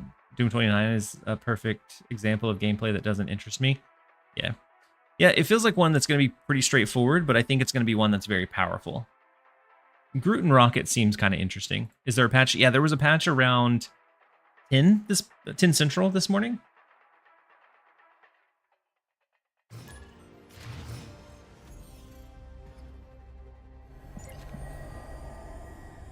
All right, with Penny Parker, with our move stuff, we can...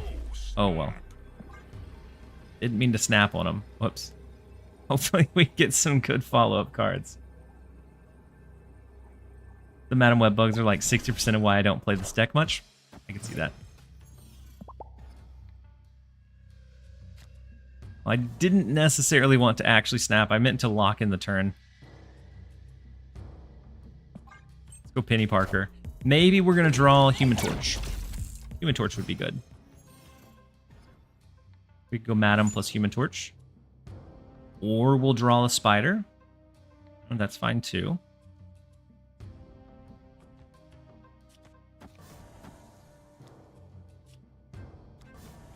Go ahead and burn the Rock and Vormir since we can. And that opens up our ability to have Madam Web in the left. The Rocket and Groot will probably end up being one of the best in-slot type cards. Yeah, I think it's just really a solid value for Rocket and Groot. Being able to steal power, which helps you scale up. It kind of threatens the pressure in that lane. I think just overall, a really good, solid card. All right, let's go Havoc Dagger. I assume they go Wiccan, if they had it. Ooh, they don't use all of their energy. I guess they didn't on 2 either. Get a copy of our rock. Whew, that is 3 of the 4 rocks that we were able to find. Rough.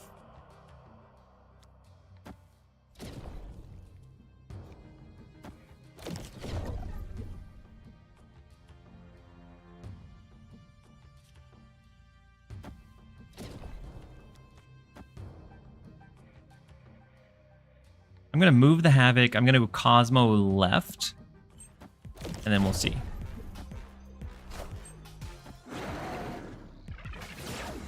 Scary Devil Dino. But the Dagger Shift, I think, is nice.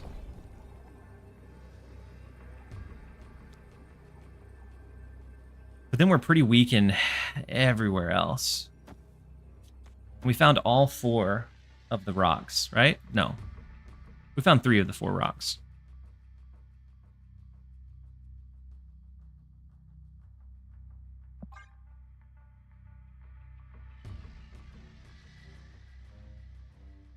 I just hope that they're staring down rocks as well.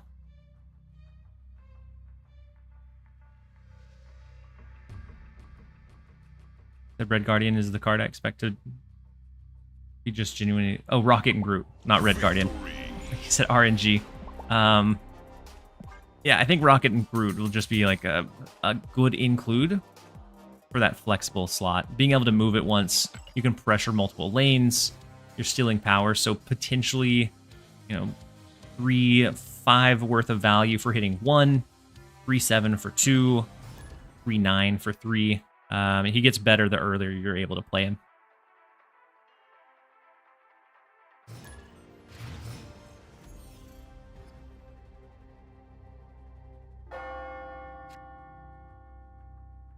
Martage is beautiful for our movement stuff. Let's go Rania. And then we may pivot out of this deck after. Like, it hasn't been doing absolutely awful. Hasn't been doing great either. Let's see if there's an update for... Yeah, there's another update for Untap that I'm going to run real fast. And then Vulture is huge, so Vulture across the map into Camartage is massive.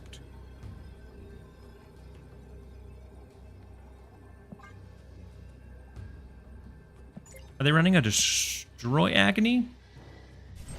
Or is it Peni Parker? Wow, yeah. Oof. 2 spiders to merge in hand. They have the Agony, which merged right off the bat.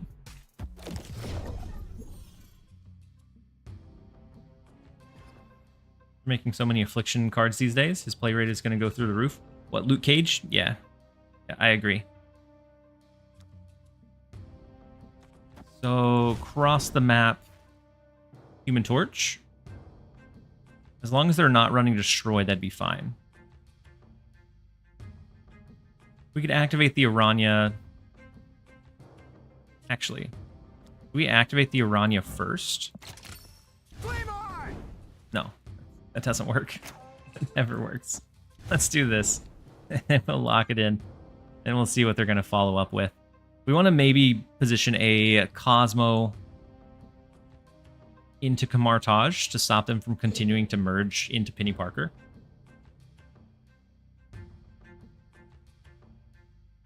Yeah, Iron into Aranya would work, but...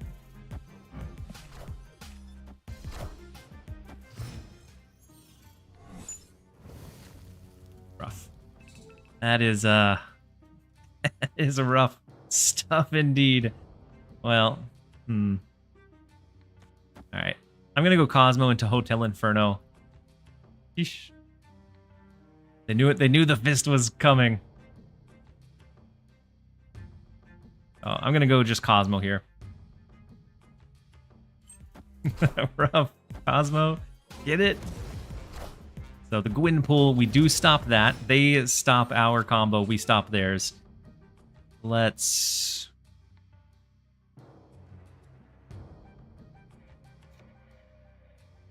get a free move with Aranya. And then I think I'm gonna Havoc into the left. We have Madam Web, so we could decide to move it if we want to. Or Human Torch. He could have been huge. But Cosmo had other things to say. I feel like I haven't seen this much Cosmo in a while. Yeah, it may be partially because of all of the Peni Parker being ran. So people are trying to like shut that down. Had we played the Vulture last, we had Ghost Spider. We still have the Ghost Spider, I guess, technically.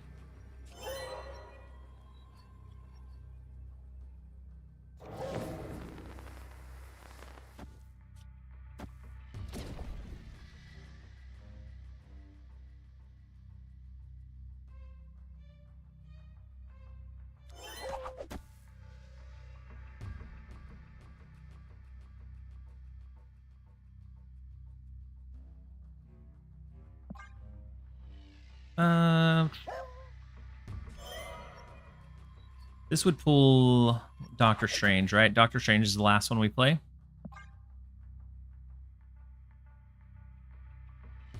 Luke just seems really hard to balance. Yeah. Yep. It feels like one of those necessary evil cards that honestly might become too restrictive for Affliction stuff. I don't know if they ever like fully change him or what, but... Oh no, they went big into mid. We don't want Doctor Strange now. Sorcerer Supreme.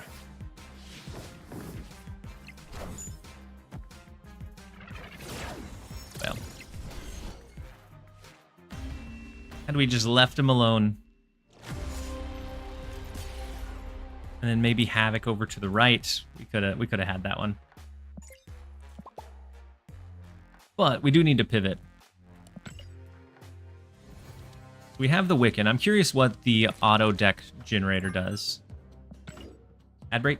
yeah, while we're shifting over into our next deck, we're gonna go ahead and run a quick minute of ads. Thank you, Angel. We're gonna run a quick minute and a half of ads, and then we'll jump right back in. Let's see what the auto generator does.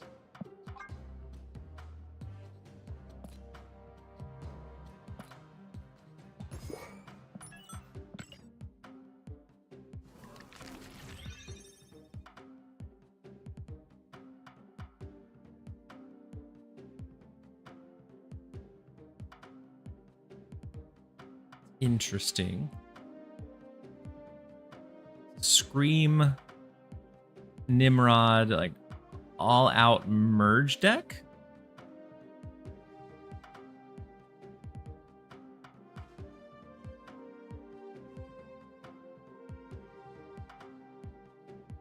Does that kind of cook? Like, probably not.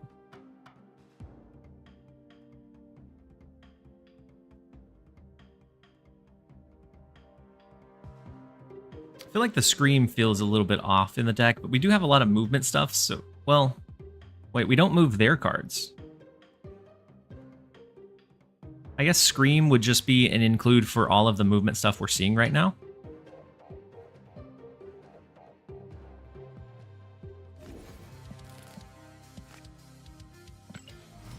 I'll give it a shot. Scarlet Spider with Penny. Good look for Scarlet Spider, but I feel like with Galacta, it's probably a little bit better to have the Galacta line, right?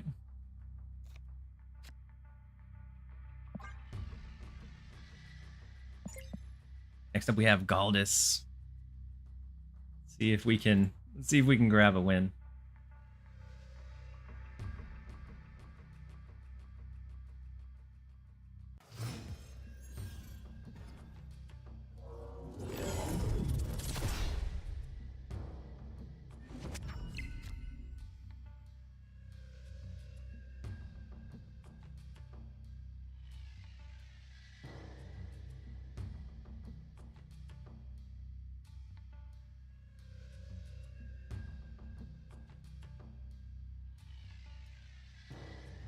All right, so with the Nexus, I think we go ahead and skip 1-2 as well.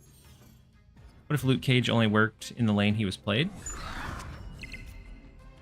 Would that be very good though?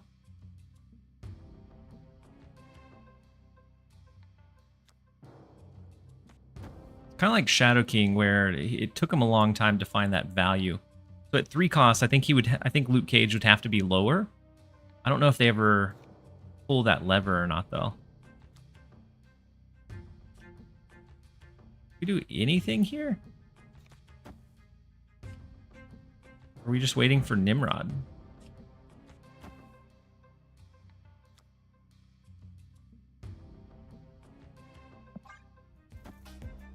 Did they try that a while back? I'm not sure. Did they? They at 2 energy? I may have been taking a break when they did.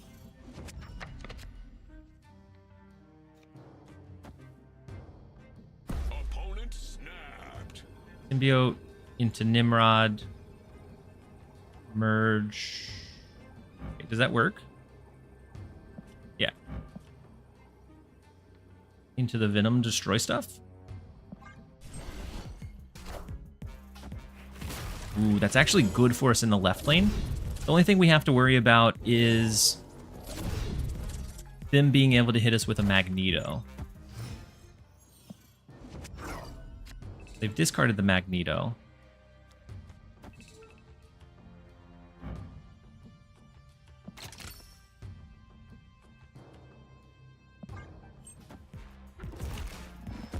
Big Gore.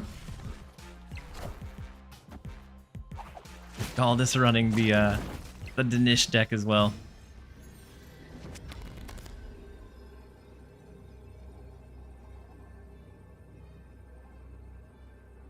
So what if it was Symbiote Spider-Man, Venom, Ghost Spider? Destroys goes here and here, here and here. We rip the last one over to the left. I feel like Magneto could still ruin us a bit. Oh no. Minions to me. Ah, it had to go left. Why did it have to go left? I guess is what I'm... Minions to me. We are the future. I guess because of Blade, it couldn't go into any other lane. Well played by Galdus.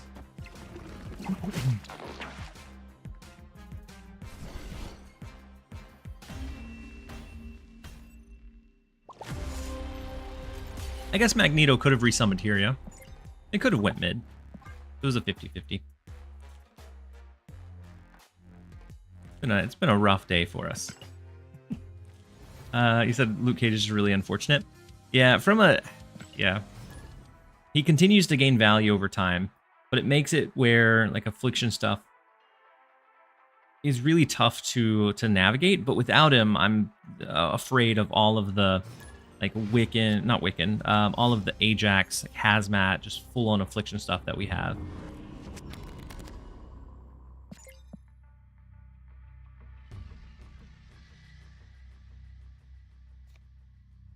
All right, so we can Nico. I'm not sure that this one cooks. It doesn't feel like it cooks. We can Nico into Penny Parker. We draw additional cards. We have the Spider, but we're not going to be able to get the extra energy to use it onto Nimrod.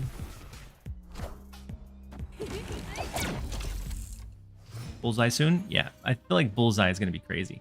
Whoa. Losty spent a pretty penny on that one.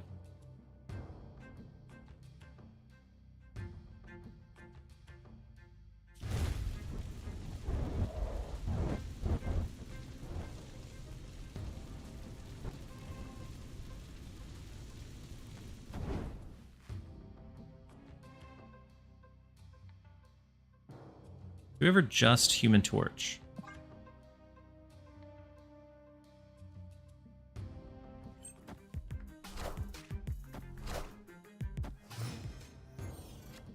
We could symbiote Spider-Man into whenever we merge, we yank it with Ghost Spider. It's not bad. Next turn we do Nimrod, symbiote Spider-Man merge. I think we might be okay.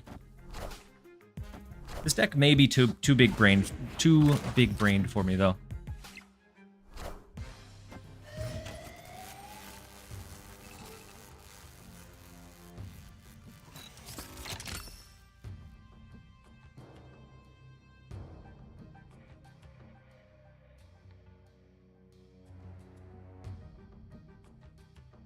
We ever shift this one into mid now, or just do the merge into the Nimrod stuff? Or I guess we Nimrod first so that we can still do the Ghost Spider.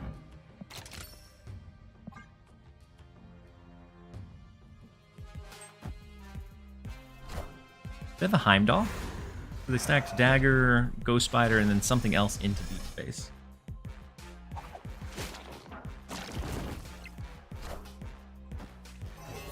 Oh no, just a Frigga.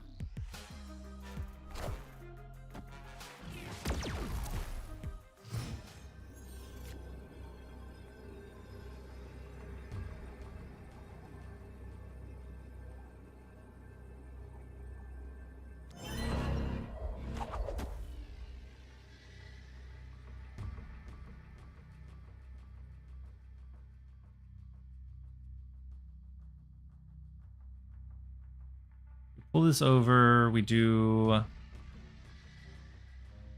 a Venom Destroy plus a Hulkbuster right. I think it gives us enough power. So go ahead and safely slot Cage into your decks for that one. Yeah, Bullseye is going to be wild.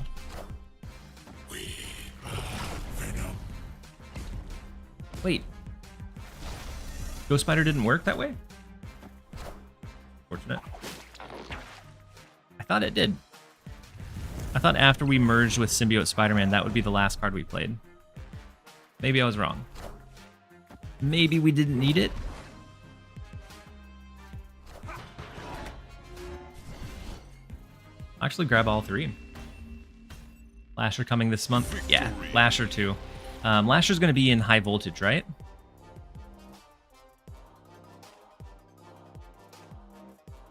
The merge is a merge, not a card played. So I know with Agony with... Okay. It's because Symbiote Spider-Man is the remaining card. The other ones merge into that card, and they count as a card played. So, like, a Chimichanga, you can do a Chimichanga and then do a pull. But if it were that you do a Chimichanga and that's the card that remains, then it wouldn't be a pull. So, okay. It's because Symbiote Spider-Man is the card that remains there. So it's not a merge in the sense of, like, Agony. It's like an opposite direction merge, which is kind of, I think, a little bit harder to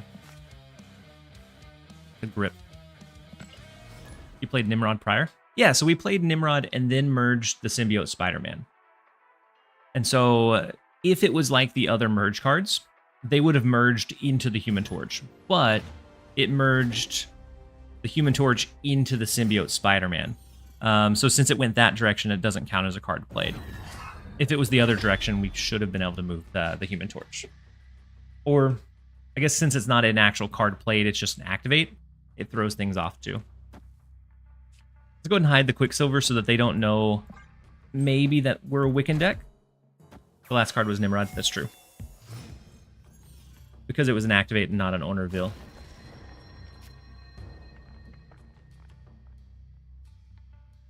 Agony and Symbiote merge after the turn they were played. Yep. Alright, so Mockingbird. We're not going to get any kind of discounts on it, but I think it's okay. If we get into the Wiccan, we have the Wiccan curve.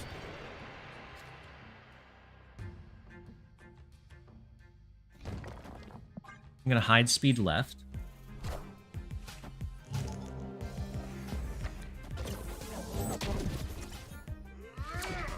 And Cold Grits. Yeah, we're switching over to Wiccan. I feel like it's a little bit more... Wait, did they Wiccan for us? Yeah. Sure did. So...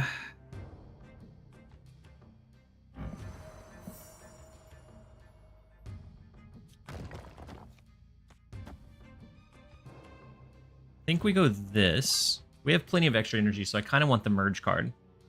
I think if you play Black Panther and merge Symbiote to it, Taskmaster recognizes the Symbiote as the last card played. But that's if you... I guess that's if you played Black Panther as your last card. So had we played Human Torch as our last card and then merged, we should have been able to pull it. But we played Nimrod instead, because Human Torch was already on the board.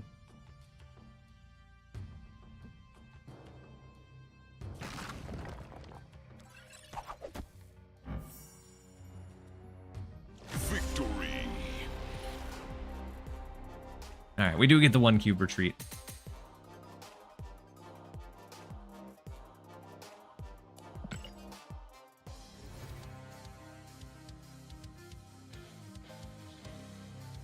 Wait, Dexter's playing Warcraft Rumble?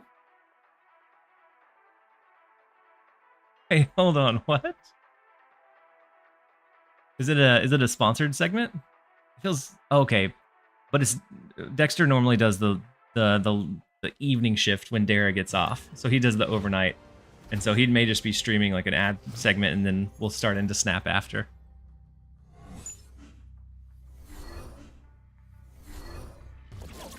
We do have our 500 credits, our 155 Magneto boosters, and we're 71% of the way to 71% of the way to Magneto is what I am. Got to be a sponsor? I think so. I'm gonna take a peep at the title. This land can never be fully known. Yeah, it's a hashtag ad. And then the snap drops after. So he's probably going to play that, switch over to snap when Dara is logging off. They kind of work as like a tandem or a dynamic duo. So Dara usually takes the day, and then it seems like Dexter takes the night, so that they can kind of shift that viewership back and forth. Snap for sure. Yeah, we have a really good opening hand.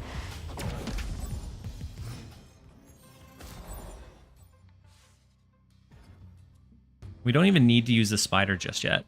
We can use it a little bit later. So the reason, oh, and we have the Mr. Negative, which I didn't think about until now. We have their Mr. Negative, and so they're not even going to be able to ramp into their big stuff. They need a tag team name.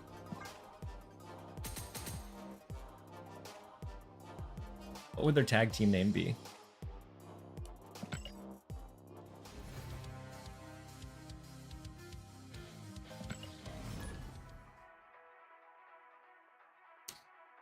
And so I'm not sure if this is like Peni in this one helps even out your curve, but we have 3 costs. So a lot of times we'll have a 3 cost to use, but she can sometimes help like smooth out that curve a bit. So Quicksilver Mirage, we have Wiccan, we have Galacta. I almost want to snap turn 1, because as soon as we play the Quicksilver, they know that we're a Wiccan deck. Bloody Deadpool, thank you so much for the Prime resub for 4 months. Very much appreciate having you here. Hopefully you're having a fantastic day so far. Ooh, so Spider Ham hits our Mirage. So we no longer steal their low-cost cards. So we're going to need a 3-cost or a Hydra Bob. Feels rough. We're going to give it a shot, though. The Mirage would have been really, really nice for us, but no. Penny Parker came a touch too late. I'm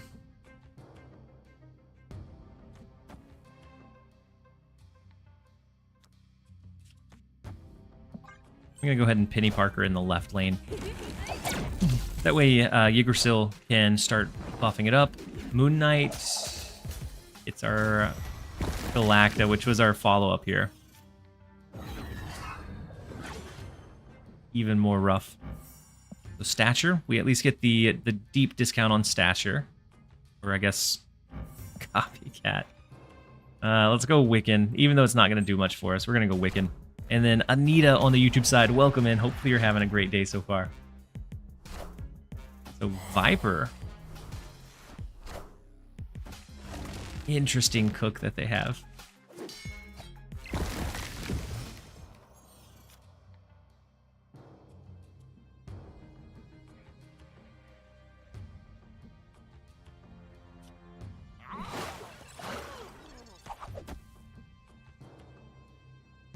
Let's go Jeff. We're going to go Spider if it merges with Penny Parker. We lose our Stature. But we know that they can't really have too much in terms of like big final plays. They could have Hawk, but that's about it. We don't have very many cards in our hand. They don't have Fenris down.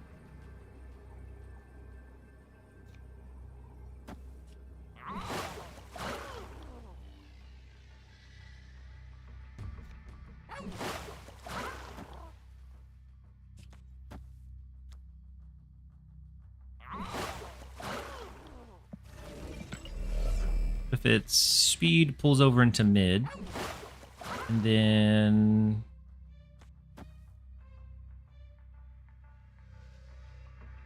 Jeff Pig. I think we leave the Quicksilver as is.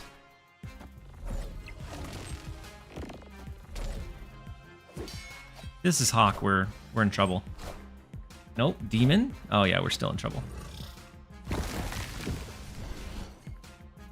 The extra pig, or moving Jeff there, would have given us enough power to win it. In other news, just pulled my second General Sergeant. Yeah, you're just rubbing it in at this point. So I have been pulling exclusively Pikachu packs for a bit over a month. Have not pulled a single Zapdos EX. Not a single one, unfortunately.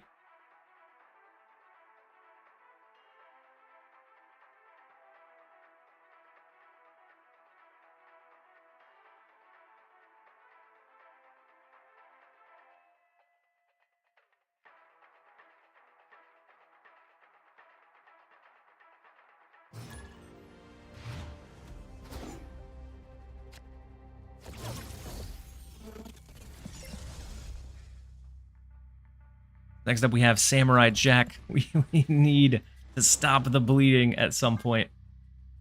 Or see if we can, anyways.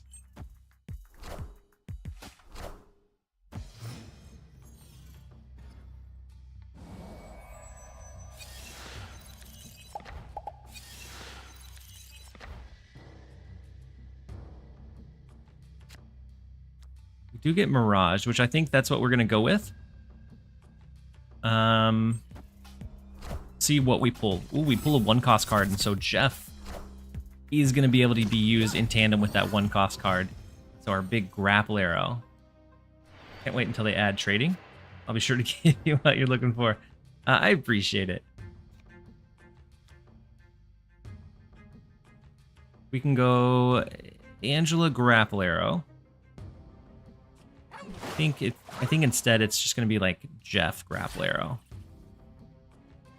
That leaves the flexibility of this lane. We can move Jeff out and to fill it with a different card later.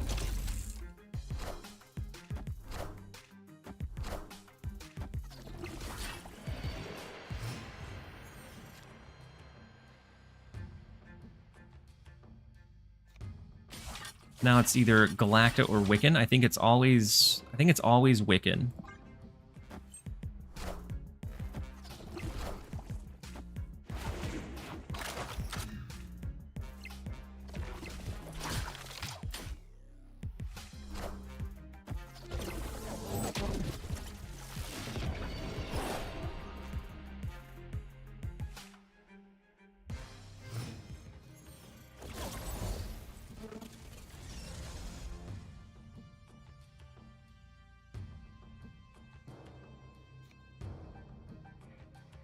I don't have any cards that are affected by Magneto right now, unfortunately. You can always Gore. Instead of doing like the Galacta, Penny, you can just do a big Gore. What's the vibe on Penny, chat? She's a card that seems like she has a lot of potential, but she's also rather kind of tricky to build or build around. And so it could very well end up being like a Wiccan card, where the first week she may not be great, and then all of a sudden we start seeing her in all kinds of staple builds. I don't know.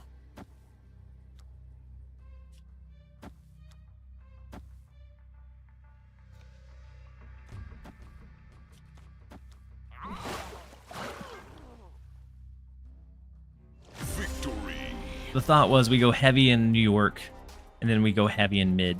I don't know that it would be enough with them having Pim Arrow with the White Palace. I'm glad they retreated. Vibes are mid right now, but future, yeah. Yep, the vibes right now I think are relatively just so-so. But she's one of those cards that when we find out like what her optimal build is, she might go crazy.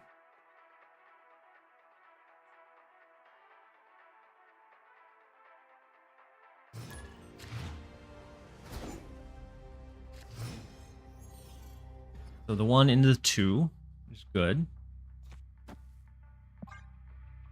If we don't draw a 3-cost or a 1-cost, we probably go Mirage versus the Angela.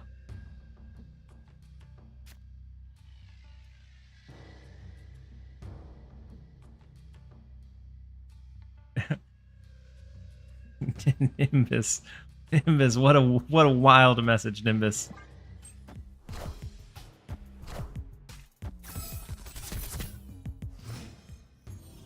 So they go Kate Bishop. I'm wondering if they're going with a Wiccan deck as well. But we get the speed into Wiccan after. Sorry, autocorrect. Optimistic, thank you so much for the hydrate reminder. I actually need to refill. So I'll do the hydrate reminder, but during the next ad break, I have an extra, like a spare jug to fill up from. Ooh. Scary. So, I think we have to take one for the team. We go Jeff plus Penny Parker here. We protect the Dream Dimension. Next turn, we can Wiccan even with Dream Dimension.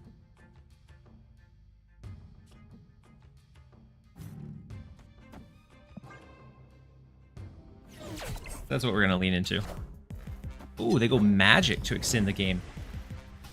So, looks like a full all-out clutter deck, but we have the protection with Jeff, potentially, eventually a Nocturne, which could be nice.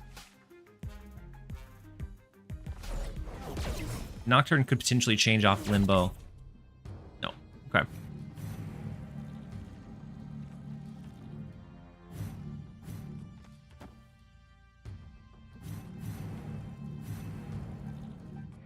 Let's go Wiccan Hydra Bob.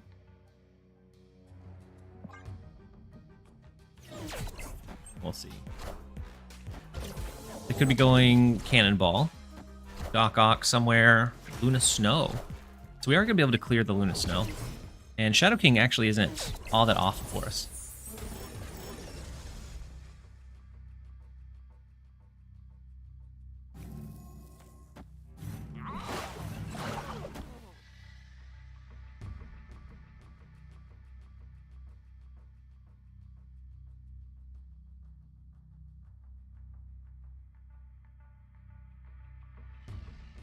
I want to snap, but that could also push Hydra Bob over into Fisk Tower. If we merge this direction. We can also just merge right. Keep a space here. If we snapped, Hydra Bob would go left. That's fine.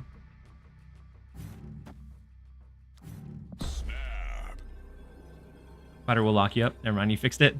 Yeah, we ended up fixing it.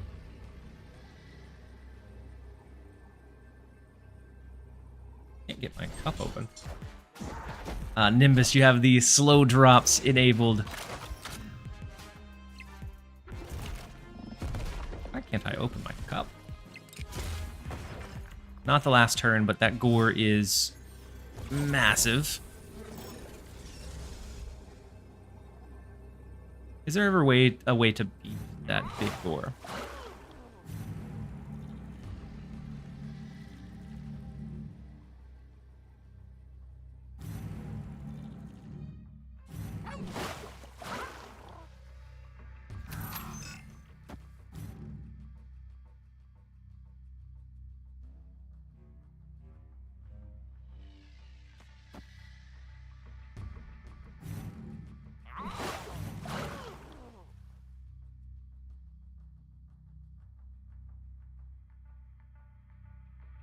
We have to look out for a cannonball. We are the future. Bud Monkey, thank you so much for the Prime resub for 6 months now. Welcome back. Very much appreciate having you here.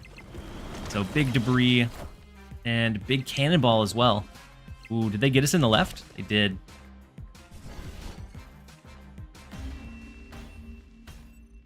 There we go.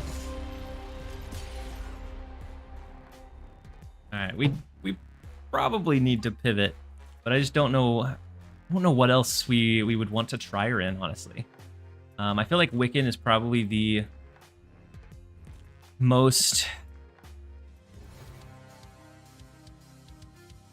likely candidate to benefit, but I don't know from there. Ooh, and I needed to check out the alliances. I need to check out the alliance missions.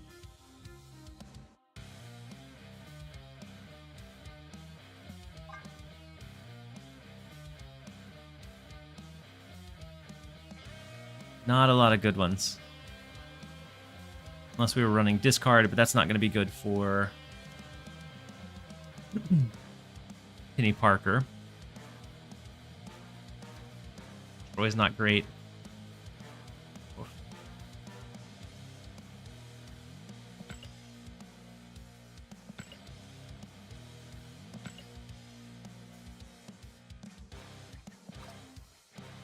All right, we'll do these for now.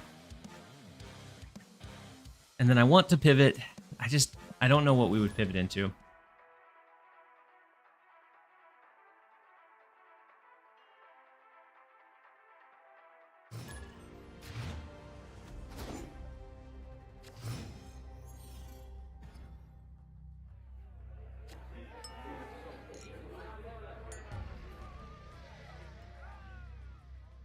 Next up, we have Scub Lucas.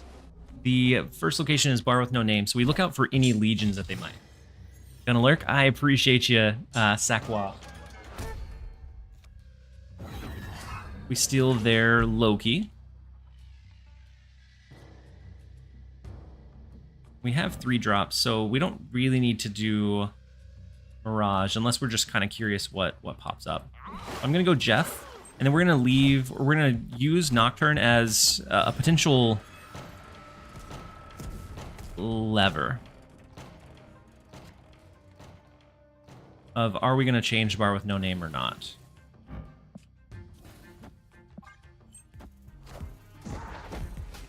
Said, wow, you still do alliance missions? Yeah, my alliance, we've only missed the high-end reward 1 week. And it was a week that I was out sick, so I didn't get my contribution in, or like the full contribution that I normally do.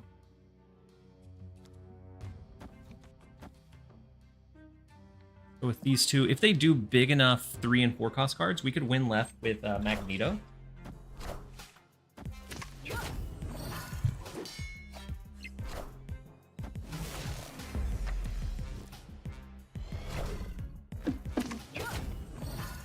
I haven't done those since in a month. Oh, really, Nimbus? Are you not in an active alliance anymore, or just didn't feel like grinding them out?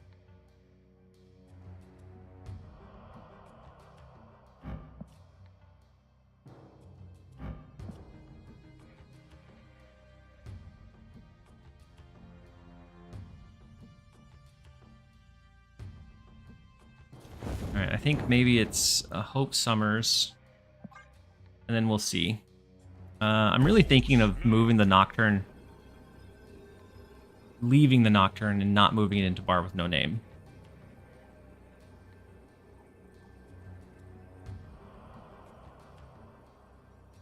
Doesn't Cassandra / Cable kind of hurt yourself? A little bit, yeah. Because then you're negatively afflicting less cards, or you're pulling in less cards. Or the card you pull in is reduced in power if you do it at the inverse. All right, so right now, 6, 7, 8, 9. The left.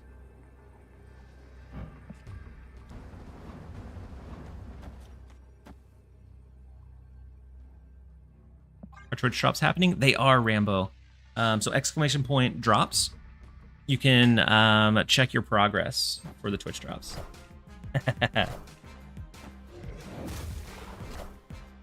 We juked him out in the left lane.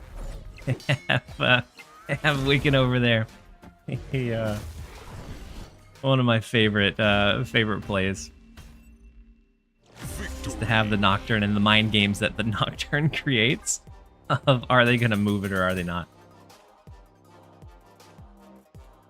Still super versatile at 3/4, just doesn't get used anywhere near as much as it did before. Now that it's 3/4 and Scream is a thing, it's a little bit riskier to use it, but I do think they should reduce the grind of alliances.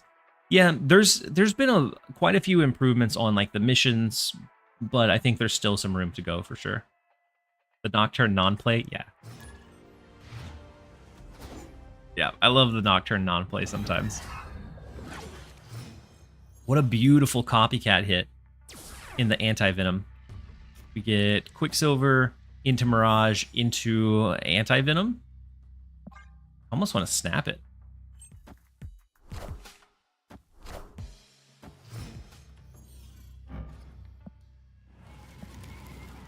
I like that Hydra Bob. Oh, we get their Ajax. We'll gladly take. I don't know how heavily we play into the left lane, but between an anti-venom, a Wiccan, having a copy of their Ajax, pretty happy. They give you a reason to play different decks. To a degree, I do like that. Oh, and we also get their Luke Cage, and so now Ajax is going to be pretty useless. Do these decks run a Shang-Chi? I don't think they do. I think they're all on the Affliction side of things. So let's go anti-venom. Ooh, they got their anti-venom right back through our copycat, courtesy of the Daily Bugle. Yeah, this is it's super unfortunate with the Luke Cage. We get the free Angela. It is what it is. Do we go ahead and play it? Yeah, I'll go ahead and play it for now.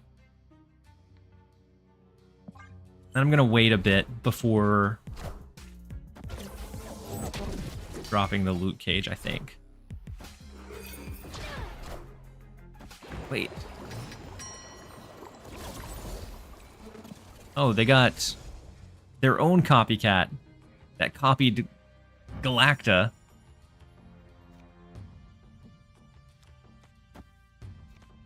Let's go ahead and go with this. We can lock in and win the left lane. Then it just comes down to winning one of the other ones.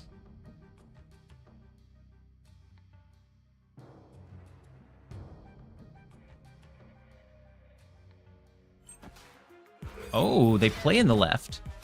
Oh, big Ajax. That's fine. We're okay with the big Ajax. As soon as Luke Cage comes down, they lose a lot of their potency. But we get our Ajax down. They get Luke Cage. And then now we can fill the rest. So is it this? I think so. I think it's the 4, 5, and 3. Pressure this right lane. We make sure we win the left. They can't hit us with an Alliath because we have priority. Oof. It was a rough game for Chip.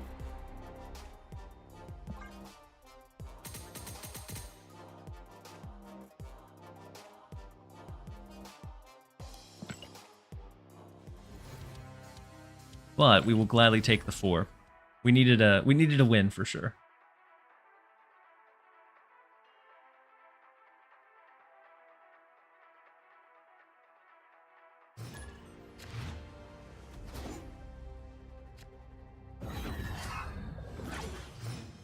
Copy of their Mirage. Okay. This land is Take it. always changing.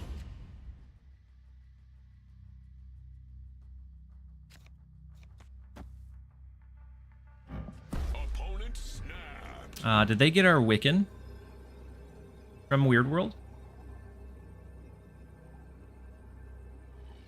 Or our Galacta? I'm gonna stay, but I think we probably shouldn't. They could have a double Wiccan lineup. Definitely got Wiccan, yeah. And then Sergeant, you said it's been a long time since I've been able to stop by and chat. Still enjoying Snap lately? I've been enjoying it in smaller doses, but I have still been enjoying it. So I've been 3, 4, 5, 6, 7. We wouldn't draw, but we could merge with the Penny Parker, get in another one, and extra energy. I don't know if we want to do that, though. I haven't been grinding it as hard, and so I think with that, I've been able to like enjoy the gameplay a little bit more. because of it. Oh no, we don't get anything from White Palace, and they get their arrow back. Rough.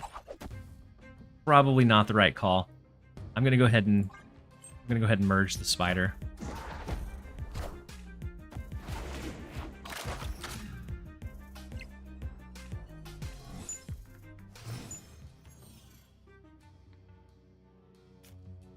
Double Penny Parker here if we wanted. Or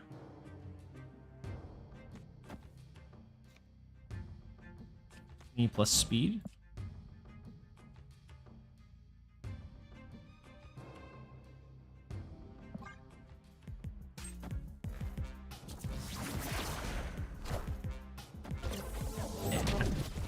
Yeah, they have the Wiccan. They may have the second Wiccan, because that one's theirs. They may have a second Wiccan too, which is scary.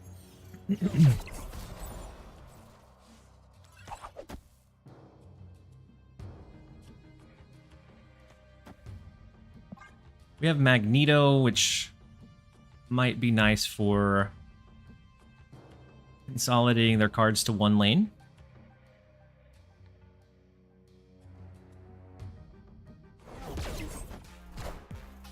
Here's our card. If this is Wiccan, it probably is. Yeah, they got our Wiccan too. Rough. They have a limitless energy going into the final turn. Pin energy is wild. We knew it when they snapped after Weird World, but I had to stick it out and see. I had to see for myself.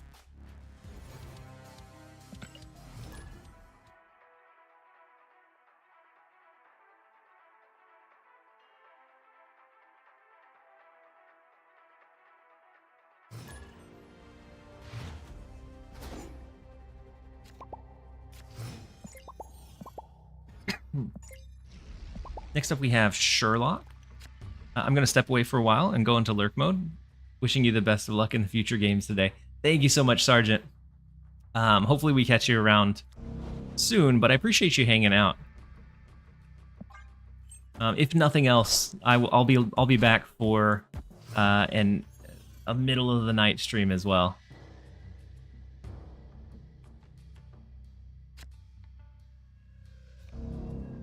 All right, let's go Penny Parker. I'm gonna go Penny. I'm gonna go Penny Parker into mid.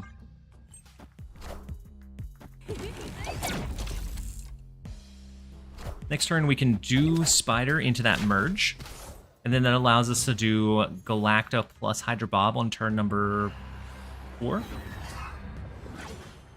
We also get their X23, which is kind of nice.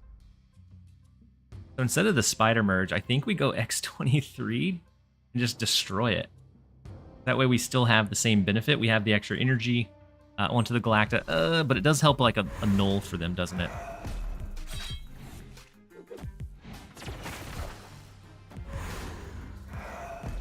I definitely need to change my underwear.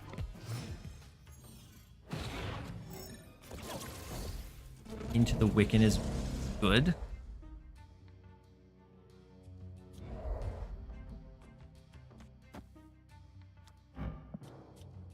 Let's go Hydra Bob, Wiccan left.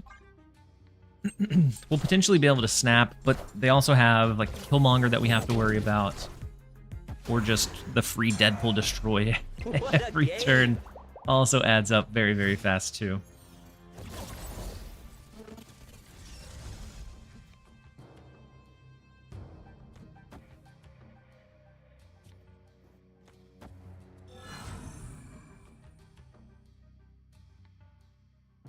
Do we snap this turn, or do we wait? I think we wait, so that we can try and push, or better guarantee that Hydra Bob goes right. Yeah, they probably have Killmonger. So if we're going to snap to try and move it, we wait. There's the Monger.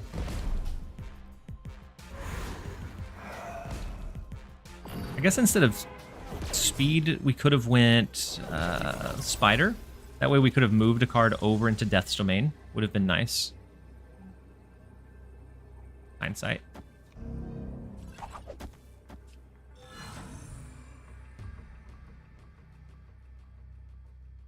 I think we lose this one with between Death and Null and all of the cards. I don't think we have a way to win this one. So they can just freely stack into New York. We should have done Spider last turn, on turn number 5, so we had a threat or a pressure for Death's Domain. Power must be controlled. How do we win Angela Mirage? No, it wouldn't quite have been so high. That's all right. Oh, they can't null and pull. That's true, but they could Deadpool in Death because of all of the destruction. Hey TLSG, how's Penny so far? I've been enjoying her in the Nimrod deck with Galacta.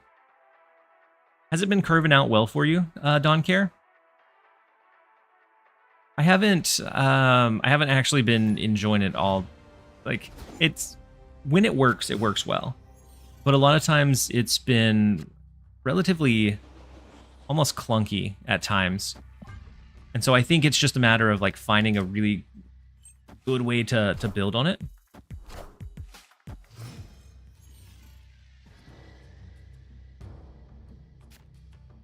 Then Sherlock, good game. What are your thoughts on Penny? I think Penny is one of those cards that is kind of a puzzle, a deck building puzzle, where kind of like Wiccan. Wiccan was really pretty bad for the first week, maybe first week and a half before we still really started finding like optimized builds for it. And so I think Penny Parker may be the same way. She's an interesting mechanic. It was the same thing for Hydra Bob. Like Hydra Bob felt like he was just I mean, he is a relatively lackluster card, but he's super flexible. And so it feels like maybe Penny falls into like that same range. The issue that I have a lot of times is that we're spending a lot of energy, and so if we don't get it on curve, a lot of times it just feels pretty bad. If you were playing Destroy, would you pick Shang-Chi or Achuma? If it was just between those two, probably Shang-Chi. Even in Wiccan, she seems okay. Yeah, she doesn't seem like busted. In this one, it just is kind of like a helpful addition. I think there probably exists something that is strong enough that it stands on its own, but right now I don't know what that is. Is Havoc worth the 3K if I'm bored and want to try a new deck? Havoc is really mostly only strong in like one build, and even then it's very situational. And so like if you're looking for something new and you have an idea in mind, like Havoc, I like Havoc. If you can find a low enough curve where you can use him and not feel bad about it, he can be really fun to use. It's just there's always a ceiling on what he can do because of that. Let's go speed into Wiccan mid next turn. Although, instead of speed, let's go Jeff, Hydra Bob. We protect mid. Or is it Jeff, Hydra Bob? We protect mid, we protect right from full clutter. Penny maybe works in Athena deck? Yeah, he spelled it right. Nimbus. They have a Jeff and a Hydra Bob as well. So let's go Wiccan now. I think they're probably a Wiccan deck, but they didn't do a 1 cost on 1, so I think we would have the advantage over them.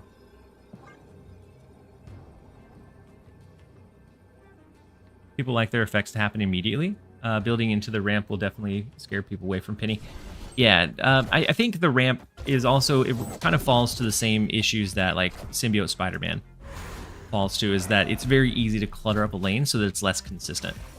All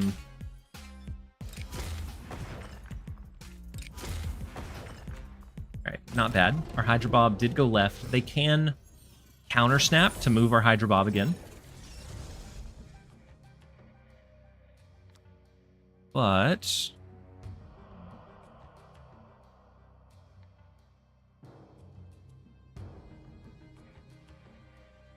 no matter what we do, we don't full cap them in either lane because they have a Jeff and they have an Ice Cube over here. So we're not going to have much luck with clutter. I think we just try the Magneto mid, and that still leaves us space to like pressure them in either of these two lanes. Big vision.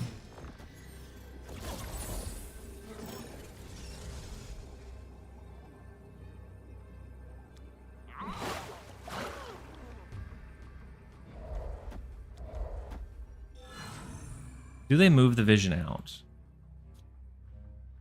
Comes the question.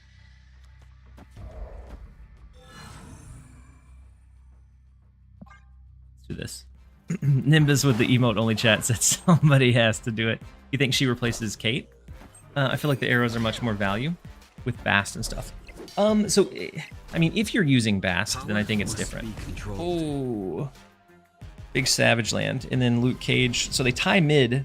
We actually win the point differential. Whew. It was a close one. I feel like with Wiccan, a lot of times with Kate Bishop, sometimes you're going to run into not having enough space to play them all. And so I think maybe she replaces Kate Bishop in the Wiccan stuff. All right, let's go ahead and launch into the emote only chat until we've been streaming for, we'll do until 5 hours, so 2 minutes and 10 seconds, and then you guys will be free.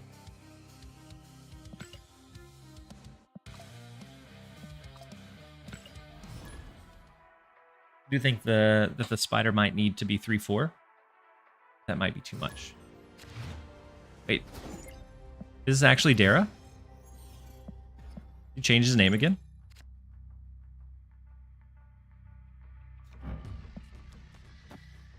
Go ahead and go Quicksilver. Then Fmu with the Christmas lights blinking.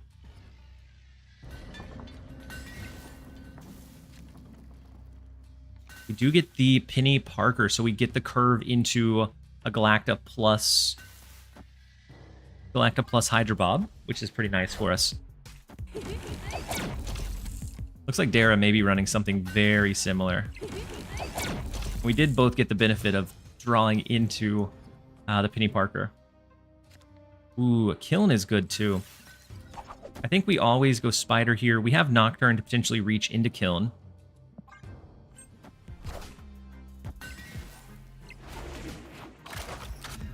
So we can always shift Peni Parker over to the left if we need to try to win Asgard. I don't know if we need to fight for Asgard or not, though.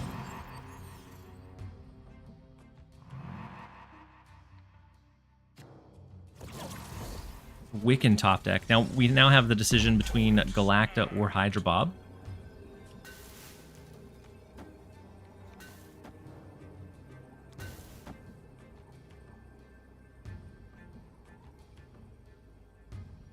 I think Wiccan, Hydra Bob, so that we pressure Asgard. And then we see from there. I'm going to move Peni Parker over into the right lane. Dara does abandon Asgard. With our Magneto, we can rip their Wiccan out of that right lane. And so it's less exposure over there. And it does look like we are free from the emote only chat. You guys are free to chat once again. So we have the Jeff as well, which is good.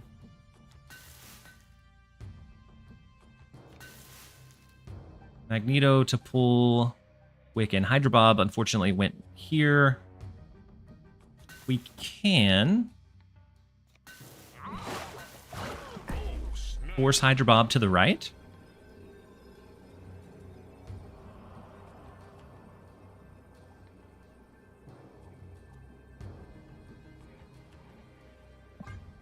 Then see.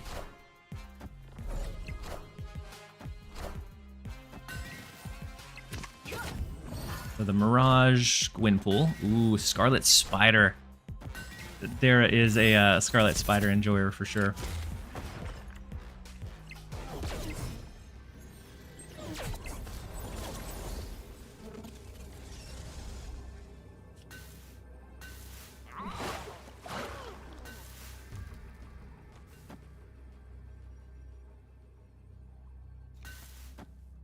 Do we think we always win left, even with a 5 and a 7?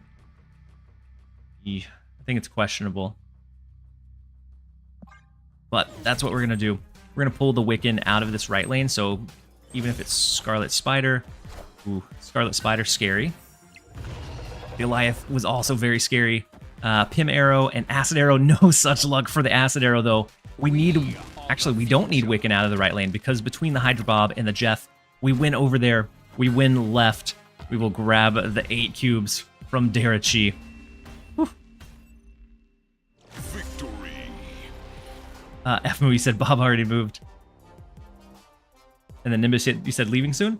Probably not for another couple hours. And then I'll jump off and then jump back on for an overnight shift later. Very close match, for sure. It came down to us being able to just get that little bit of extra reach into the kiln.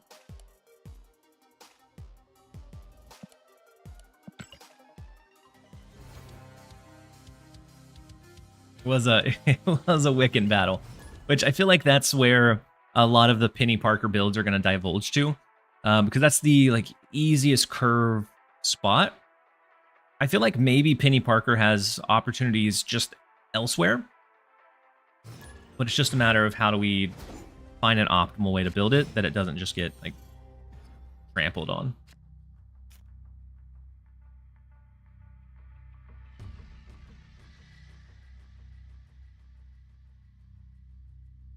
Oh, I forgot to do an ad again, so I'll snooze it one last time. And then the posture check from Animal Sneeze, I appreciate you. We get the Mirage, we have the Nocturne, we have a Galacta for 3, and so we get some really good benefit here. They could be running it's probably a Wiccan deck as well. And so since both of these are 1s, they can't get their Wiccan value.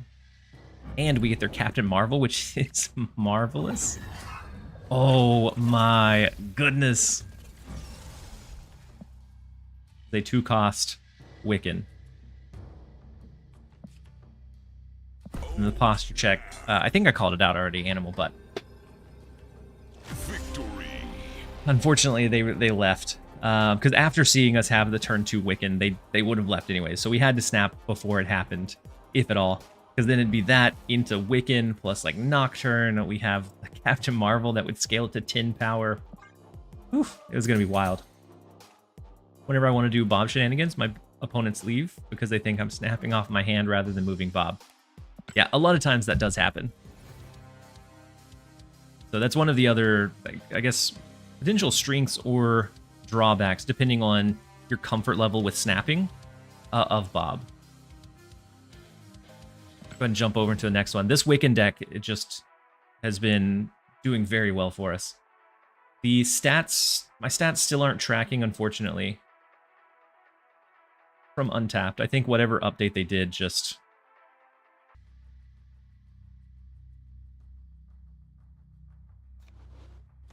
All right, we have Quicksilver.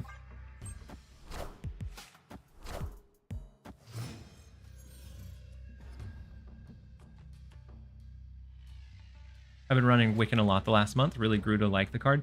Yeah, I think Wiccan is very, very strong.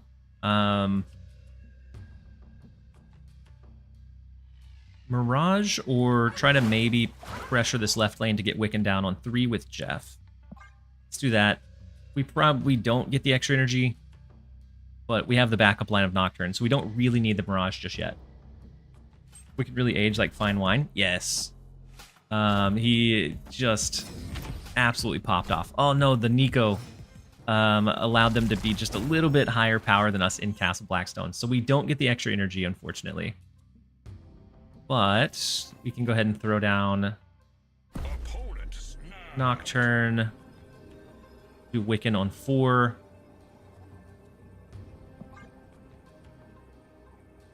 I'm assuming they have a Deadpool. We might be able to get really cheeky with the Mirage if we can time it well and drop priority. We can time it in a way that we Mirage right after they pull it back in for that last time. What a game! But we'll have to see. The Penny will never carry the deck, but she's a natural fit in Wiccan. Yeah, I agree. Fun fact, my most used emote according to Twitch was the TLSG Miss Minutes, which I really only use when you go emote only. We do go emote only a lot though, and so I guess it is kind of fitting. Let's go Hydra Bob here, and we kind of hope that when they destroy here, X23 bounces into Onslaught Citadel. That way we don't have priority going into 5. It needs to push here. Ah, unfortunate. All right. In that case, we're going to have priority. We won't be able to copy the Deadpool. I was hoping we got like a null or a death with that copycat, but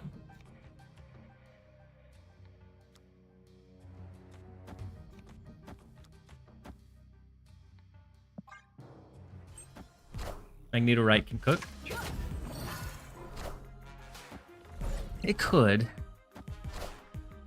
Whoa, they didn't play their Deadpool, so we did end up with a copy of Deadpool. Not that I think we can ever outshine Onslaught Citadel. Right? They always destroy stuff this turn. But they ever destroy enough stuff.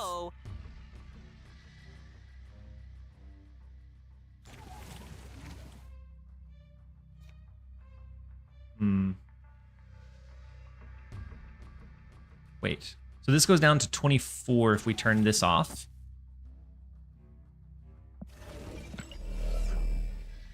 They could also destroy their Deadpool this turn. They could go Arnhem Zola onto the null. There's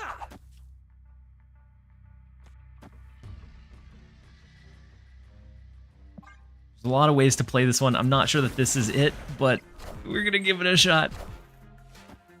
We are the future. Big Death. Big Venom. That pushes up their null. Never mind. Yeah. Unfortunately, a losing battle. Arnhem Zola. Yeah, it could have been cheeky with Arnhem Zola. I was afraid that they'd have another destroy tool. It was worth a shot. Wait. We could have won. Could we have won right? The Deadpool over there would be 22. Yeah. All we had to do was play Deadpool right, Magneto left, and we would have won that one. So there was a way to win it. We just didn't find it.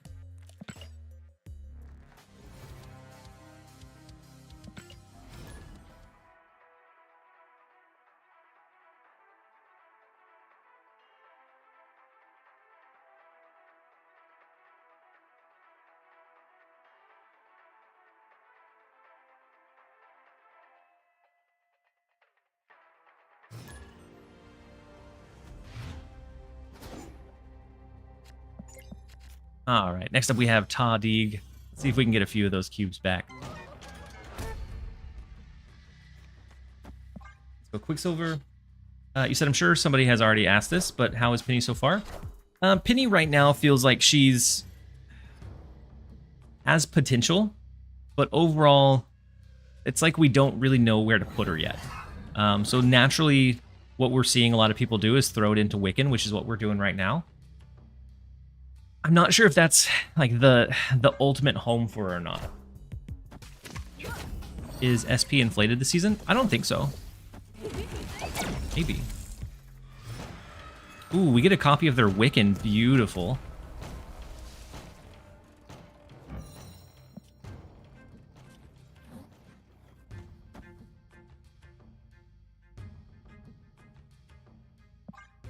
Let's go speed. Next turn would be Wiccan into something like Galacta plus Jeff is what I imagine.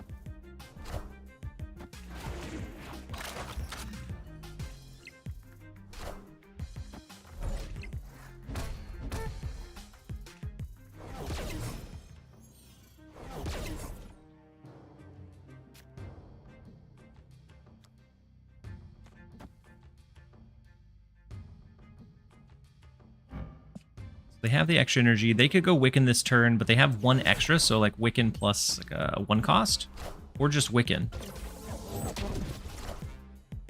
Okay. I think we're still in an okay spot.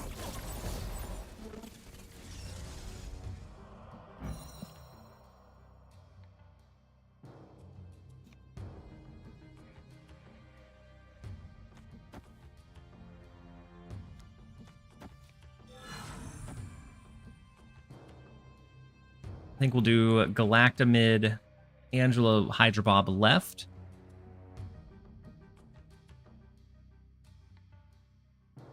I'm gonna snap into it. So Hydra Bob's gonna pop out of this left lane. I think it's fine. There's a lot of ways that they could still beat us, but I want to put the pressure on to see if maybe we can force a retreat so that they don't have to deal with trying to figure out where our strength lies. Do you think we'll see Galacta outside of Surfer and Galactus in a few months? Yeah. I love Galacta in really anything that is looking to do a good value 4 cost. So like this one, our main idea is that we get a 4 cost, so like a Wiccan on 4. But Galacta is a wonderful backup line. And so Zabu, Galacta, and then like fill in the rest is usually really, really strong. So I think unless Galacta gets nerfed pretty heavily, I think we'll see her quite a bit. Yeah, with Captain Marvel is pretty nice too.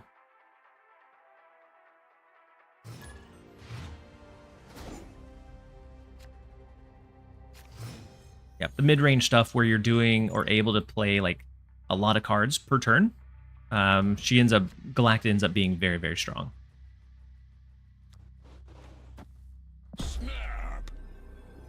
We don't have a perfect line, but we do have a pretty good start, and so I'm going to snap into it. We have Peni on 2. We have either Speed or Spider on 3. We can always use the Spider as a way to like free up space in one of these other lanes, since Strange Academy is in the left. We could also move the monster if we wanted to. Best Scarlet Spider deck I've played. Low bar, but still. Yeah, she's really, really fun for a Scarlet Spider, but I know Dara seems to really enjoy Scarlet Spider stuff. It always seems like he is running something that includes Scarlet Spider. All right, so Speed left, Wiccan right next turn.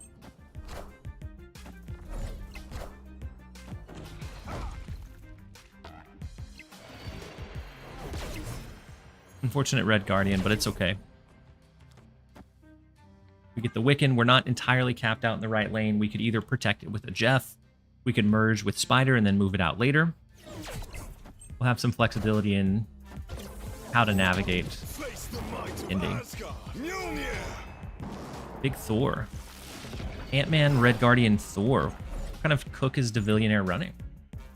You know, I've been banging the drum for Scarlet Spider at 3 costs since day 1. Yeah, I feel like at 3 costs it's probably a bit nuts, but all right. So no King Eitri for him. We can cap out the right lane if we were confident that this was enough.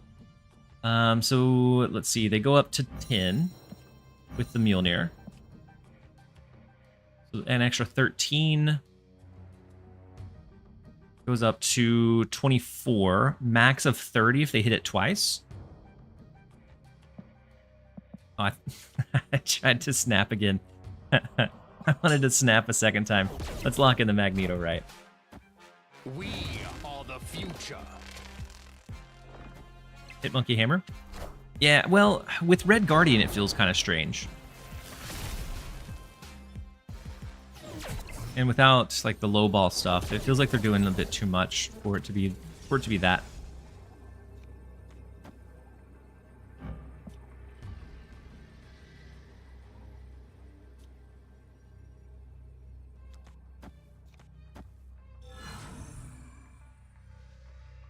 We don't think they have like a blue marvel or anything like a claw. Claw would be crazy. But if they have claw, they deserve the win. So I actually haven't looked and ran through the February data mines. Is it something I need to pull up? Because I've heard a couple of people say that it's going to be a major skip season. All right. The question is, how many times can they trigger this? Mjolnir, Odin, it's fine, and then Wasp. Yeah, we're okay. So it's just an Odin Hammer Bros with the flair of King Eitri.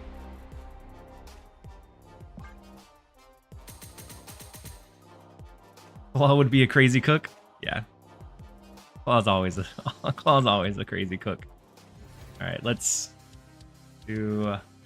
No, Snap.fan is always kind of my go-to.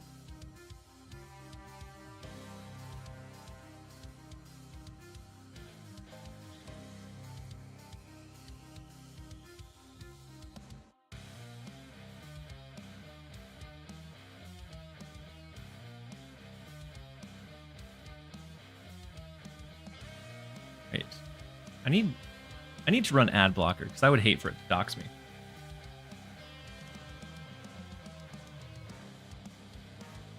All right, so we have the December 2024 patch. Autoric go into a 1/2. When a card moves, follow it to gain +2 power once per turn. That could be... Would that be kind of crazy with a Silk Craven? I don't know. I don't know if that's ever enough to like bring it into relevancy, but interesting nonetheless. And then Bullseye. Bullseye is going to be scary. Going down to a 3 cost with the activate, discard all cards that cost 1 or less from your hand. Oof. And so like a Swarm deck could be wild with it. Look at the Falcon, the second one. Oh, this one down here. And so Captain Shield. The 1 cost, 1 power. Can't be destroyed. Give your cap +2 power when this moves to cap's location. Is this just a card you build into your deck, or is this a generated card by some means? Cobra, you can only play this at a location where your opponent has exactly 1 card. Oh my goodness, that is oof. I feel like that's super restrictive. Generated? Okay. What's it generated by? Maybe we find out later. I feel like Cobra, when played on curve, might be okay, but she seems like a lot of times she's just going to be a dead card. And then Diamondback, which is a 3/3. Enemy cards here afflicted with negative power have an additional -2 power. And so that with like a hazmat is crazy. Of course, Luke Cage is going to be all over the place, but Cobra is worse than 3/7 Maximus, yeah. And then Joaquin Torres Falcon 2, the 3/3, a lot of 3 costs, right? Yeah, they keep throwing things into that 3 cost range. So we have Bullseye, Cobra, Diamondback, and then the second Falcon. And so ongoing, the Ownerville. Wow. So things like, oof, there's a lot of good Ownerville 1 cost stuff. That is wild. Whether it be for disruption with like Korg, Iceman, whether it be for buff stuff with like a Hawkeye, whether it be like Kate Bishop's arrows, there's so much that could happen with the second Falcon. Helps mill potentially. Zoo Red Wing is a 1/2. Ownerville, return 1 of your other 1 cost cards here to your hand and give it +2 power. So run those 2 together. Feels crazy. Because then that triggers twice. You can bring in 2 more cards, give them +2 power. Woof. But Beast was too cheap at 2 cost. He had to go to 3. Moonstone is just going from a 4/5 to a 4/6. The Sam Wilson Captain America. Oh, add Cap's shield to a random location. And then ongoing, you can move Cap's shield. And so that'll be an interesting... Like, I don't know that it ever... And it just adds it to a location is kind of cool. I don't know that it ever brings, like, the original Captain America into relevancy, but it's an interesting idea because I think it buffs up... The way that it's worded, it should buff up either one as it moves along the board. Could be kind of cool. And it's ongoing, so it works with the Spectrum stuff. Ongoing works with Spectrum stuff. I think that's a pretty cool addition for Spectrum. Sam Wilson places the shield. Yeah. Not on reveal. Yeah, game start. Sorry. And so then Thaddeus Ross is a 2/2. When your opponent ends a turn with unspent energy, draw a card with 10 or more power. That is kind of crazy for like Surtur decks, right? Then you're like thinning out your deck and drawing your deck, or you just use it in like a flex 2-cost slot, and you're drawing out your high-end cards like Magneto, Eliath. That way you can draw into your other pieces a bit easier. I feel like Thaddeus might be pretty solid. The Sam Wilson, Cap, Webb. Ooh, Madam Webb is really cool. Mystique, even Herc. Yeah, he's a targeted deck thinner, which I think is really, really cool. We've seen deck thinners be very strong. Any kind of card draw in the game with how small our decks are can be so strong.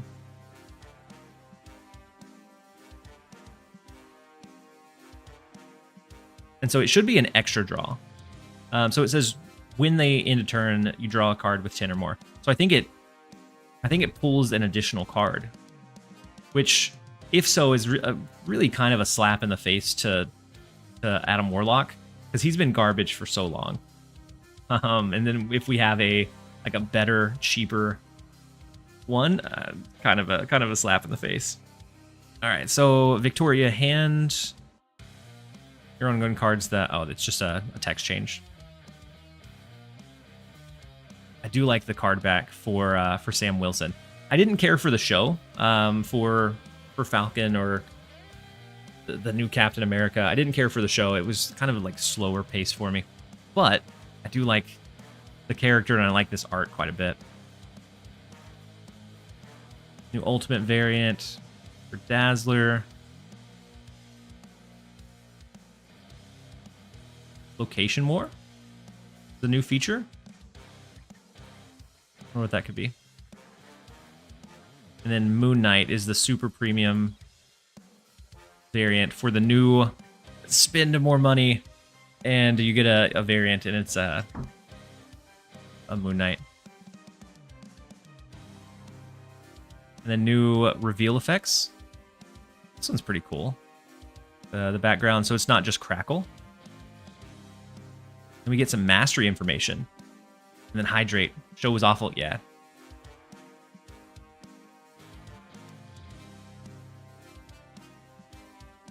So does this then your deck? I assumed, yeah, it pulled a random 2-drop from the void. Wait. If it says draw, that's from your deck. Otherwise, it would say create, right? So it's draw a card with 10 or more. And so I would assume it would say create or generate if it was from the void. So it should thin. We get some new splits, so fire, frosted, metallic. Oof. And then mastery information.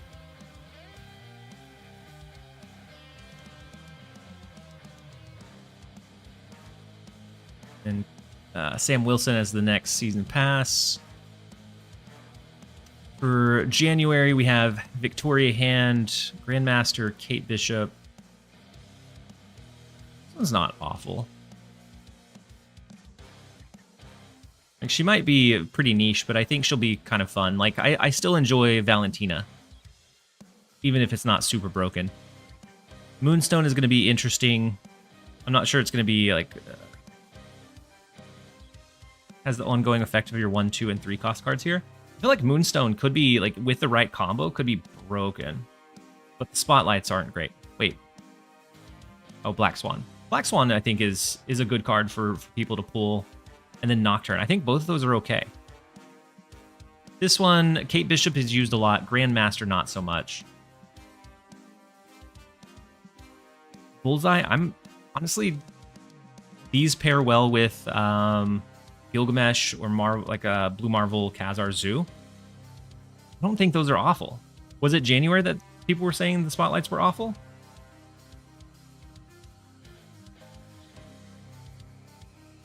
Or February. Then we have Ares. Compare the power of the top 3 cards on both decks. If your total is higher, +6 power. That's crazy. And you could potentially get another +6 if you like double it twice, or if you have it on like Kamartage. And so then and then Kang and Misery. Pretty bad. This one's pretty bad. Kang in a Spotlight? Yeah, Kang in a Spotlight. Maybe he's gonna get a change. Maybe there's a rework soon. Otherwise, it's super unfortunate that they ever plug Kang in. Ross and Ares? Yeah, Ross and Ares would conflict, so you wouldn't want to use the two together. And we have the second Falcon. Oh, Makari. Unfortunate. And then Namora. Not a great set. Blink is good. With Ross, Nebula, if you're a newer account, but most people are going to have it. I think this is fine for those that don't have season passes. Otherwise, it's a bad value for sure. Then Red Wing, Baron Zemo, Loki. Yeah. That one's not amazing. I just bought Blink last week. Oh no. I do like this Baron Zemo. It reminds me of like Spider-Ham. That's what it reminds me of. It's kind of like the cartoony Looney Tunes style of artwork. Then we have Diamondback with Nimrod, Phoenix Force. I mean, it's not the newer cards. It would be much better. These wouldn't be bad if your account is fairly new.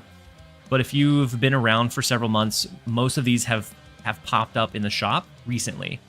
Except for like Blink, Makari, and Nemora's unfortunate. The Misery, not fantastic, and Kang is bad. So unless your account is like really new, a lot of these spotlights are pretty bad. So the Coulson is so funny. Yeah, I like the Coulson. We have a pretty cool Baron Zemo that won't see much play.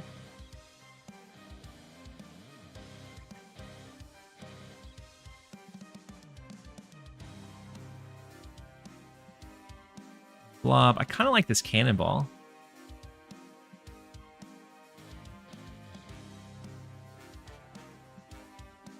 Not a fan of this Cobra variant. Not a fan of it.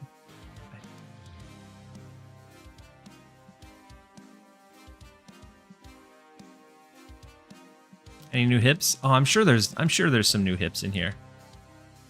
I don't think there's ever a patch without hips. Oh, that's a Dan hip, right? I like this Goose. I think it's cute. I would definitely play the Goose.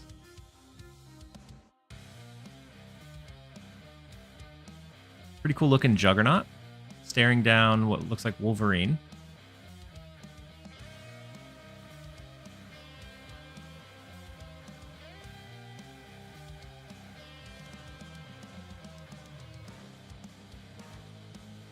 A Red Guardian hip. There's always multiple hips that pop up. I'm kind of a fan of like this magazine style card art. I think it's kind of cool. Then he looks like Mobius here. 100% reminds me of Mobius.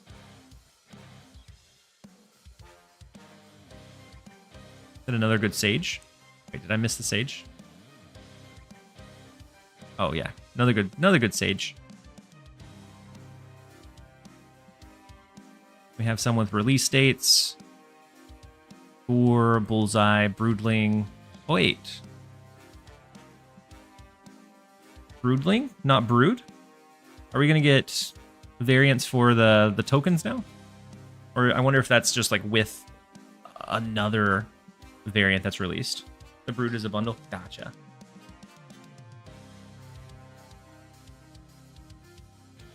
And so you said there was a pretty good value bundle. What was it? Anti-Venom?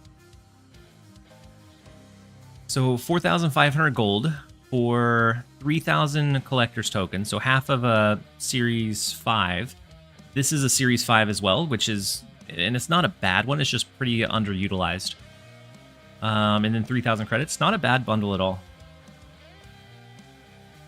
And I just spent my gold to split as many as I could for Splitmas. But, yeah, the Anti-Venom for gold is nice. Especially with it being such a new card. Is it US Agent bundle? What, this one? This one's $50. But, like, the currency value is the same. Similar. Oh, no. I really like these two, the Lockjaw and Goose, but it's locked behind $30, so I'm not going to get it. Oh, what is Split? Sorry, what is Splitmas? So there, it was the boosted split rates. And so, sorry, I adopted. I saw a lot of other people calling it Splitmas, so I adopted it. And I didn't even think anything weird about it. So then we have the Sorcerer's Parentis, like a cat. Okay. This one's 3,000. It's not quite as good of currency value, but it's not awful. It's just not a... It's a Series 3 card versus a Series 5 for the other one for a little bit more. And super premium instant rewards for a couple of different seasons. So we have Abomination and Oh. That's so... Like... On one hand, I don't think that the super premium pass is worthwhile for $20 for just a couple of borders and then a variant.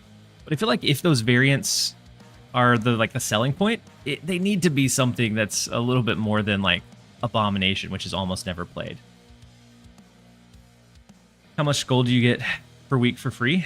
Yeah, it's not a whole lot. It's...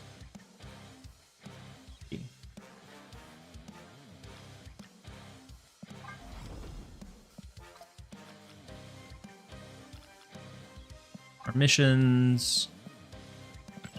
It's about 100, but you also get some from the season pass. You get some... you get some once you're past 50 here. And so you can build up some, but I'm not going to have 4,500 by the time it's released.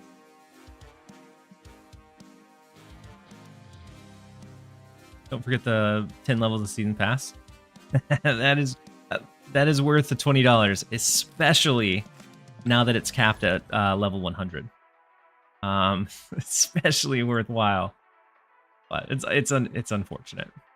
Like I feel like if you're gonna monetize it, you want like a good value variant, but those look like underutilized cards. Gold pass only $5. Yeah, I typically get the gold pass, and so maybe I'll have 4,000 by then, because I keep the gold pass up because it's, besides the season pass, it's the highest value purchase that you can make. So you're going to get the most out of it, whether you convert them into directly into credits, whether you do the bundles. You're always going to get the most progression out of the gold bundle, besides the season pass. What did we steal? We stole their mojo. KX is running a Mojo? What's KX running?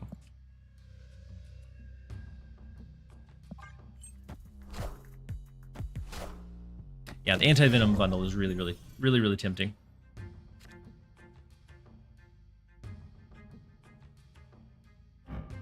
A Madam Web ongoing deck?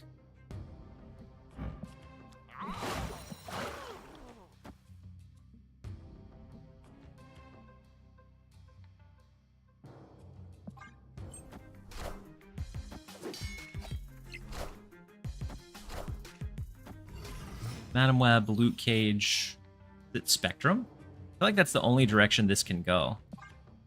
Is KX gonna cook us with a Spectrum deck?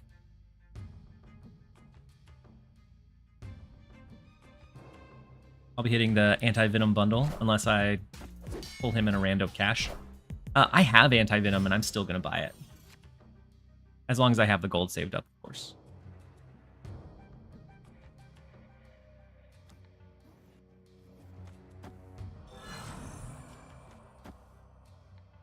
Go speed, Mirage, and then we'll see. Actually,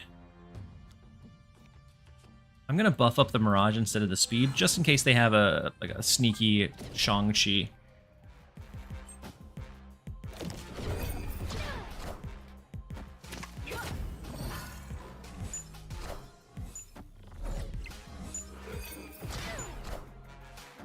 And so the reason I would still buy the bundle is it's 137% currency value, and I typically just take my gold and convert it straight into credits anyways. And so I would get more out of the gold than what I normally use it for. If you're somebody that likes to use it for like variants and things like that, maybe it's not, maybe not so much.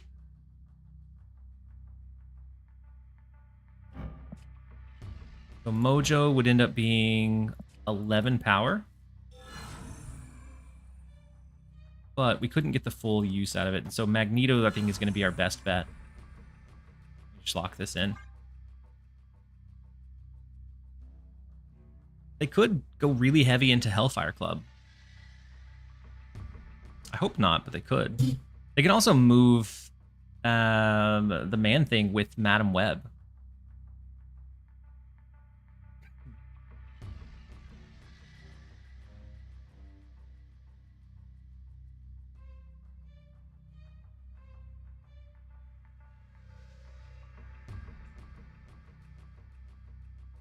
Let's see, I should be close to getting the Magneto.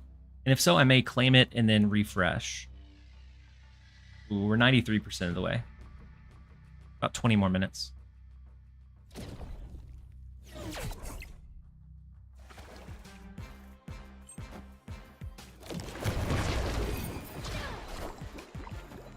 We are the future. And so Sentinel and then whatever they have mid. Ooh, we are able to grab the win. We outpower them in mid. They didn't have enough in the left lane. Had they went Sentinel left, they could have won. Sentinel left would have given them enough power to win left and right. But it's a hard read to make.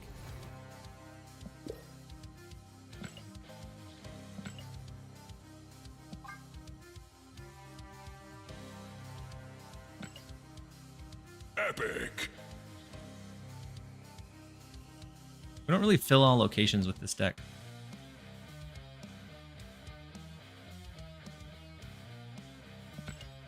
I'm gonna inoptimally take out Mirage and put in Lizard instead, just to try and win the 4 games with it.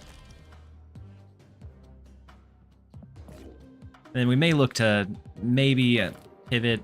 I may need to sit and brew a little bit.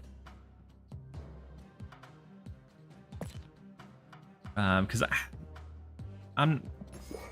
Besides Wiccan, which feels like the kind of cop-out thing to do, and it doesn't feel like she makes the deck. It feels like maybe she improves it slightly, but it's still essentially at the core a Wiccan deck.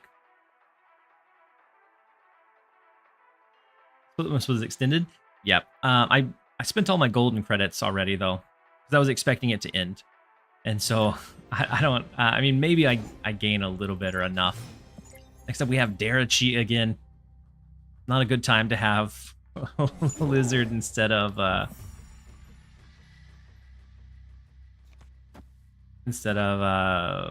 Mirage. And an alternate 6-drop to pivot from Magneto.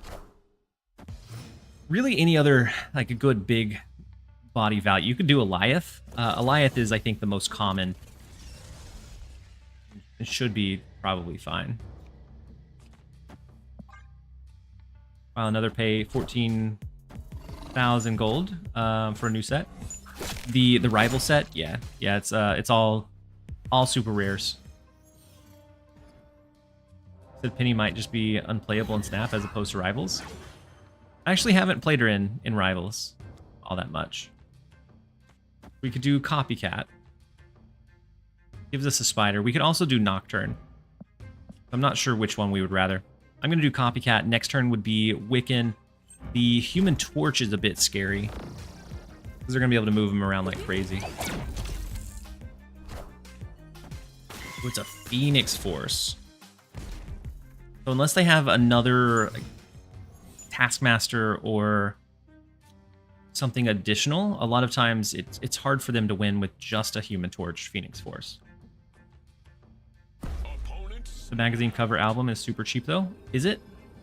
I guess I didn't see the albums. It's good on defense and rival, battle and assault. Wait, Penny was in the beta. If so, then I played Penny a little bit. But if I was running the tank, role, I liked like Magneto a little bit more. Felt like it kind of smoothed things out a little bit. Let's go Galacta Nocturne. We could also go Galacta Spider. Potentially move a monster. Makes a minefield which protects the healers. That is pretty nice. I don't play discard, and I'll get Moonstone on Black Swan. Oh wait, I missed one of your messages. That's fine. I usually use Arnold and Taskmaster and Phoenix Force. Without Nocturne down, we might be in a tricky spot. Because now they can extend a bit.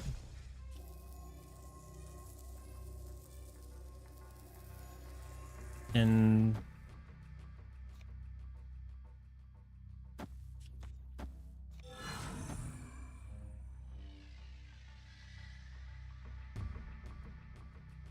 I think we would probably need Magneto if they're going Arnhem Zola.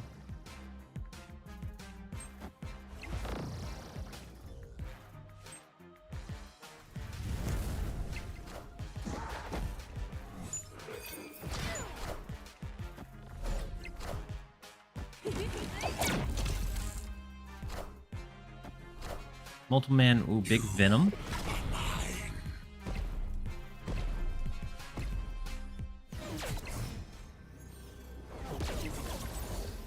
Wait, do they have a Null?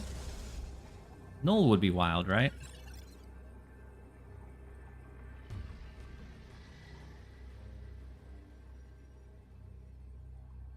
I do wish we had Magneto to maneuver the Venom like maybe over into the right for ourselves.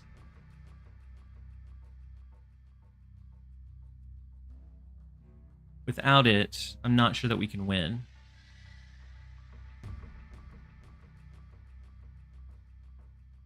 Welcome in, Calibrex. Hopefully you're having a great one. I love... I still giggle every time I see the highlighted message. We could do that to try to overpower, but the Human Torch, I'm going to give them the benefit of the doubt and assume that they have the way to bring it home. That's why I do it. I appreciate you, Calibrex. It was such a random off-the-wall thing that they said too. Out of nowhere.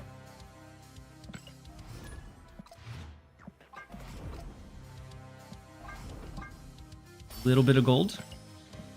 We're making our way to that 4,500. And so I, at least for now, I always keep the gold pass and the season pass is active. And so it's $15 a month, but that's pretty much, for the most part, all that I need to do to keep up with all of the card releases.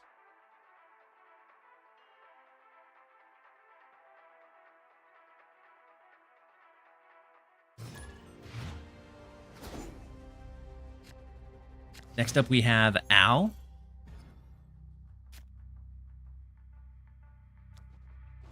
Go Quicksilver. We just want to win a couple games with Lizard. Ideally it's Mirage. $15 is nothing if you have fun. Exactly. I would probably spend it on. I've spent that much on worse things and gotten a lot less. Not using gold from the past to fill up my progress bar in the shop is the hard part of having the gold pass for me.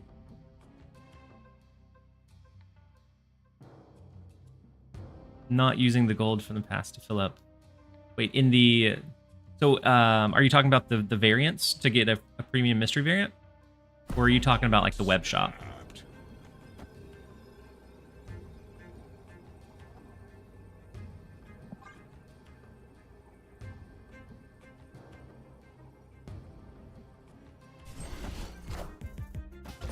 And then Ook, thank you for hanging out. Hopefully you have a great night. So Polaris pulling over Quicksilver, unfortunately. It's gonna be bad for us. They do get a rock, so at least we don't get fully capped out here. Ooh, big cannonball for us. I don't think we use it. I'm just gonna do Nocturne for now. And hold the rest. We have so much extra energy that we're never going to be able to use it all. I'm going to hold the speed. Okay, so Arrow pulls us over. They could be looking to do maybe a Stegron. Stegron slap in the left lane could be kind of a slap in the face. Let's do speed. Next turn would be at most 5 cost. Anything else, we could play everything out. And so I'm going to hold the Angela, Copycat, and Bob for now. Actually, no, next turn, even if we get Magneto, because of the Wiccan, we could play everything out. And then Georgie, you said the thing about this game is that you just have to plan out your resource allocation and not deviate. Yeah. Yeah, that's true. For a fun mobile game that you should just be able to pick up, play, unlock your stuff, and then, you know, put it down for a week and then come back. I think it definitely is a bit overcomplicated for sure. Okay, so the Magneto, we do protect it with the speed fill up here. And unfortunately, Lizard is always going to be super small. But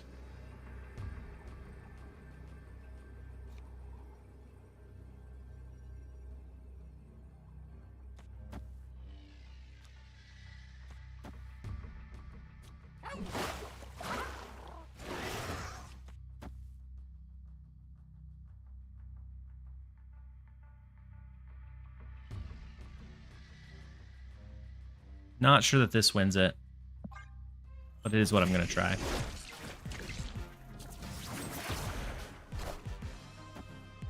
No move for the Stegron. Man, that does mean our Magneto goes to the right. We're not going to be able to beat the right lane. Once Cannonball pushes out of mid. Why are we running Lizard? I picked up it should be Mirage. I'm running Lizard because I'm trying to finish off a bounty.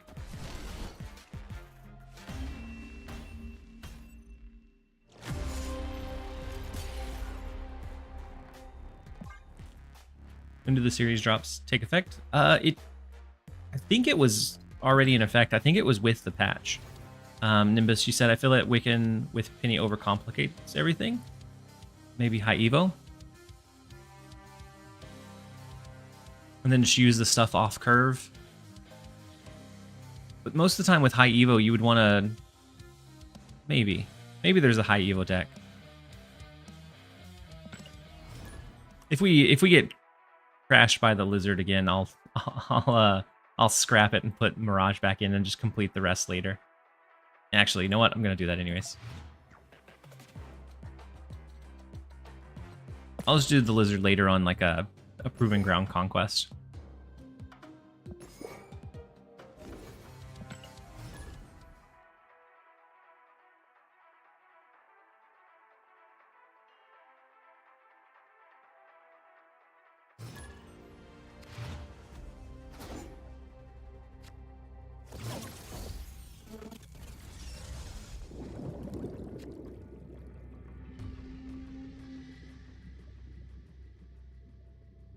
Peni being used as a clunky Psylocke. Be a turn 2 fill.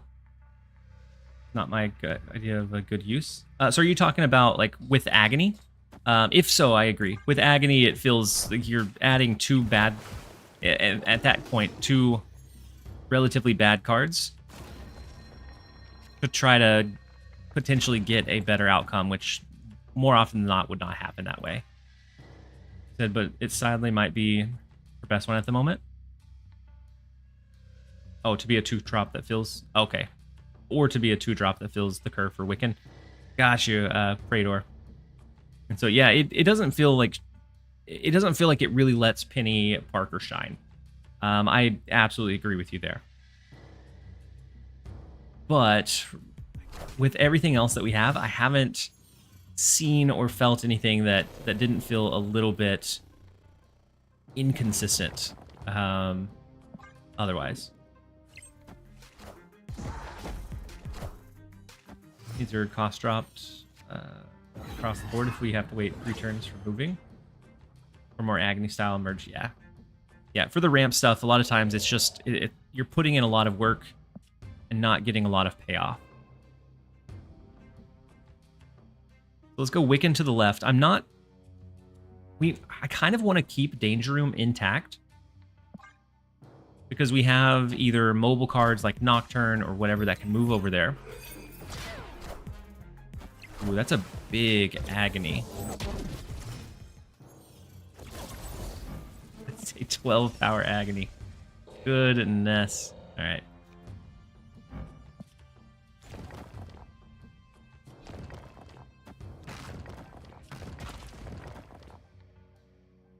We're going to change the Lechugia and then we'll go from there. And actually, no, we'll go ahead and play it. Peni might need an extra merge card to come out. She might. It feels like there's a lot of like cool potential. Aww. Big Black Bolt that I wasn't expecting.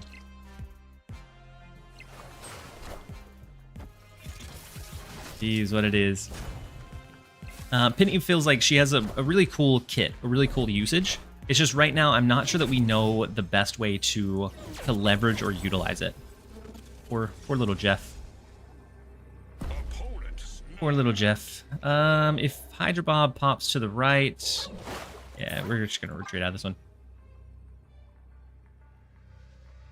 Did you know Lechugia means little lettuce? Does it really? Because if so, no, I had no idea.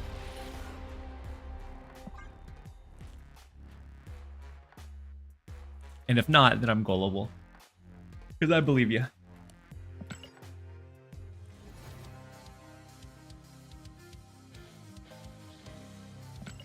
Yeah, and it could just be that like we haven't thought of a cool way into that ideal list. And so it could be something that pops up later. We don't know. So similar to Wiccan. Wiccan, all of the tools were there for Wiccan.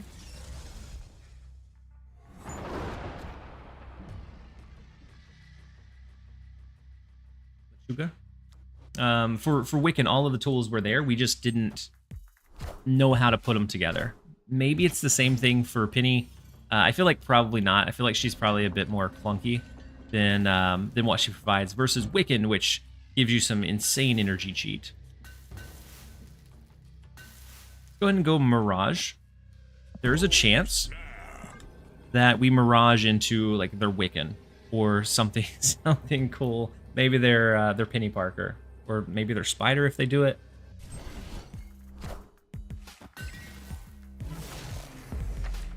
And we're okay with whatever they steal from our end. Not every card can be a winner.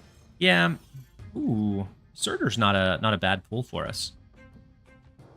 We don't have that many cards that will jump. Oh, I guess with Nivleer, actually. It's pretty impressive. This Surtur's going to scale like crazy. Surtur mid procs himself. But I kind of want to play him outside of mid. Because I'm already afraid of a Shang-Chi mid. We can then proc him with like Wiccan plus maybe Galacta.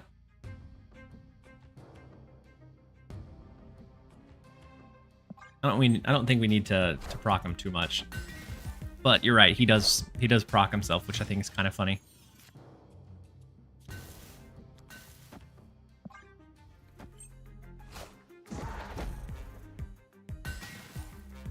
She was super hyped up, but her release feels incredibly mid. Yeah. Whenever I saw her, it's an ability that is kind of tough to use, and so I wasn't. And then Severo, I don't know if I did. Wait, I missed. Oh man, I'm doing awful at the redemptions today. I missed the snaps. So Zorwita, if you're still here, I apologize that I missed your snap. And then Severo 30 minutes ago with the hydrate, and I missed yours as well. Feel really, really bad. But let's do. I think it's something like Galacta, Jeff, Hydra Bob. Wait, actually, we can proc Surtur off of Jeff mid. I think we're gonna do that. So Surtur left is gonna be crazy big.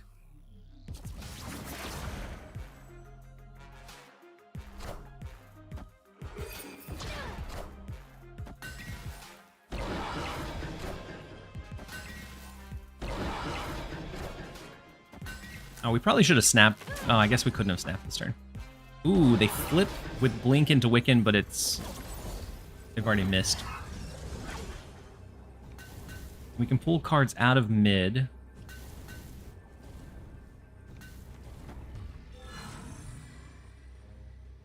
So Galacta, like a Jeff, and a Copycat mid to continue scaling the Surtur.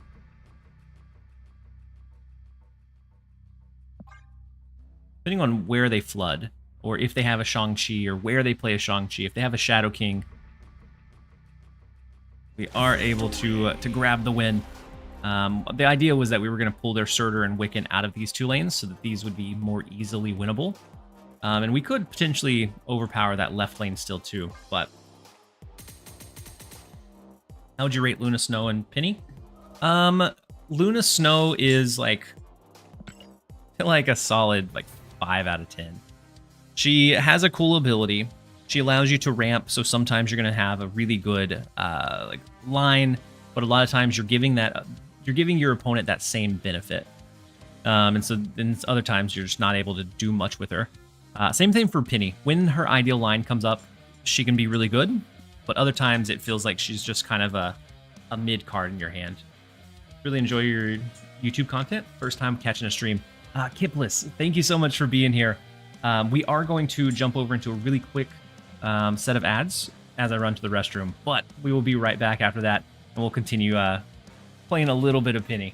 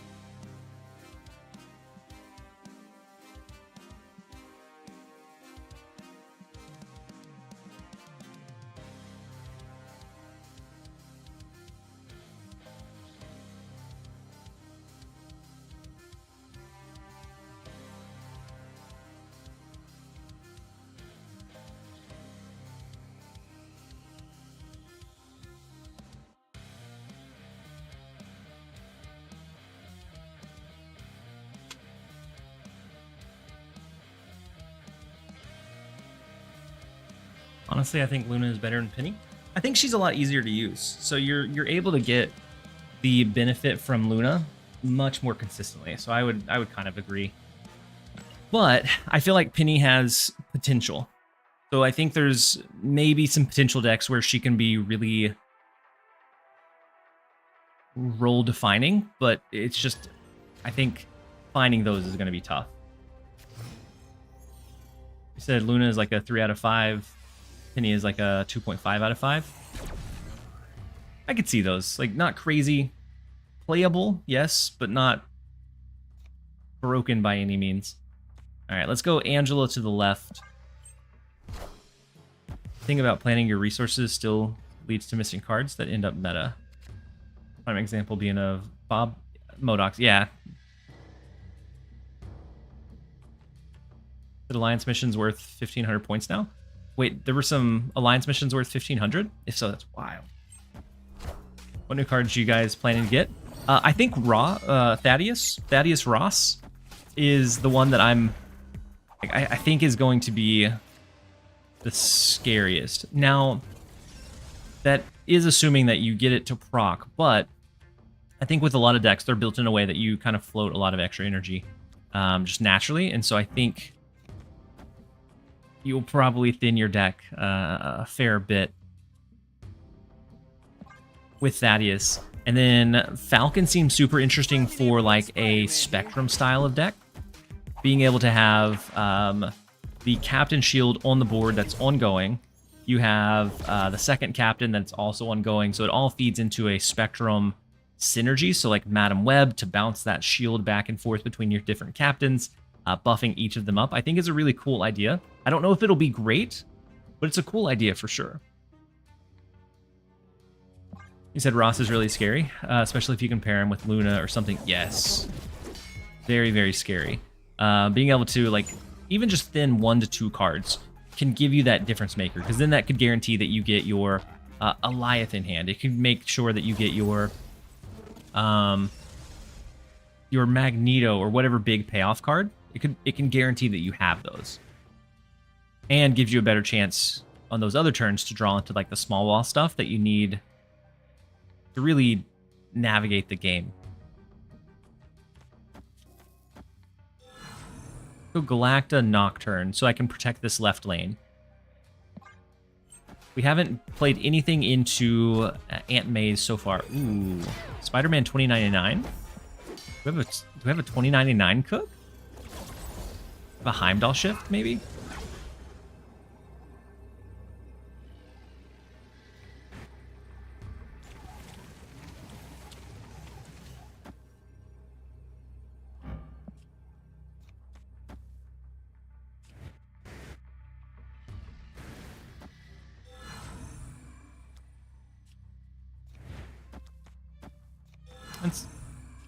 Actually,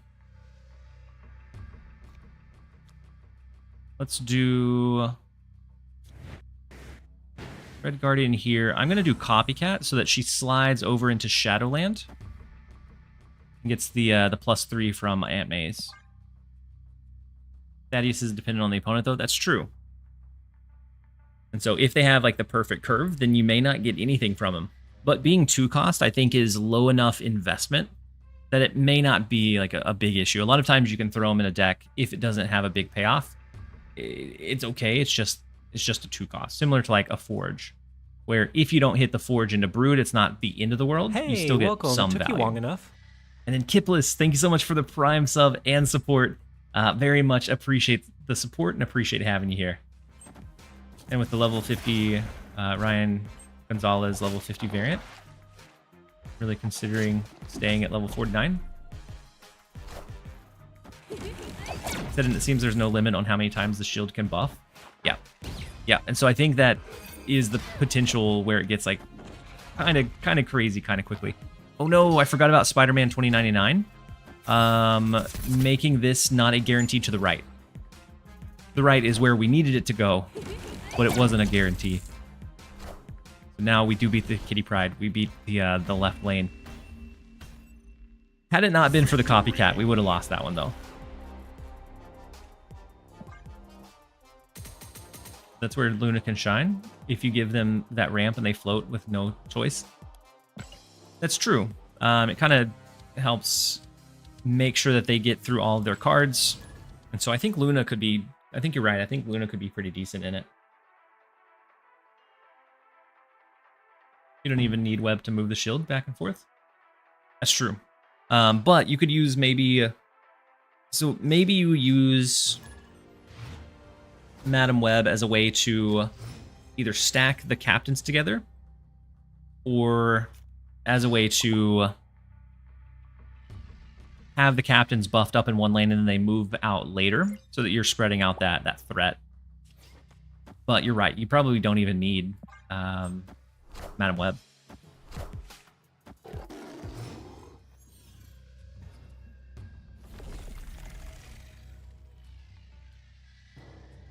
Ooh, we should have the variant now.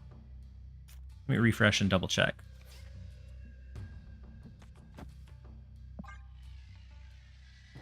Yeah, so after... Oh, it said it was claimed, but it still has the claim button, so I wonder if it errored out. After this game, I'll reset or refresh the game so that I can pull it, and we'll attach it to our Magneto. And then Ken Lupa, thank you so much for the Prime sub and support as well. Very much appreciate having you here. Hopefully you're having a great day so far. Do we want to do the spider yet? Potentially extra energy, but we don't really need it. We could go Angela, Hydra, Bob.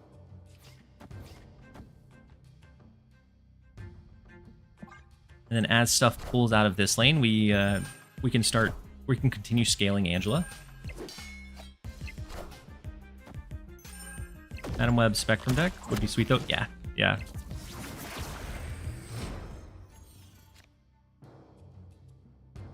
Ross does seem good inserter, yeah. And so then you're competing for that 3 cost. Wait, they don't give the streamers the drop variant off rip? No, they don't. No. I watch my own stream. I watch my own stream to get it. Ooh. All right, so they have Nocturne. They can change the Space Throne. No, they already moved it, didn't they? Okay. We don't have extra energy to do the Magneto. Wait, no, they didn't move it. It got moved by Great Web.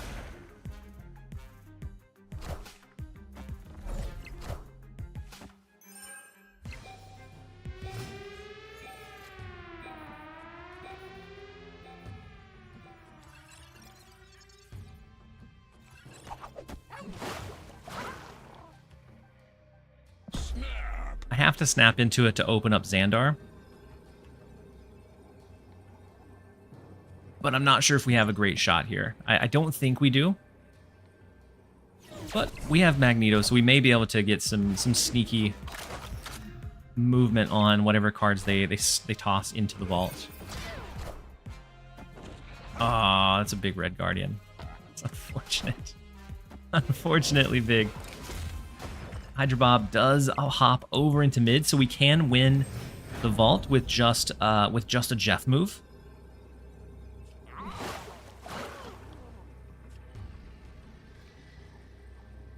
And then do we Magneto here? And then Joseph 25 with the resub with your Prime as well. Very much appreciate you being here for 2 months. That almost pushes us up to Hype Train level 2. Very much appreciate you.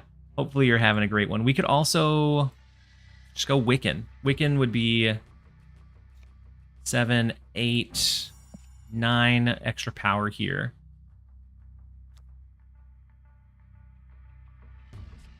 Or, hold on. This would become, what, 4? If we can pull out of this lane, this would be 4.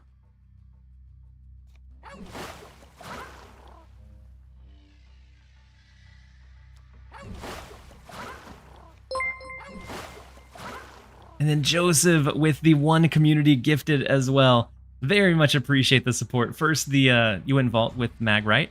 We do, but I don't know if we would win the right lane. by pulling like Red Guardian, Copycat over into Xandar. And so very much appreciated. That pushes us up to Hype Train level 2. Let's try this and see. It all comes down to their big payoff. So Gwynpool over in the right is actually enough, isn't it? No, well, it's not. Once we pull either Red Guardian or Gwynpool or Galacta. I'm glad we didn't pull both. Had we pulled both out of this right lane, we wouldn't have been able to win. But we will secure the 4. Whew. It's good to be on the positive side of those for a change. We are slowly climbing back up. Lucky pulls there? Yeah, very lucky pulls. It was the...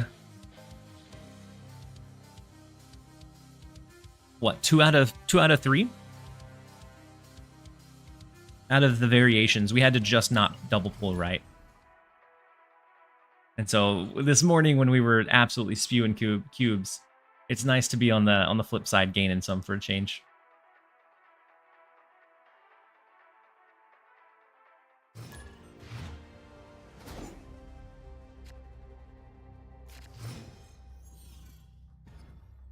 Next up, we have 24-hour pumps.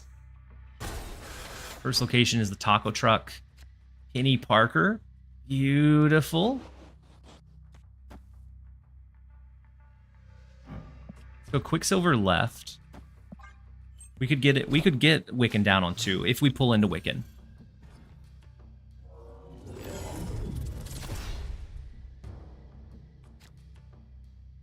We don't have Wiccan. So do we want to risk it?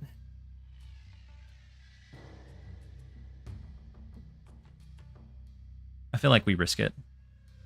No, we're going to play it safe. I'm going to chicken out. We're just going to go Penny Parker. If we draw into either Galacta or Wiccan, I'll be a little bit sad. You can always draw Wiccan next turn. We can.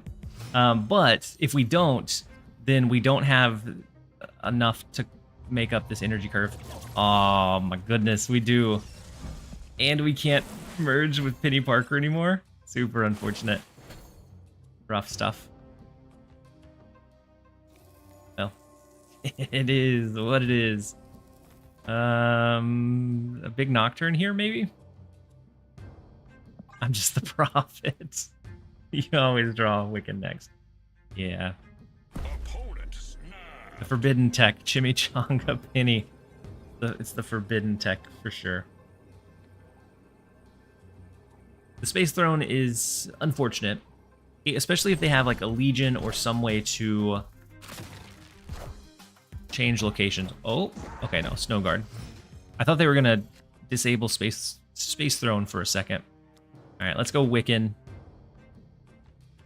Next turn we could Magneto.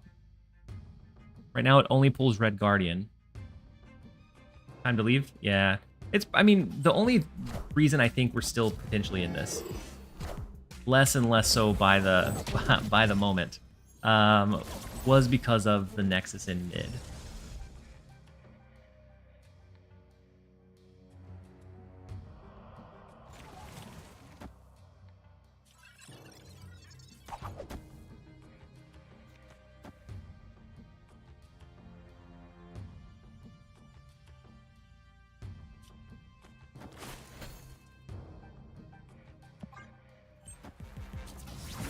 But as is does not look.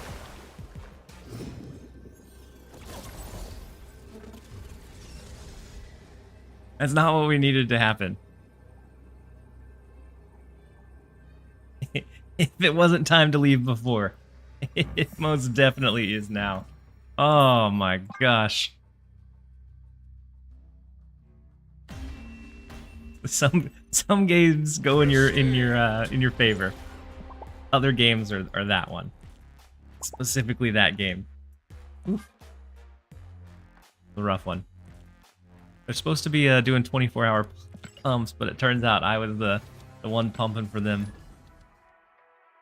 Yeah, the RNG said no, you don't even try and bring it back. Just leave it as it is.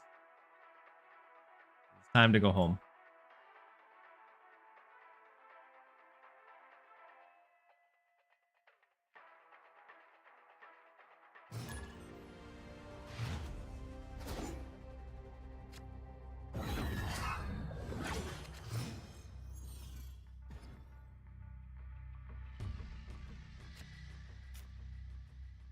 TLSG, do I risk it? Yeah, RNG knew better. RNG knew to not tempt me with ooh, what a beautiful copycat. With the need to stay. TLS RNG.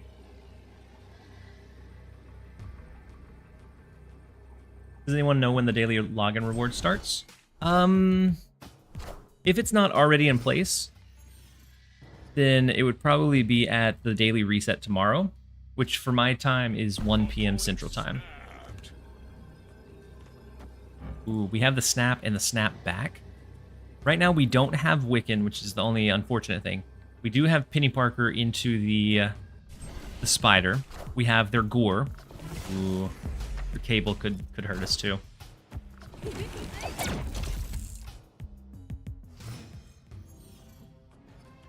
What can I replace Nocturne with? Yeah, you can do any other like good tempo 3.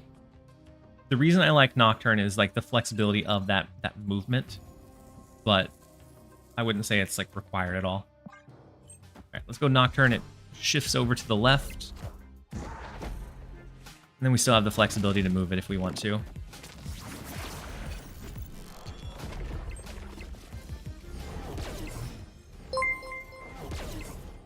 And then Teddy Ninja, thank you so much for the raid. Hopefully you had a fantastic stream. Were you playing any with Penny Parker?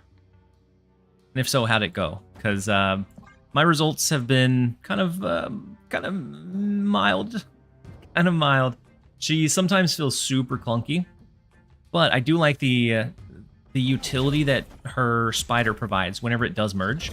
Being able to move that card can be such a big like mind game for the opponent or with the opponent. Yeah, the Wiccan top deck was exactly what we needed. Let's see. We can almost cap them out in the left, but not quite. Instead,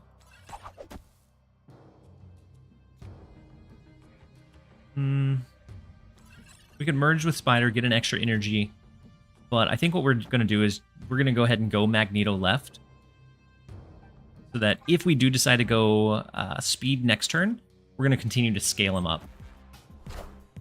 Good luck with Penny. Thank you so much, Teddy. 3-5 gore is disgusting. Yeah, 3-5 gore is going to be absolutely nasty. And then we have the pretty big speed as well.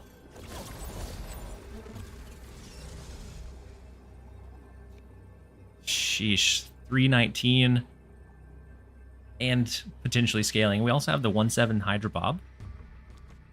Nothing to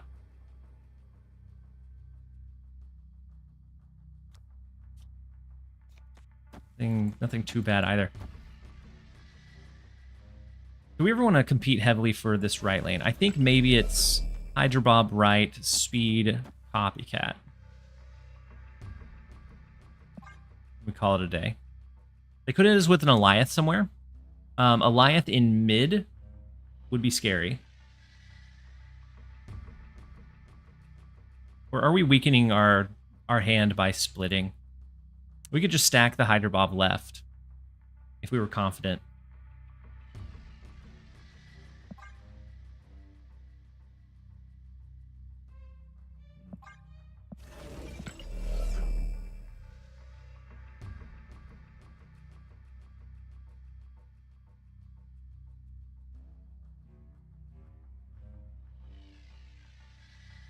We can move the Nocturne too. Like, this is always a possible play for us.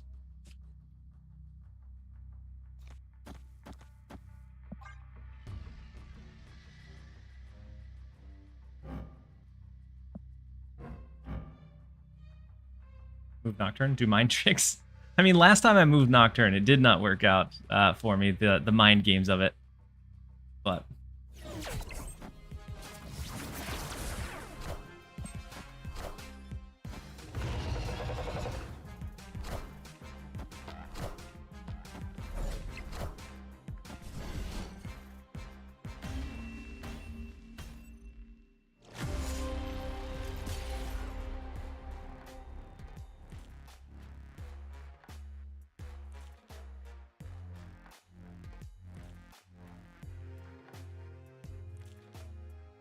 I don't have any words for it. I don't have any words for it. I think you guys feel the sentiment. I think you guys feel the sentiment as I don't even need to mention it. We'll just move on. We'll just let it happen. Congratulations on your 8 cube, by the way. You should stick around, stay a while. We're pretty nice. We do have a quick set of ads that are gonna run. Snipe to win? No, it was pay to win. We're gonna run a quick set of ads real fast, and we'll jump over into the next one.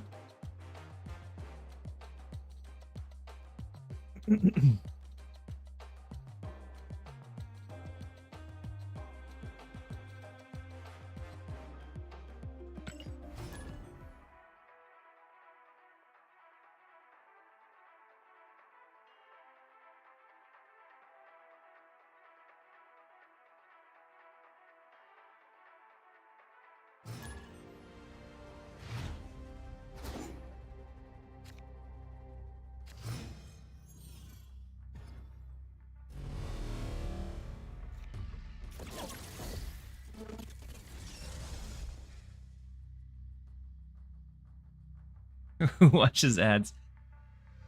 I feel like a fair amount of people watch ads. Let's go ahead and go Quicksilver to the right, because right now we don't have a 3 drop. Excited for the new Doom. Excited, a little scared, but I think it should be... I think the new Doom should be pretty impactful for the game for sure. And so I think it's one of those cards that kind of like it. I feel like it might be kind of like a Gilgamesh. It doesn't really require too much of an investment in like your deck building, and so I think it'll be able to, like, even if the Doom bots or whatever's on the board aren't super strong, it'll be able to like slowly overpower the opponent. So I think it should be one that is probably not super exciting to play, but I think it'll be fairly strong. Big Magneto pulling the speed. We do have Wiccan. We can go Galacta next turn as well. Oh, and we have to play into the Avenger compound. And then after this turn they're locked in. We can pull the Khazar out of left.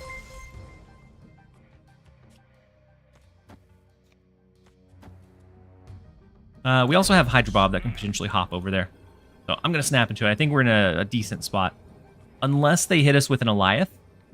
If so, it comes down to winning in the Eternals arc, which becomes a little bit harder to do. But Exo Motive, thank you so much for resubbing with your Prime for the 2nd month. Very much appreciate having you here. Hopefully you're having a great one. Unless they pay, unless they pay to win. Unless they pay to win for sure.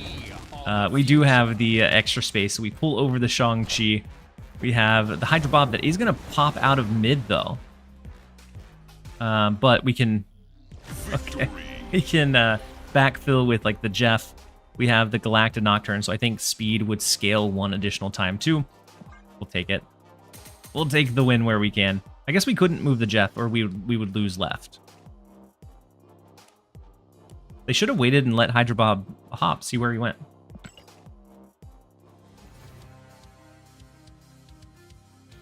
Bob could have went... Oh, yeah, we should have played Bob to the right. You're right. Instead of in mid. So with the snap, we should have put it to the right so that it always gives us value in either of the lanes. Instead of that, like, risk or 50-50. Rage Retreat saved you. We don't know that it fully saved me, but it may have saved me. It may have been... Bob may have went over to the right and hurt us a good amount.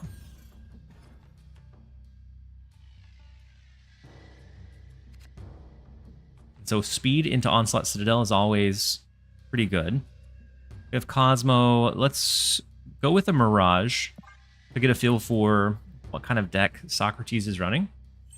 Hear me out. Peni in a Galactus deck.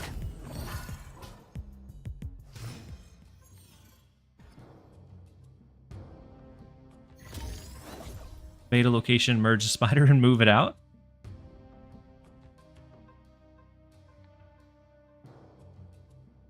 I mean, as a surprise play, Penny in a lockdown move, you might be able to use it into like a Professor X move. The only bad thing with that deck is we're seeing a lot of actual movement stuff.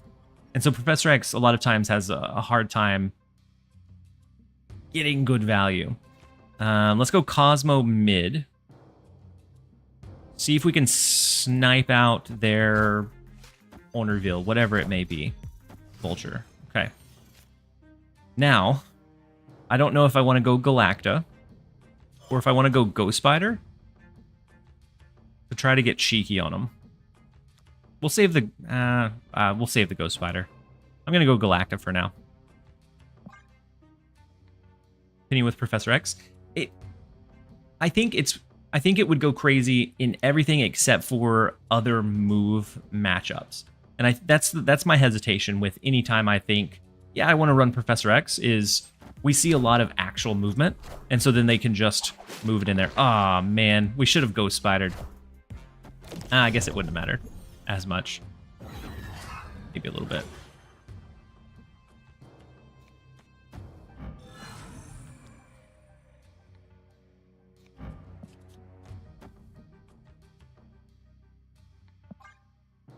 We have Magneto, which might... I mean, it's going to pull Vulture, so I don't know if we ever even want to openly use it, or if we just try to, like, throw it into Onslaught Citadel.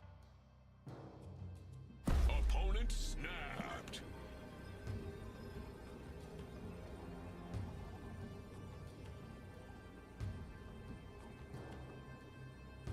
We know that Madam Web decks can develop insanely fast.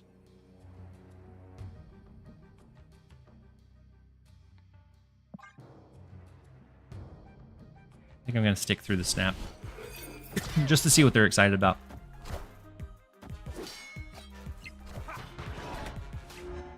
U.S. Agent. Oh, double effect of U.S. Agent. Oh, and they throw another one. They throw another one here. Rude. Super rude. Okay.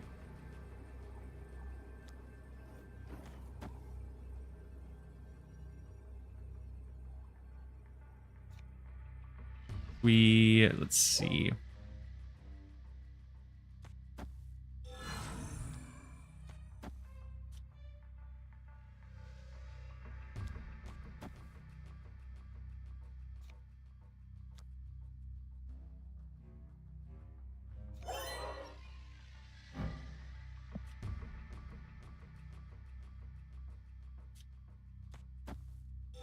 So Hydra Bob, we need something over here to push it up a little bit, and then like a speed. So if that's the case, I think we Aranya activate. Oh, never mind. The Aranya activate doesn't do anything. We're just going to activate it because.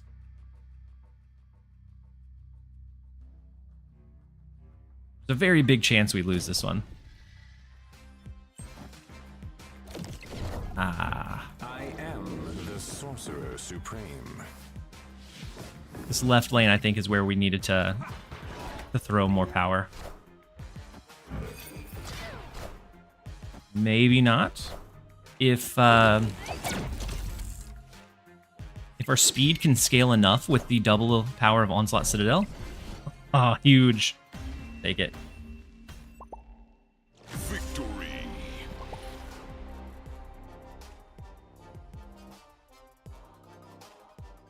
We needed the really big speed there. The Onslaught Citadel, this was super mean with our Galacta. What did she end up? She ended up -10 power. Goodness. -10 is nuts. But from 6 to -10, she is having a bad day. I'm glad we didn't have anything else really big over there. Or like really high cost, because we never would have recovered. Oof. Penny in a move deck? Do we think the best would run Tribunal or more of a Cosmo control-y thing?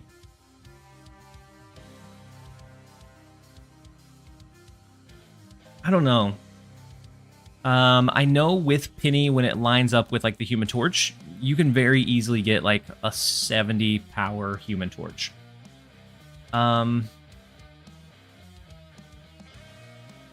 That's what U.S. agents. That's what U.S. agents do. They bully people. They bullied that poor girl. But I know that with Penny Parker in a movement, a lot of times Human Torch can get really big, but that's still susceptible to Shadow King, Shang-Chi, Killmonger. So I don't know. I feel like the safer thing is like a more control-y, like Cosmo, Elias stuff. But then my hesitation is, does Penny Parker make that deck better than it was before? And I'm not sure the answer on it is yes. I think we would have to really play and see and feel it out. But I don't know if it improves it.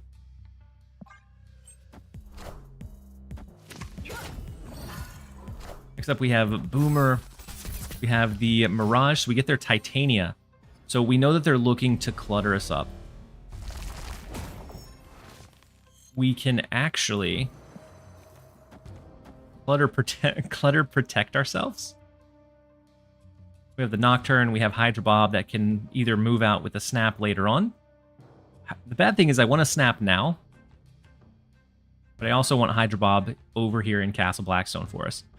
That way, if they go, I don't know, Green Goblin here, it's going to be really tough for them to get the payoff from it. I want to see someone try Penny in a big Human Torch Tribunal. That one I think could be fun. I don't know if it'll be super effective, but I do think it'll be fun.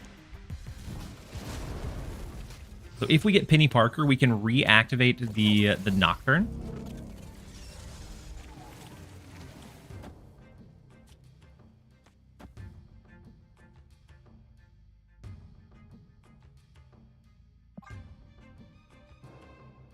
Maybe not.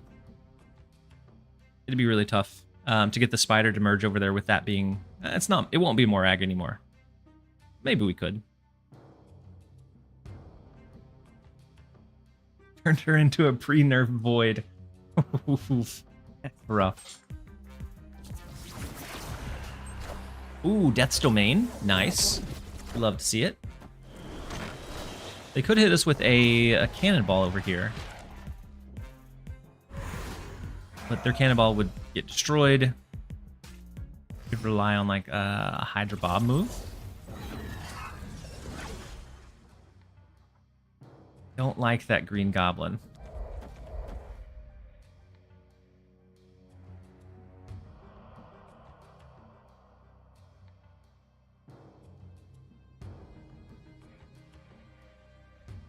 Optimistic about Penny.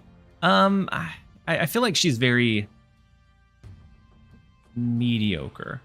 Like I feel like she has a lot of potential. Her kit is really, really cool. It enables some cool things, whether it be like the movement aspect of it, the ramp aspect. But right now, I think it's an issue of finding the proper places to build her, where she gains that value. Or where she has like her guaranteed value.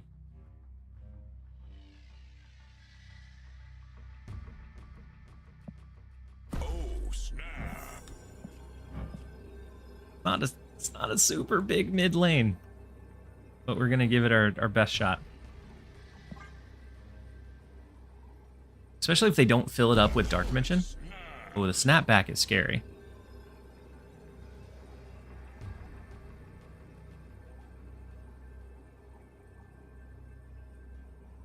I don't see a way that they win the left lane though. Big being, or mid being like a Cannonball, Red Hulk, something massive. It's also kind of iffy.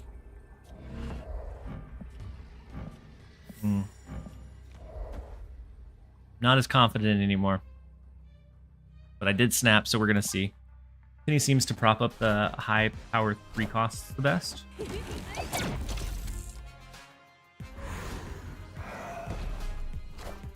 Yeah, I agree. Ooh, Cannonball right. Oh, rough. I assume they'll be able to outpace us in mid. Leave a spot open for Cannonball. Yeah.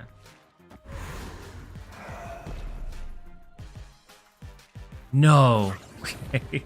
I thought we lost left because of the Titania shift. If that was how we went out. Oh man. Yeah, Demon, him. What else do they have? Oh wow, big Gore the God Butcher. Can't do anything about him.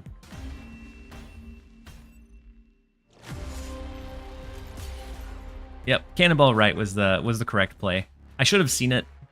For whatever reason, I was thinking Cannonball mid, Cannonball left. Cannonball right was the proper play.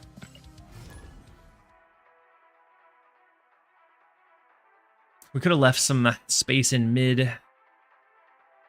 Potentially, I don't know that it would have done anything. Yeah.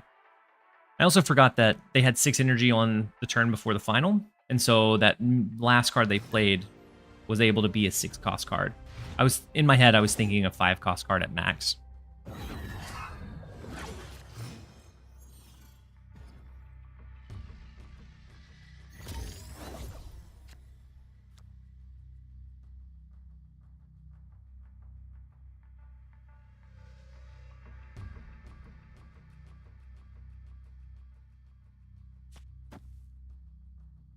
All right, let's go ahead and get our Quicksilver down. We have the Angela Copycat. What did Copycat steal? Ooh, Arrow. Arrow's not bad.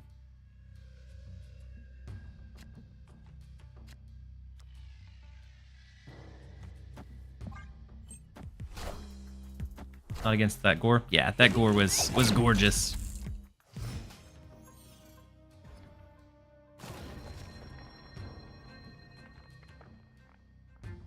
Opponent snapped.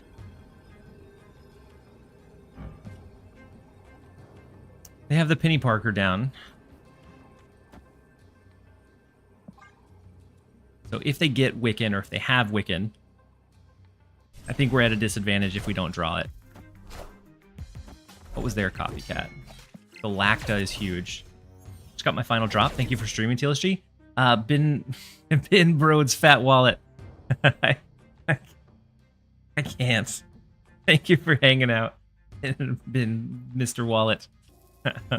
Hopefully you enjoyed your stay. Sheesh.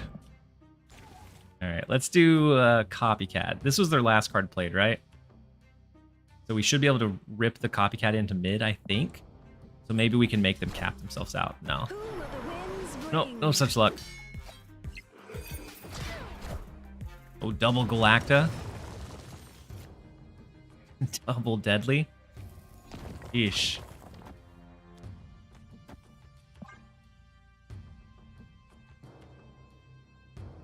Just saw the 2024 recap. Been watching you for a total of 102 hours. Hey, Shadowfire. So that's kind of interesting. I was actually just looking at the recap as well. I don't know if you can see it on the camera or not. I was just looking at my recap. I streamed a total of 409 hours. So you watched me a total of a quarter of the time that I was live. 25% of the time that I was live, you were there for the full thing.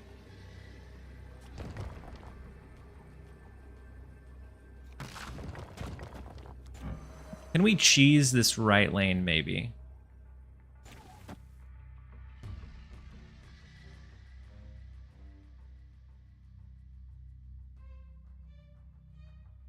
We're gonna try it. Probably lose this one, but we're gonna try.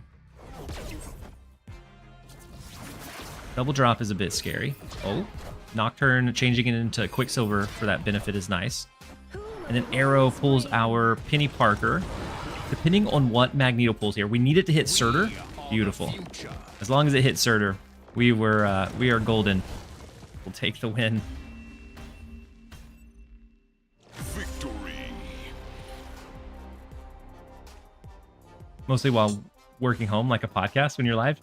I appreciate it, Shadowfire, because that's a good chunk of the amount of time that I was live, especially since I did several like overnight streams and stuff like that. No other 3 or 4. Oh, was there not? They were the only 2 targets. Oh. Well, it's a good thing that they were the only 2 targets.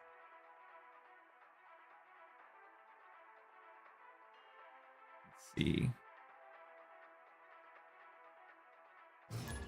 And so, as far as it said your biggest fans of the year, we have Code DB. If you're lurking somewhere here, Code, I appreciate you.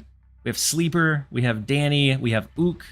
We have A Bitter Person, Vosh, Hackers for Life, Kenny Cooks, and Wolverine SL as the ones that they said were the biggest fans.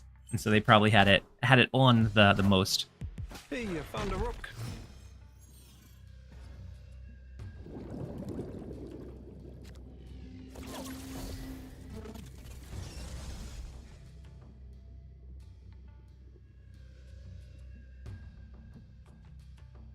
Whoa, we unlocked partner this year?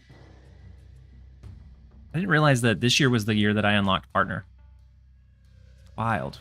I thought it was last year. I could have sworn it was last year. All right, let's go Penny Parker.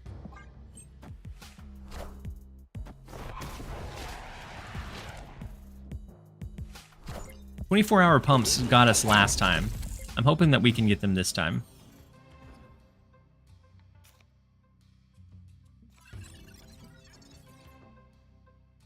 I kind of like the spider later.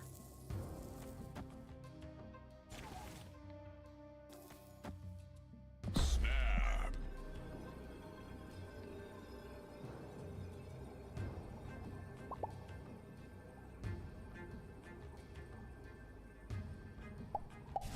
So as a viewer, man, whoa, I watched a total of 155 hours.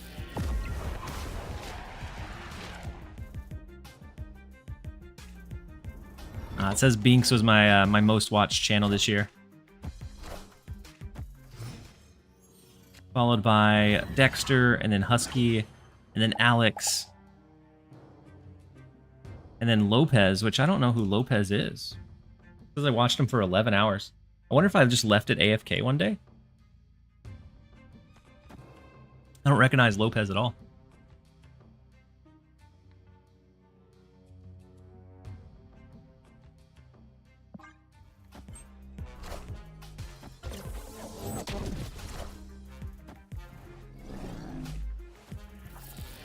Hey man, I'm cook.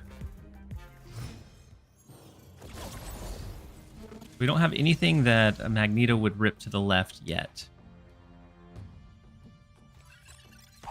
We can do the spider merge. We have Mystique. If we end up dropping speed, we would want to drop speed as like our last card here.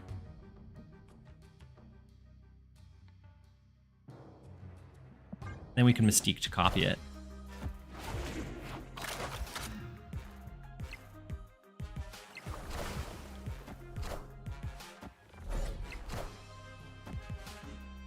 Angela's gone. We can do Hawk Stasher. Hurt us a bit.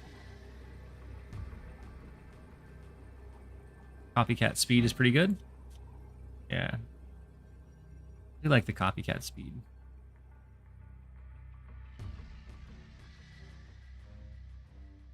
But it's a matter of where can they win. So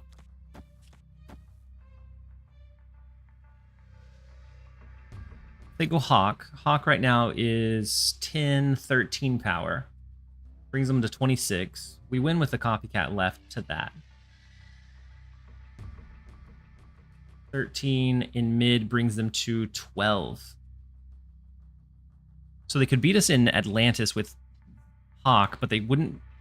I don't think they could beat us in this right lane, because it'd be 7, brings to 16, Mirage would overpower it. I think we do this. Victory. Pablo, thank you for hanging out today, Pablo.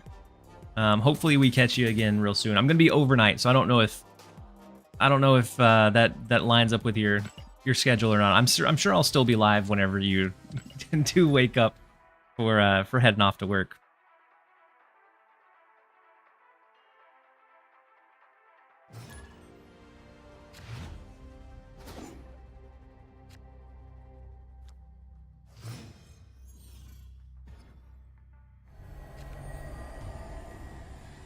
I have a kid and a wife. Oh no, no, Pablo.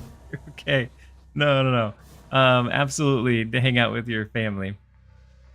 They sometimes need me. Yeah, no, Pablo.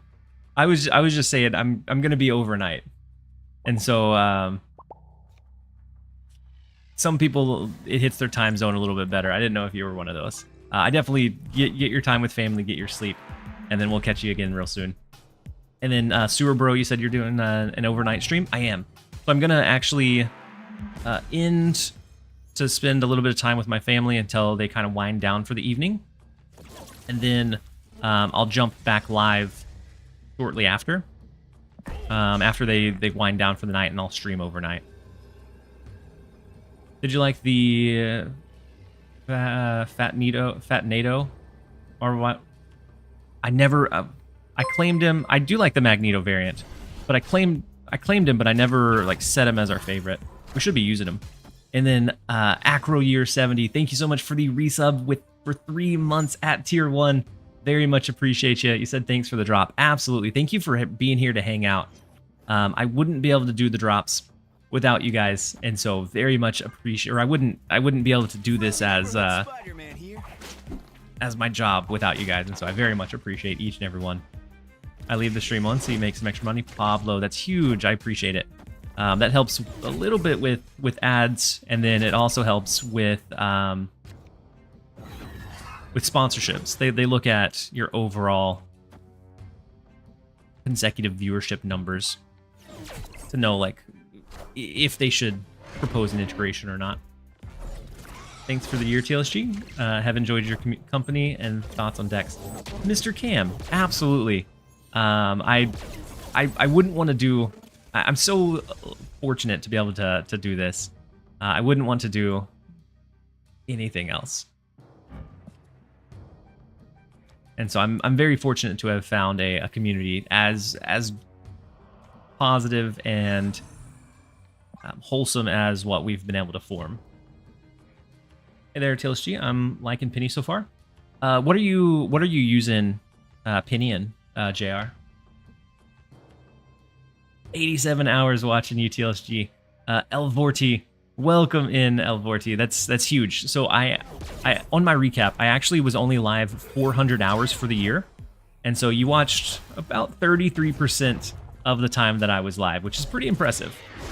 I've been seeing you do ad reads for your YouTube. Are you branching out from Marvel Snap?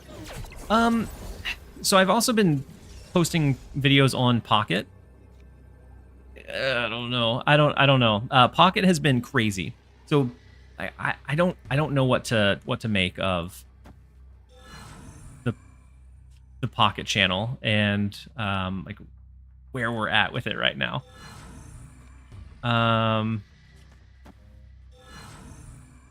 So the reason I say that is there's sometimes where on the Pocket channel I'll post a video and it gets 100,000 views. I had one that just crept right under 100,000, and then I posted one yesterday and it's 1,000. I can't. There's no rhyme or reason to it. So I'm branching out a little bit, but I'm not planning on going away from Snap anytime soon. Uh-oh. We're gonna pull a lot of stuff in this left lane. I don't know if we beat it. We do.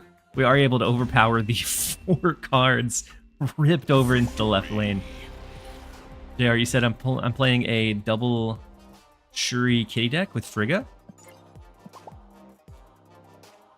Ooh. Wait. How does that work? I love Marvel Snap, but it seemed shaky since the series drop announcement.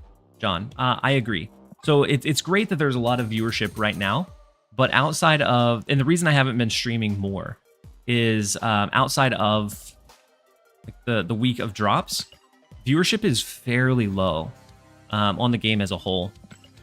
And so like still doing the YouTube videos, branching out into like the ad reads, but I still plan to have Marvel Snap as like the main focus. Yeah, I hope hopefully they're working on some kind of big change to be able to like course correct and get, even if like their data on their end shows that they don't have a problem, that there's no issue, even if that's the case, it feels like the player's sentiment is in an entirely different state.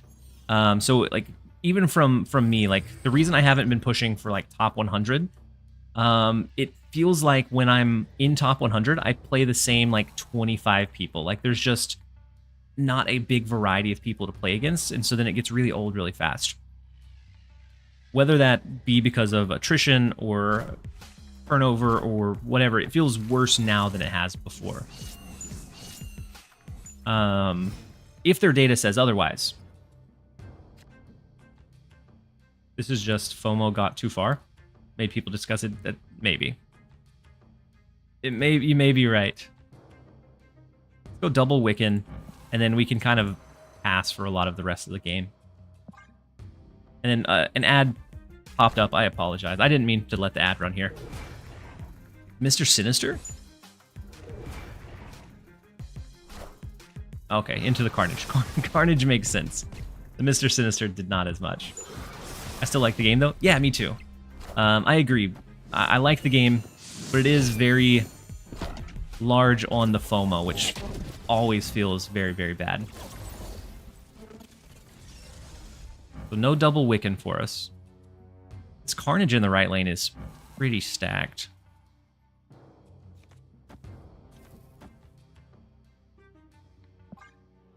Wasn't there data that said they lost lots of players on Steam throughout Deadpool Diner? Maybe. I know that you can see the Steam numbers, like average concurrent players at any given time of the day. I haven't looked at that, because I feel like most of the player base is probably are probably going to be playing on mobile. If they created a new way to get Series 4 cards, it would make series drop from 4 to 5 more exciting. That's true. I was in ad modes. Sorry, JR. It happened just as soon as we started chatting about the viewership. I feel like they need to do a very large series drop. I feel like they need to like revamp their overall perspective on card acquisition. We can potentially get double Galacta into the Jeff. That would make sure that Jeff gets the benefit of that double Galacta play. And then maybe next turn we rip away Nocturne. Or we rip away Sinister London. They could also use the Hawk and turn it off.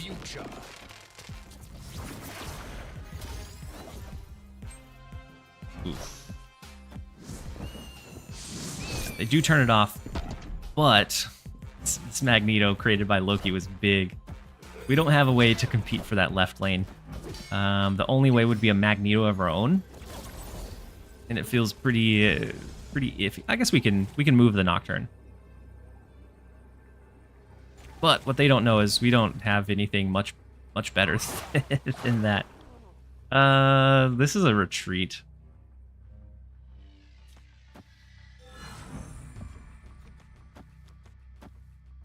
This would be the best we could do in the right.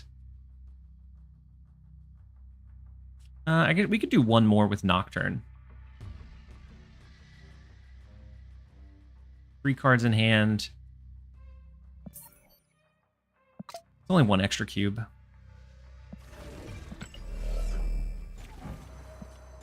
Oh, I'm gonna send it.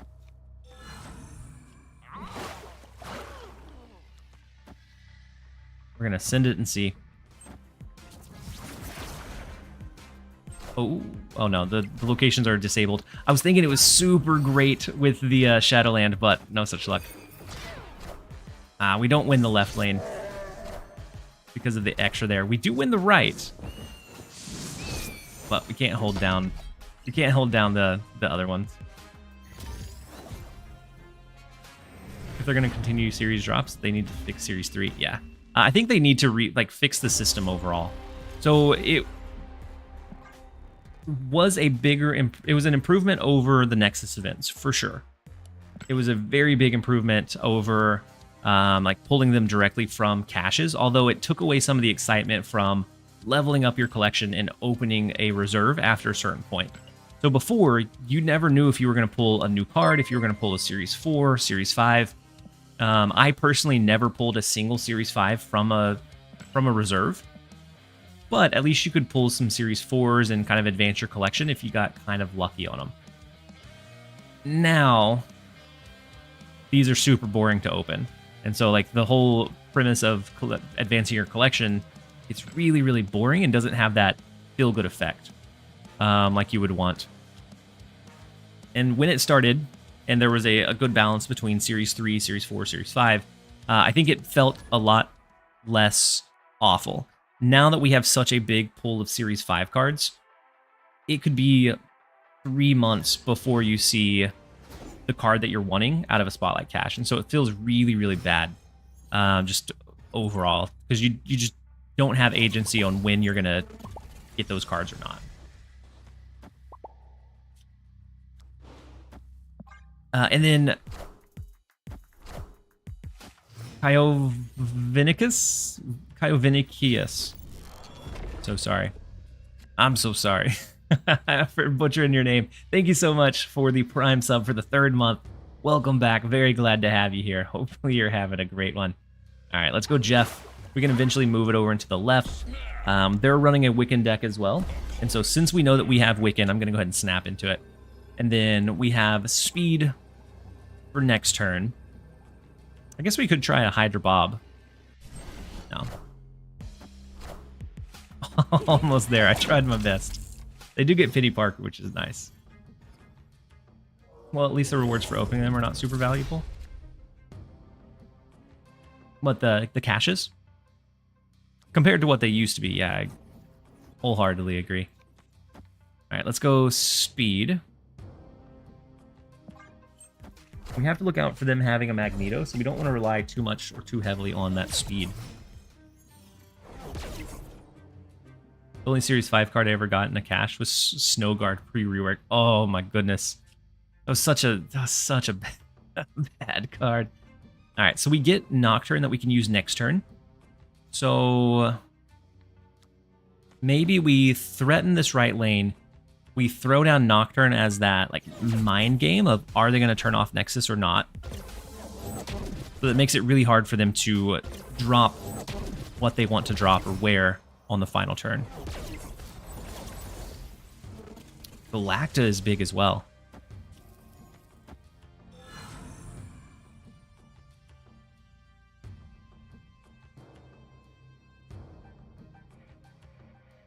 Let's go with this. What was Snowguard before the rework? Each turn in hand, she had either the effect or would transform into either the bear or the hawk. And so you had no agency on like when you got what effect. And so like an already really restrictive effect was even more, it was just too heavily leaned into the RNG of it. Not a big finisher. 8,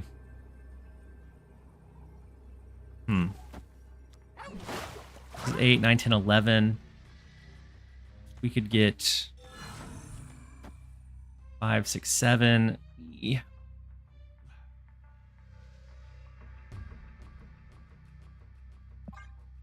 We're gonna give it a shot.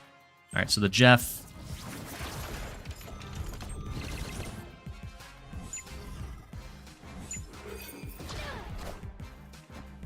We went way too heavy in mid.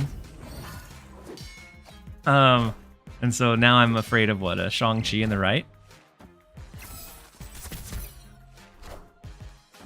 Wait, Valkyrie's fine. No, they have Luke Cage. Valkyrie's not fine.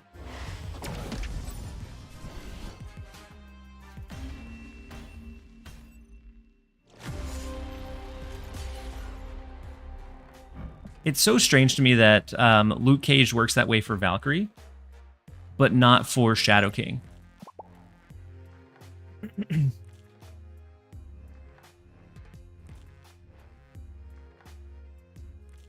But very good use of the Valkyrie, which we never see played.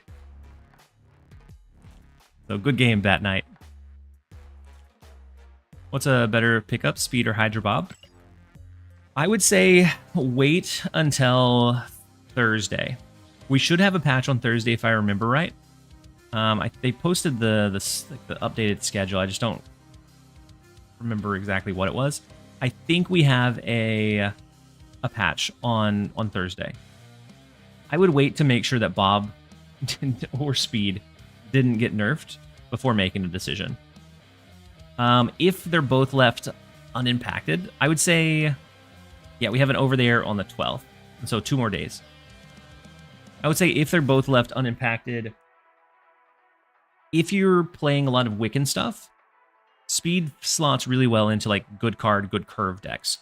Otherwise, Hydra Bob is super flexible and finds himself in a lot of places. How'd you like my Valk play? Well, we lost 8 cubes to it, so I didn't like it at all that night. But I will say I was not expecting it at all, and so it had the element of surprise. I should have spread out my power in that right lane much more than I did. I should have spread it out into the other 2 lanes if I was planning on turning it off, like looking back in hindsight. But the Valkyrie was nasty. It was nasty for sure that night. All right, so we lost Jeff. They lost, was it Madam Web? Is that what they lost? No, Beast. Where did I get Madam Web at?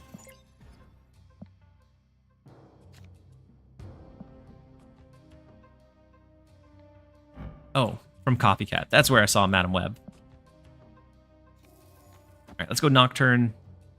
Either that or Angela Hydra Bob, but I like having Hydra Bob as that kind of energy fill.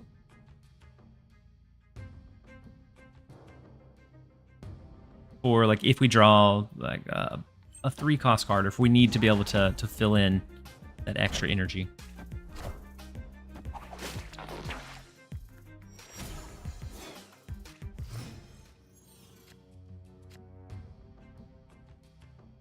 Big dagger, unfortunately.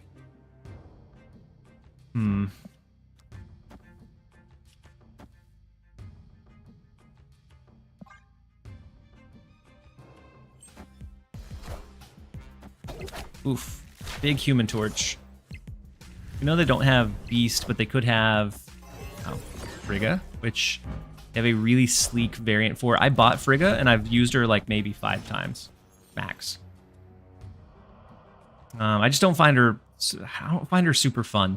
She gives the opponent a lot of information, and knowing they have a second Human Torch, so it ends up forcing. I feel like it ends up forcing a lot of retreats.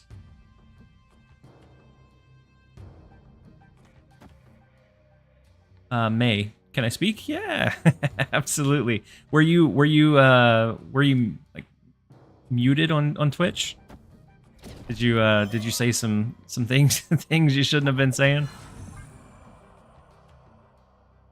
Hey, good luck snapping. Thank you so much, May. I just love how you didn't expect it. Yeah, I didn't expect it at all. Like Shang-Chi, absolutely expect that. A handful of other things, absolutely expect it. Valkyrie, I think Dexter had too many people. Ooh. He may have had too many people. Could have also been maybe set on like a certain... It could have been like maybe follower only. Yeah, he has. I know he has a lot of people. How do I follow you again? There should be a little follow button. It looks like you figured it out. I appreciate it. I appreciate it, May. So there's no way that we win this one. They have too much. They should have snapped before the Frigga, before getting the duplicate of Human Torch. They could have gotten 2 off of us that way. You think the Frigga should scare opponents, but I've copied a negative Iron Man. They still play on? No way, Jay. That's wild. Why would you stay with that? I did it. I'm still a noob at Twitch. No worries, May. When I started streaming, I was a noob at Twitch. I didn't know how to do commands. I didn't know how to do raids the first couple of times I streamed, so I just ended stream. It's all a learning curve. I've said it before, but you're literally the nicest streamer in Snap. Demonster. I almost called you Demon. Demonster. I appreciate it. The thing that I like about streaming is being able to interact with you guys. Otherwise, like it's much easier for me to kind of sit in the silo and do like a structured video, play 25, 30 games, narrate on about 10 of them, and then form that into a video. But then I don't get that like real-time interaction with you guys, and so it doesn't. I don't enjoy it as much. I like being able to like chat with you guys and interact in real time. So them in Altar of Death, I think we... Oh, okay, no, we're fine. I think we're okay in Altar of Death. The big Magneto. think we kind of leave Penny Parker be in the right lane. We start pumping up our power in mid. Have you played Rivals yet? I have played Rivals. I played during the beta. If we move this and do Magneto, do we win? Only if we pull wave, which feels bad. And so I'm not going to risk it. It's a 50-50. We're not going to risk on a 50.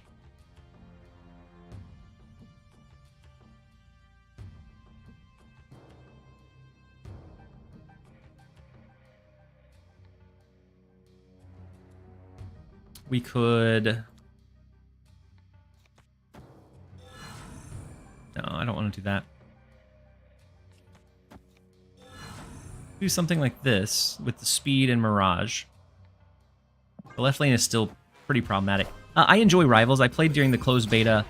Right now it feels like... So I really like when a game is new, because then it's like fresh, exciting. It hasn't been optimized to death. And so then that's when you're seeing like a lot of like scrappiness.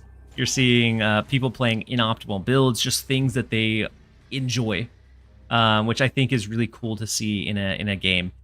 So as we get further on, and people become a little bit more serious about ranked or whatever it is, I think we start seeing a lot more like try hard stuff, and that's when a game starts feeling a bit less fun for me. But as far as right now, I'm enjoying it an awful lot.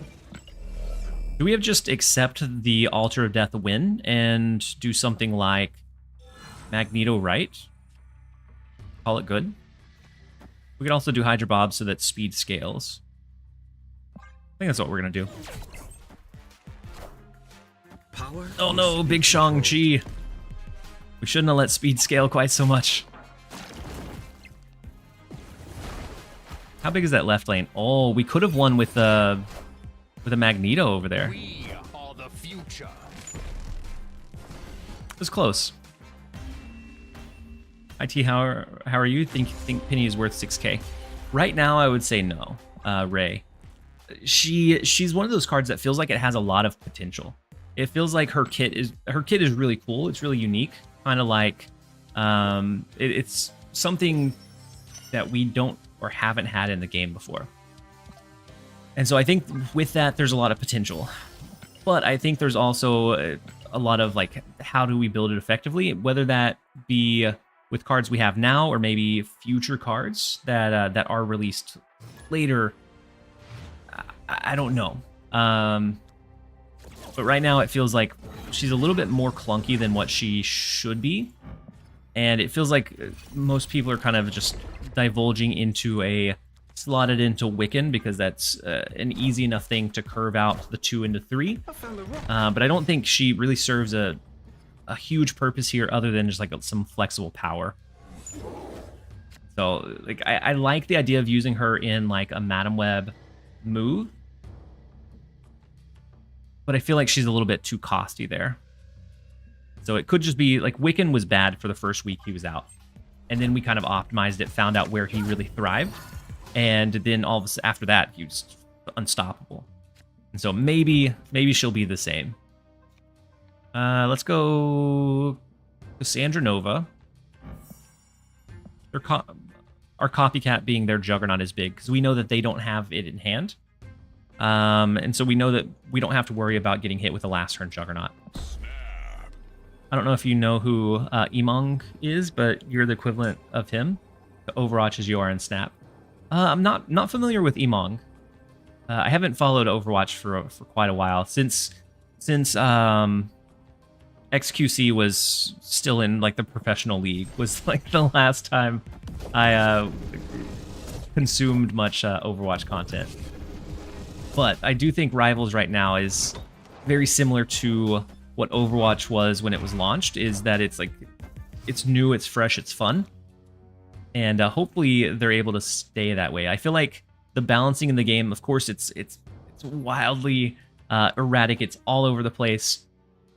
But it's not, it feels like the game isn't high tuned for like the top 1% of players. It feels like it's more tuned for the majority of players. And so if it stays that way, I think we'll continue to see like a fun, healthy, like a meta game within Rivals itself. We lose our Magneto, which is a bit unfortunate. Super appreciate you, and especially your snap streams. Huge thanks. Hot Tub Tony. I appreciate you, and I appreciate your hot tub, Tony. I'm glad that you're here. I'm glad that you're enjoying it, and hopefully you continue to enjoy the content. We could do Angela Nocturne, and then all we need is Copycat to protect this mid lane. Hey, welcome. It took you long And enough. we'll be okay. We could also go Angela Nocturne, and then hope for something a bit bigger in expansion after. Wait, maturity level, you said Sag? Wait, Dudenstein, thank you so much for the Prime sub and support. Very much appreciate having you here. Gambit is lost. What did they discard on their end? Black Bolt, okay. He said he's like the nicest and most positive guy to a stream and playing. It sounds like somebody I would enjoy watching, for sure. So this goes up to just 26 because of Cassandra Nova, unfortunately. And then Big Magneto on the right is going to yank our stuff all over the place. So it would have to be like this. Wait, we don't want it on the rock. We want it onto Copycat. Just Juggernaut. They have priority, so their Fenris triggers first. Now we're getting out of here. Escape. You said fast drops are a scam. Yeah, fast drops unfortunately aren't a real thing. I think most people know it, but I always like to try to clear it up as well, because there's some people that maybe aren't as are a bit more aren't as versed, and so everybody gets the drops at the same rate.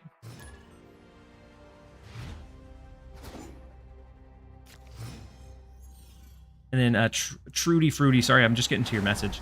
I've been watching you on YouTube, but I thought I was following here. Well, Trudy Fruity, thank you for the follow. Thank you for being here. I'm glad you could make the switch. Activate incredibly fast drops. Now you're cooking, Zol. Now you're cooking for sure. Let's go. Do we go Penny Parker here? Or do we go ahead and like throw down an Angela? I like using maybe the spider on 5 for that versatility of if we need extra support in the left, being able to have that covered. Get a Copycat Penny Parker. I think we're okay with. Oh, snap. Does Bob move before Fenris activates? So Bob moves at the end of the turn. So it's after everything else resolves. So Fenris would resolve on their end before Bob shifted.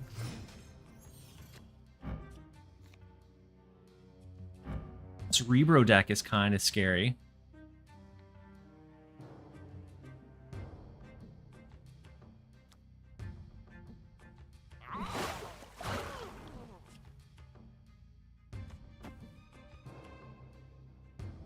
Let's continue stacking left. Cerebro, once Eternal's Arc triggers, the Cerebro buff will be back in effect, so they don't have to worry about that. Could be Cerebro 3, I think is probably the most common right now. I have Phoenix Force going too. She's yet to pop off. Yeah. Yeah, it feels like a lot of times it's hard to get her the payoff that you need from her.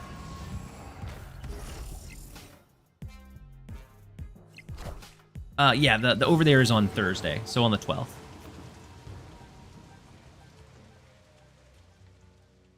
Wait.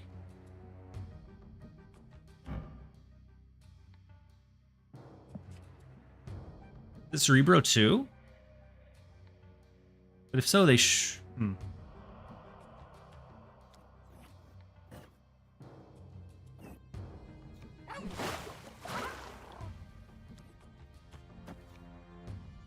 Oh wait, I can't play the one cost over there.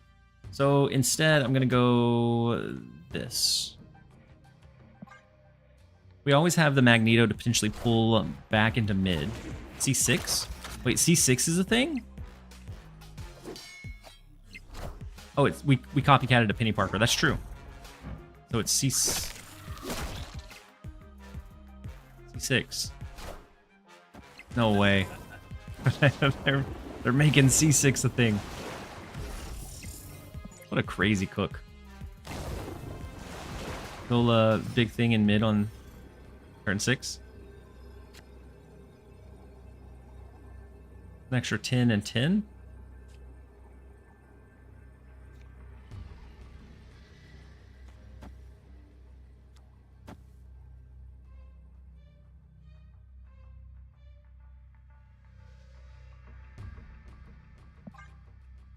Seen a C7 gamer? You saw a C7 gamer in the wild.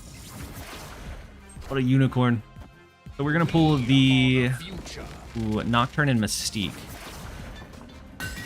Oh, we broke their Cerebro bonus. Rest in peace. Either way, even if we didn't, we would have been okay in left and right. Whew. It's a Cerebro 15. Victory. I guess a Cerebro, what would that be? A Cerebro 11? Cerebro 11.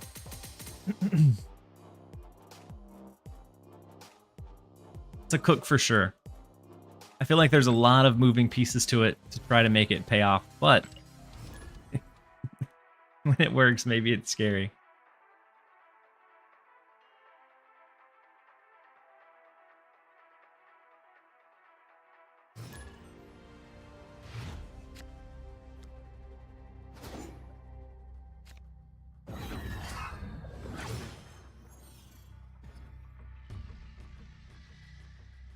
Musical Man, you said first game with that deck?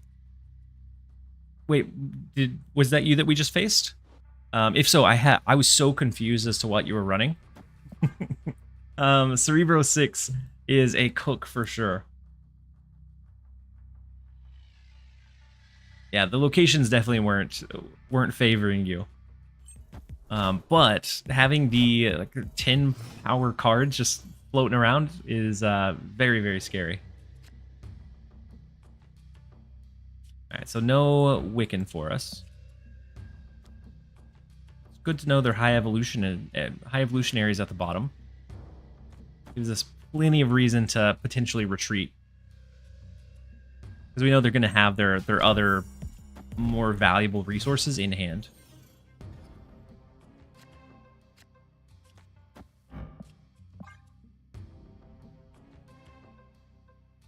Let's throw speed into mid.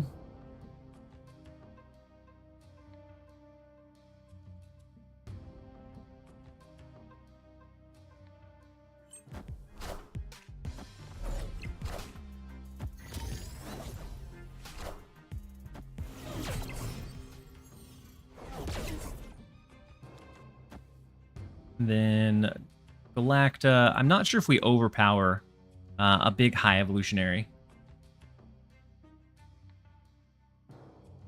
I assume they skip on 5 into like an explosive She-Hulk plus whatever else after. They could also go Black Widow or Magic.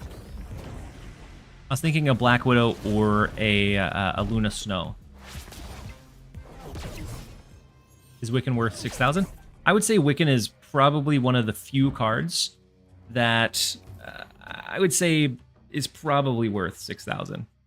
Wiccan ends up being super flexible in just like good card, good value stuff, and he enables the energy cheat or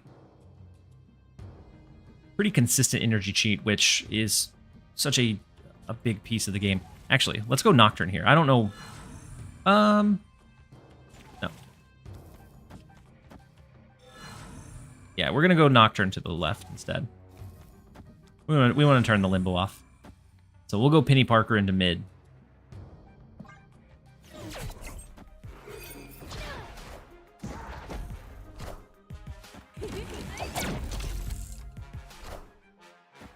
So the Luna Snow.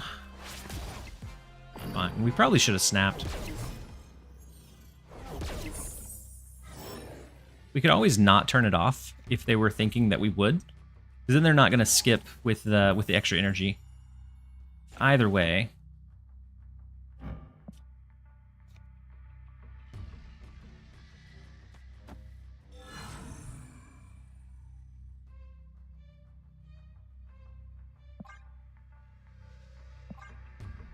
I think this is what we lock in. Nocturne for the bait, yeah. We could bait and actually leave it out. And then they might be in a bad spot, but I feel like they're probably in a bad spot this turn as well.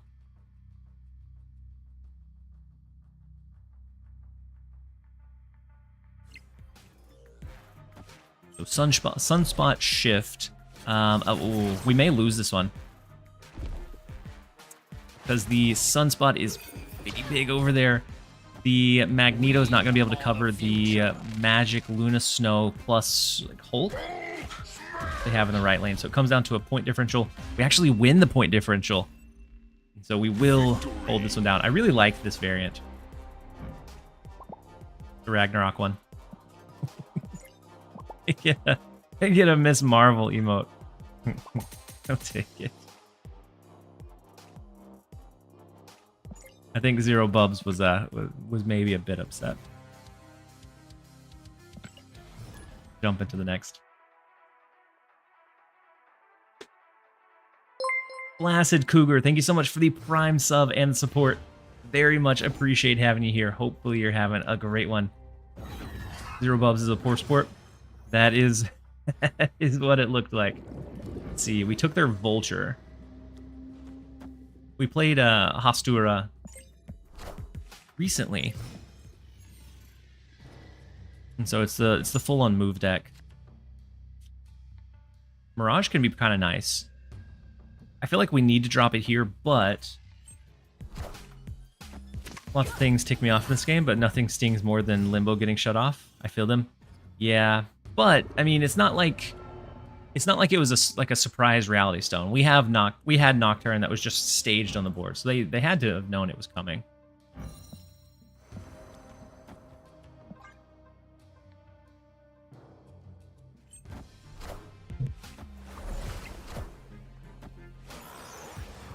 Behold my mighty hand.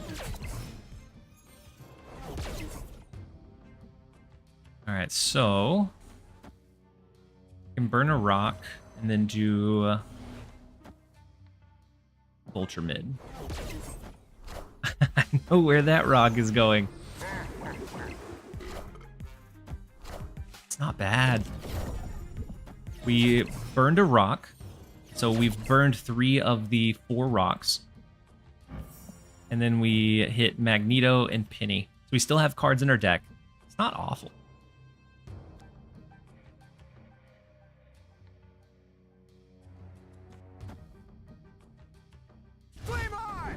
Although, can we overpower them? I don't know.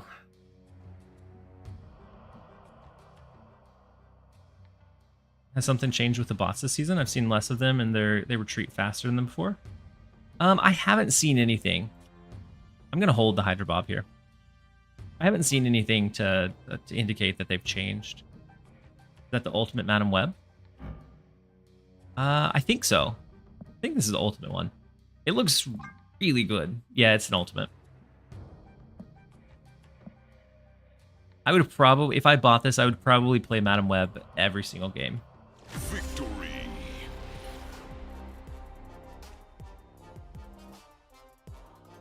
It looks really, really good.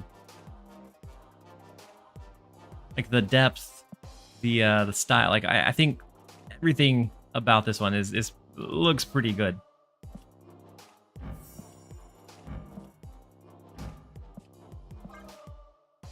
There are less players, so they might have turned down bots and accepted longer match times. I don't know. They may have also like opened up the like the MMR matchmaking window as well.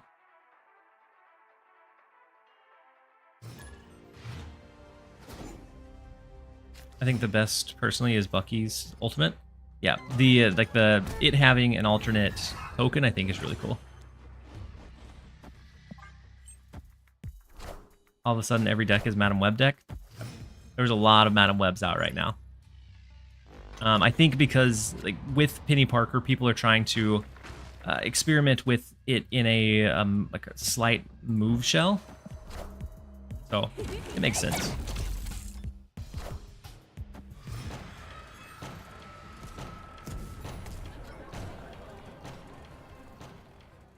With Feast, we're gonna struggle a little bit against this deck unless we can get them like cluttered up with a like a Magneto. Otherwise, I think they have an advantage over us.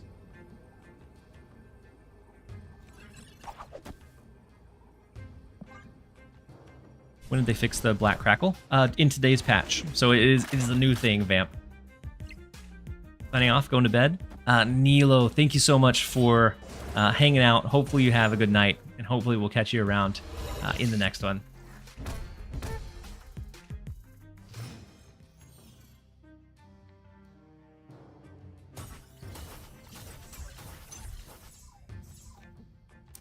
We do get Magneto.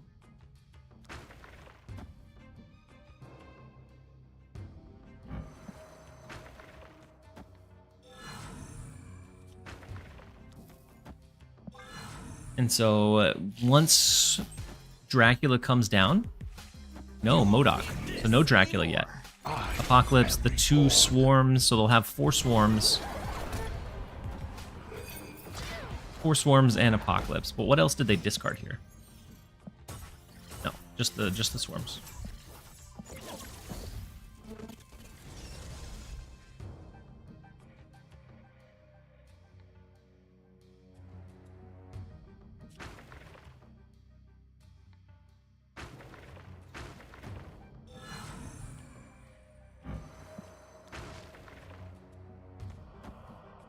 So Wiccan speed.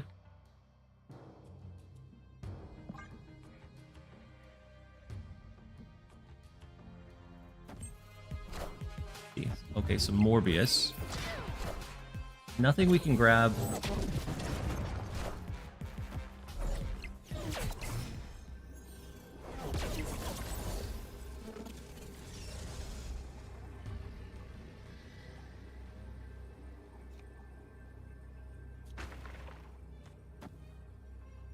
Would go to 22. We wouldn't be able to beat swarm stacking there.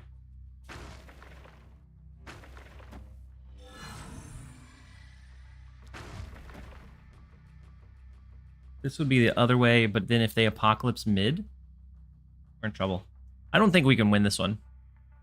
They have 4 swarms, Apocalypse, and then maybe they have Dracula as well. So then they get in a little bit of extra scaling on like Morbius or Collector. Escape. Currently at 94, no noticeable changes in bot frequency. Yeah, no, I didn't have any changes in mine either. Over the past several months, there's been less bots in like the 90s because we're matching into more players. But and it's especially true early on in the season. I think that probably falls off a bit later. Yoshi, I feel like discard is slept on. This deck is too insane. Discard can be really strong. It can fall to like Red Guardian, which I think is why we have recently seen a big uptick in Red Guardian usage. And then the less likely or less common, like Lady Deathstrike, but it can be very, very strong, especially with the pieces that it got in Scorn, and then I think Malekith is actually the top performing version. And so I agree. It's a very good. It's good, but it has a limited ceiling. And so if the opponent doesn't have a way to really counterplay around your discard cards, they're in a pretty bad spot.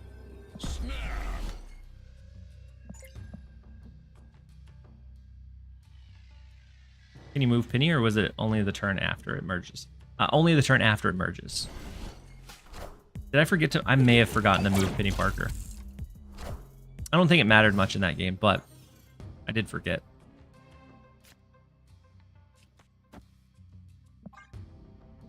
They have Penny. I'm assuming that they snapped because they have the Wiccan. But we have Wiccan as well.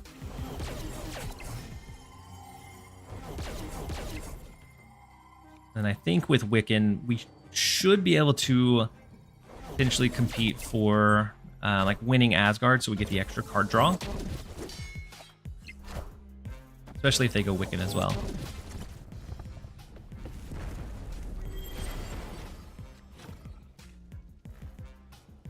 Tomat. I'm not sure what time you're looking for. It's 6:30 p.m. Central Standard Time. Central Time. We can cap out the left lane with Magneto. That's kind of nice. Turns off speed, so that's just 3 power. So 3, 6, 7, 8.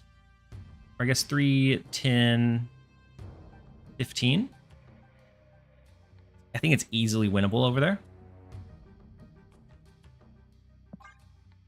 Is Wiccan good without speed? Yeah.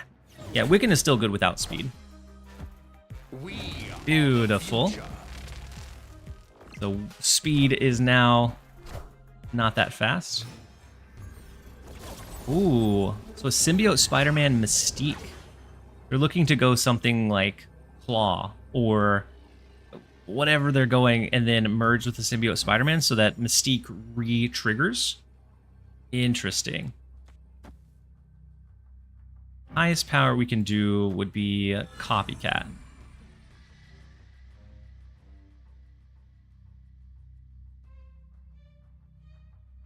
So we're going to fight left, we're going to fight right, and see what they're planning with this Mystique. I'm interested. I'm invested. Gore? Gorgeous card for sure. Yeah, it could be a Gore. But the symbiote Spider-Man include seems super niche, because then you have to leave that lane open for the Mystique. But they may also be looking to merge it with like the Penny Parker to try to get, you know, energy, extra energy.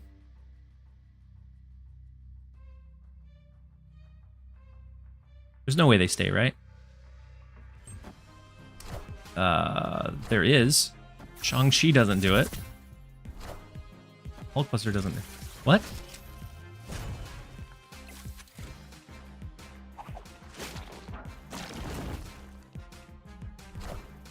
What a crazy stay. Take it. What a crazy stay. Maybe they thought they didn't. Maybe they thought I had priority, and so they were hoping Shang-Chi would counter it. But between Speed, Angela, Wiccan, we had too much power in the right lane, anyways. Whew. If all get, I'm never gonna beat the win trading allegations.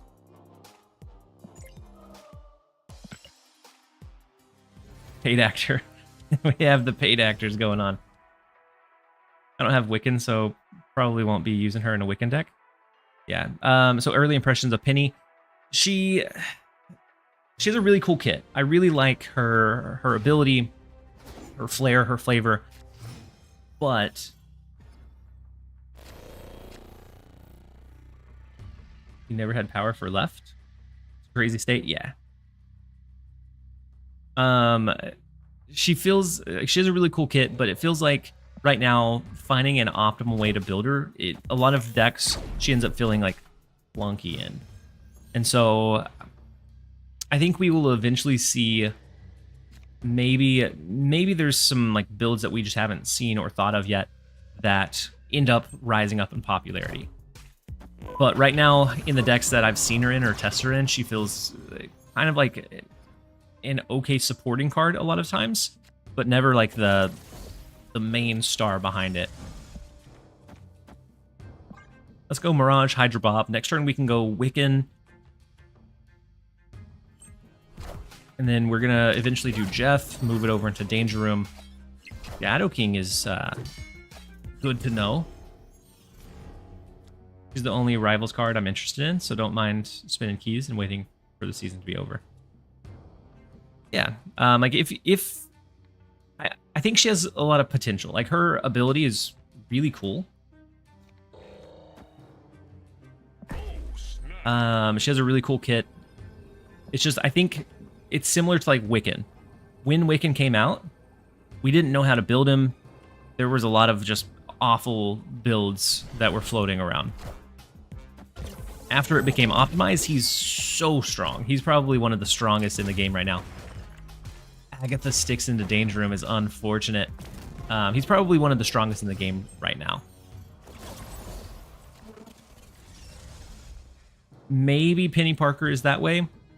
I feel like she'll find a good build, but maybe not be like the absolute star of it either.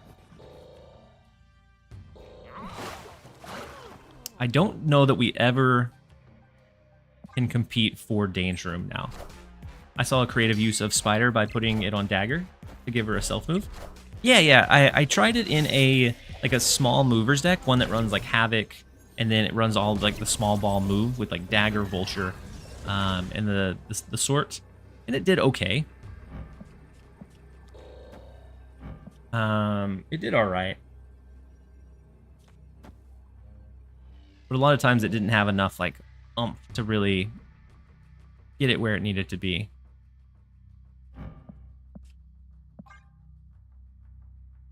Definitely going Shadow King mid for the opponent. Yeah.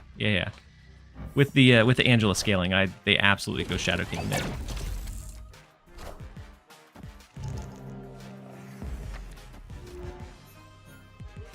On the bright side, if Agatha was Bruce Banner, he wouldn't have hulked out. Very true. Wait. Oh no, it's final turn. Oh, I didn't. Oh, what are we doing? I thought I had another turn. Oh. I thought I had one more turn. Otherwise, I would have played Penny Parker to the right. And he would have had enough power to win. Maybe not. And also, why did they play Sage and then Hawkeye? Oh no, this one was from Malekith. No, they would have gotten an extra 2 from the Sage triggering on Penny Parker. Never mind. I probably would have structured this a little bit differently. I thought we had an extra turn, but we did not. Chatting and playing. Yeah, it's okay. It's all right. We've also been live for a little while. It is time for a real quick ad break before we jump over into the next one. So we will be right back, you guys.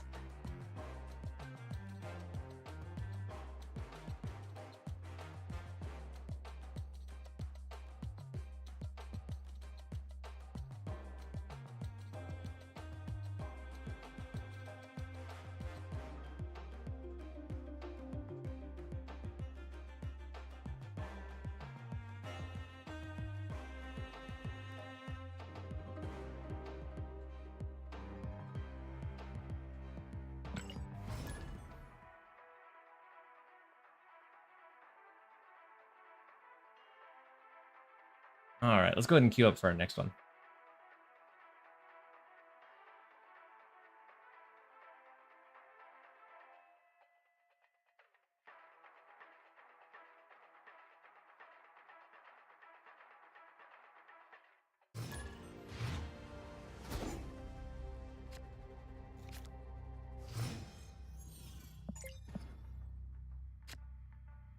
All right, next up we have Gar Saxon. The first location is the Big House.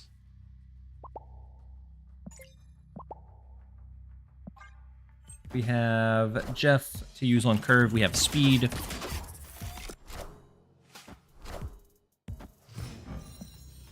Arsham deck.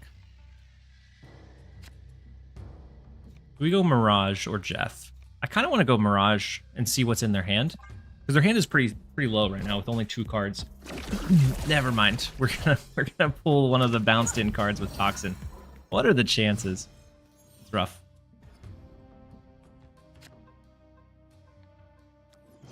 Let's hide the speed in Dark Dimension.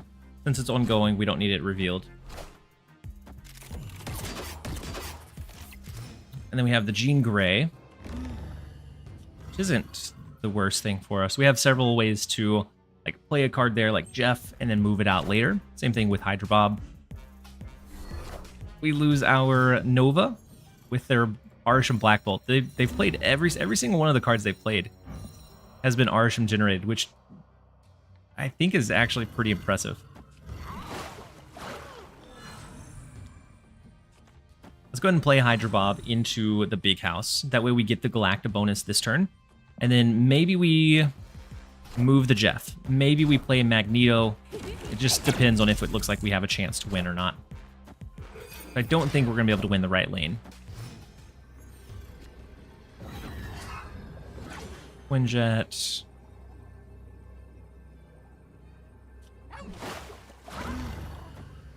Oh wait, we have to do it first. Hold on. We have to play the Magneto. Now we can shift the Jeff.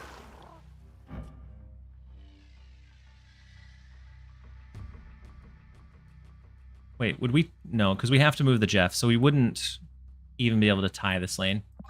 So let's go Magneto mid and hope for the best. They could have an Eliath, which doesn't hurt our Magneto. It does hurt our speed, though. But it's not going to hurt it enough, depending on if we pull something. No. The Eliath makes sure we don't pull Jean Grey. We don't pull anything that is a concern over. We will gladly take the 2.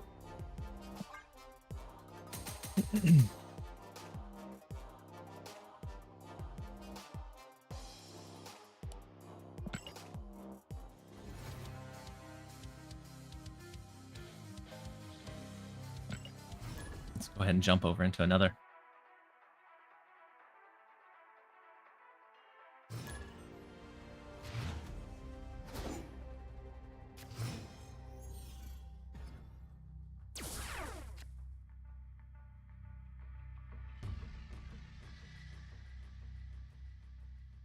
How much longer do you think you'll be on? I'm not sure, Packers. Probably not a whole lot longer. I'll probably jump off to spend some time with family and then jump back on for an overnight stream tonight, unless I just get super tired. But I wouldn't say too terribly much longer. Kind of like doing the blink on the Jeff. Honestly, F this game. TLSG is great, but the game is predatory. Nuaz. The more I continue to want to defend second dinner, but the longer we go on, the more it seems like what we hear is lip service, and they're like, we have a lot of things that are moving, blah blah blah. We're gonna make things better, and then just don't. So I'm still hoping that we see some positive changes. Maybe Pokemon Pocket and the player sentiment right now kind of lit a fire underneath them. Hopefully it lit some kind of fire that makes them realize we need to pivot. He said, careful, toe the PC line. Yeah. Yeah. Like it just feels bad. I think to sum it up, or how I'm feeling, it feels bad to every time we get some kind of update or some kind of thing. What I want to be excited about is something new to the game, or some kind of like cool thing that is going to be, something else I can sink time into. But it feels like what the perception from their end is monetization is what should generate that hype. And here's this new cool monetization tool. Here's this, and for me, like, those are cool additives. If it adds to like the core experience of the game, absolutely fine. I have no problem. But if not, then it starts feeling like that's what the big push is, and so that's where I feel like we've been at for a bit. Hello, so happy. Are we not going to talk about the nasty turn you had? Insanity. I was just going to let it happen. We were just gonna. That was an absolute wild turn. It was a monstrosity of a turn. Going with the copycat to flip Jeff into Wiccan was diabolical. So Magneto right. I think we win left, and so we're just looking at extending our lead. Pokemon Pocket is nice, but I don't think it holds a candle compared to Snap. Yeah, the gameplay for Snap, I would say is 10 out of 10. Everything else is where it's like kind of lacking. Ooh. That moves our Hydra Bob. So let's go Magneto mid instead. We're gonna pivot. I feel like everywhere else Pokemon Pocket has it beat. So, okay, big Gambit. Oh, oh no! That was such a good Gambit hit. Oh no! Minions Wow, into the Jubilee, into the Odin, into the Hela is crazy. They deserve to have those 4. That Gambit was he had a mission. He had one thing in mind, and that was the speed over in the right lane. Oh goodness. What did I just witness? I don't know. That's how the Dinish's deck can operate. I wasn't able to make it click like that, but whew, was wild. Was a good turn for Galdis. Flip it and send it to Dinish. He said plus Pocket is almost twice as expensive compared to Snap. Wait, Calibrex, are you trolling?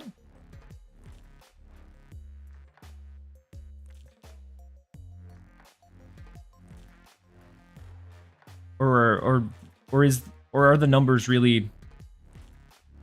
There's no way. There's no way Pocket costs more. I spent about $100 and I'm missing like 4 cards. And that'll hold me over for a very long time. Hey, TLSG did leave this game and come back. Is the game perfect? No. I really hope the competition puts a... Yeah, it's not perfect, but the gameplay like loop of this game, I think, is immaculate. I think this is... Unless they come out with a whole bunch of like Arisham type cards, I don't think anything else even gets close to what Snap does. Like Pocket, I like the game. I like the collection aspect. I like a lot of things about it, but the gameplay itself feels kind of boring at times because it's like longer turns. It's not synchronized turns. It's not synchronized turns. It's like 1 and then 1. And so then you have a lot of downtime and a lot of dead time. Now Snap held the top for too long, and they've become stagnant. Yeah, hopefully Pocket kind of lit a fire underneath them. The Danish shuffle. Yeah, that was the pure Danish shuffle, in its pure state. Let's go Wiccan, and then they could always potentially turn off Mindscape, but I want to play as if they're not going to, because we don't know if they're going to or not.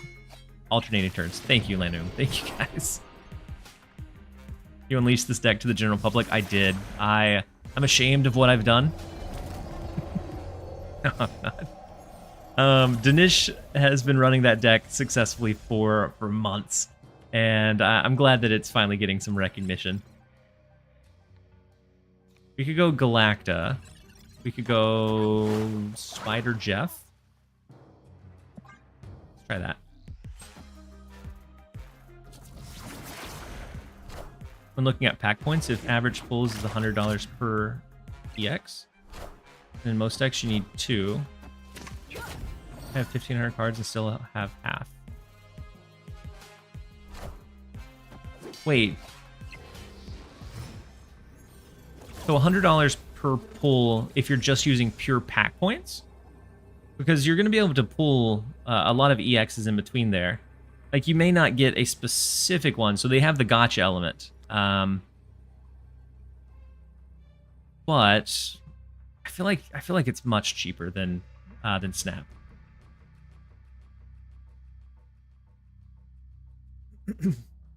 Like if you're going completely collection complete, or if you're needing like a very particular one, sometimes that might be. I agree, that might be kind of tough to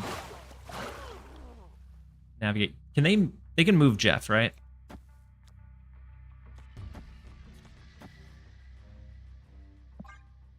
Try this. And so, like, the way that you're looking at it is to guarantee that you get that card. It's about 100 per card, right? Oof, we lose right because of speed. Oh. We win mid because of Magneto, and then Nocturne for the loss. Oh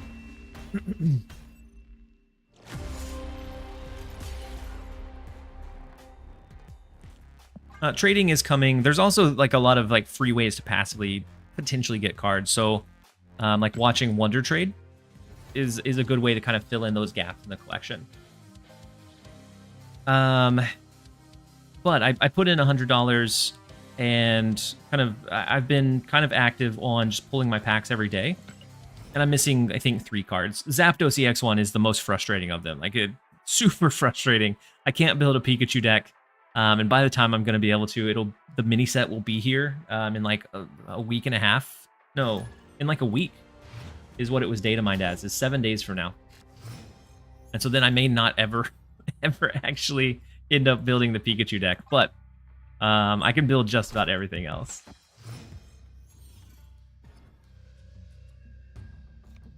You don't need Zapdos for Pikachu. I don't think you don't have to have it. I think the optimal versions run it just because it's a big frontline body. If you need something to soak up some energy, and then it has that 1 retreat cost.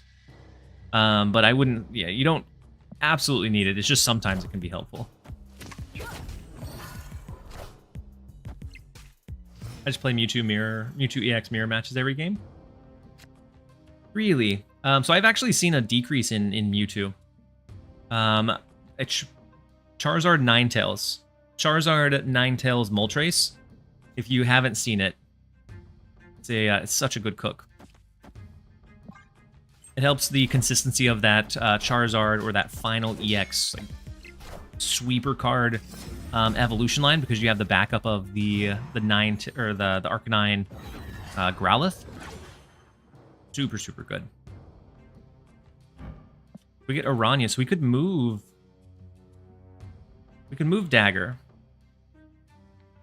but then we would be giving up on any chance to go Wiccan, which may be okay. Let's try just the Copycat. Yeah, no, Wonder Picks aren't reliable. It's a 1 out of 5 on average, so it's slightly worse odds than pulling a card in 1 in the Spotlight Keys.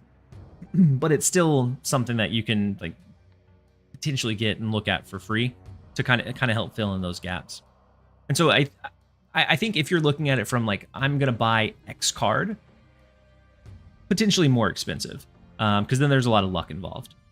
But if you're looking at it from all of these really positive player experiences, so even when it comes down to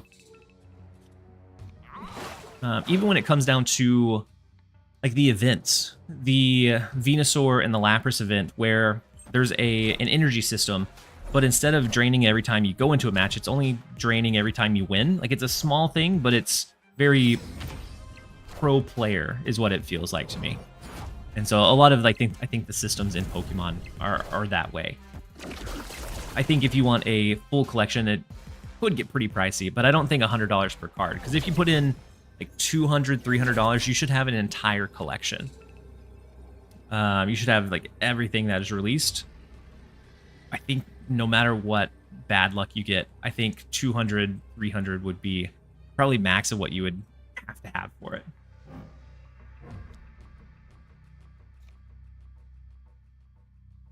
So Human Torch going to 12. Rough.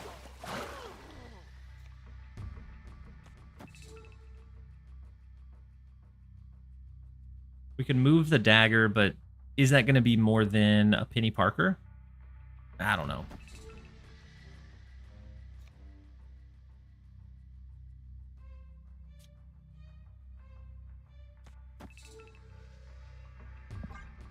Let's try this and call it a day. A Melmetal won't? Melmetal is one of those that if he gets built up early is good. What's the active? It's Aranya.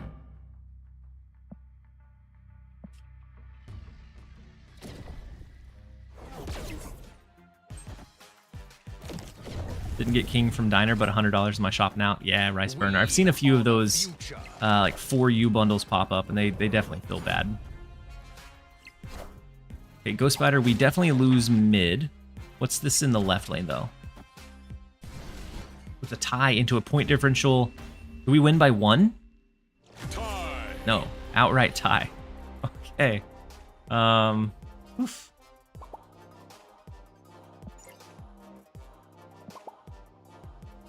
Had we played it into mid, Magneto into mid, so we got that 1 extra scaling on Angela, we would have won the tiebreaker.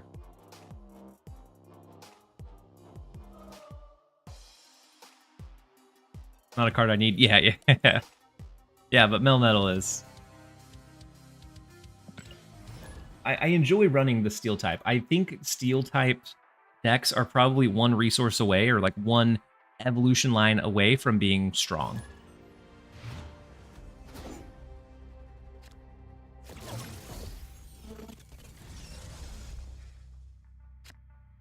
What surprised me is that a competitive game hasn't emerged that is just Snap without the IP. True. Like make their own characters, game mechanics be copywritten, the whole game could be recreated. Yeah. And so similar to like the Bazaar, which came out recently with its own characters, its own designs, but it's kind of like it's like an improvement to, I think, an improvement to like the battleground system in Hearthstone. Other than it not being like real time with real players, is like the only downside for me. But if something similar was done to like Marvel Snap, where it had its own characters, its own creations, I could see it being pretty popular. Not sure if folks have shared their Twitch recap, but this was my most used emote for the year. That's a good one. I really like the Thanos WoW with the sun shades.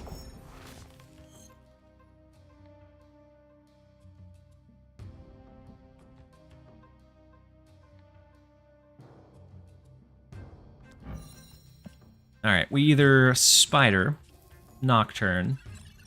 Let's do Nocturne. That way we can move it after it gets buffed up from Stark Tower.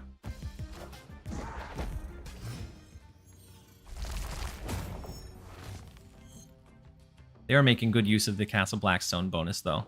Oof.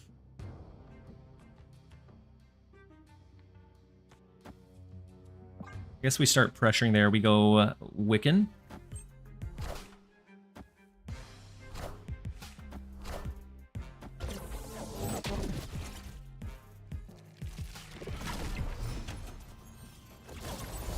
We get a Magneto. I think we go Magneto left, but we don't. So... Wait, they don't have Soulstone. So Shang-Chi is actually... is viable for us in this right lane.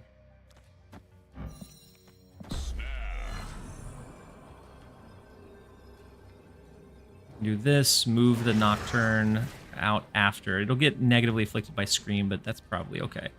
I'm gonna go big for the final finisher. Power must be controlled. All systems go. Poor crispy bacon. It's gonna be cooked.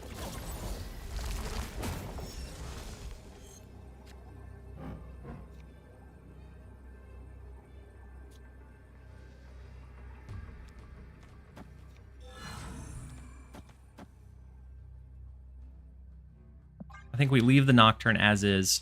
We go Angela Hydra Bob right to pressure that one. Pressure mid with a 15 power Magneto. And then they're... I don't know that they'll be able to find a way to bring it home. Victory.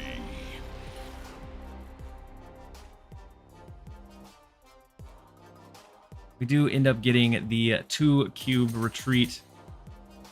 We'll gladly take.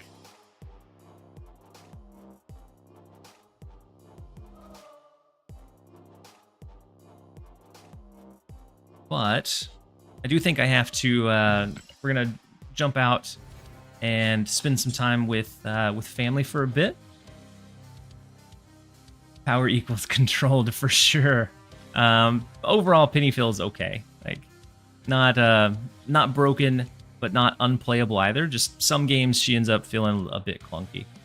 And so let's find someone nice to raid over into for you guys. We have Tucker that just received a, looks like a raid from probably Jeff as he ended. We have Super Tech God. You guys have any preferences?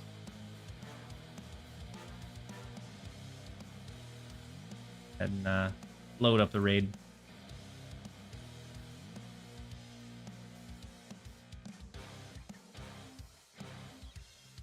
KX only has 110.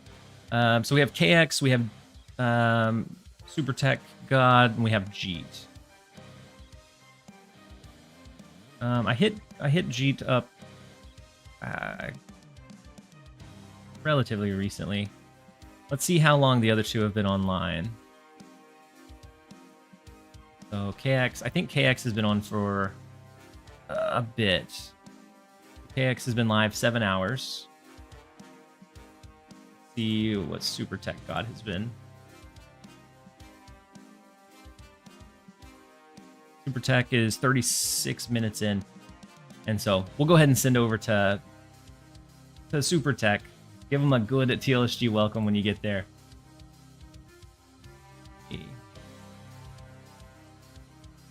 So that way you guys have a home for a while. You're not going to be bounced around stream to stream. But let's go ahead and queue it up. Thank you guys, as always, for the amazing stream.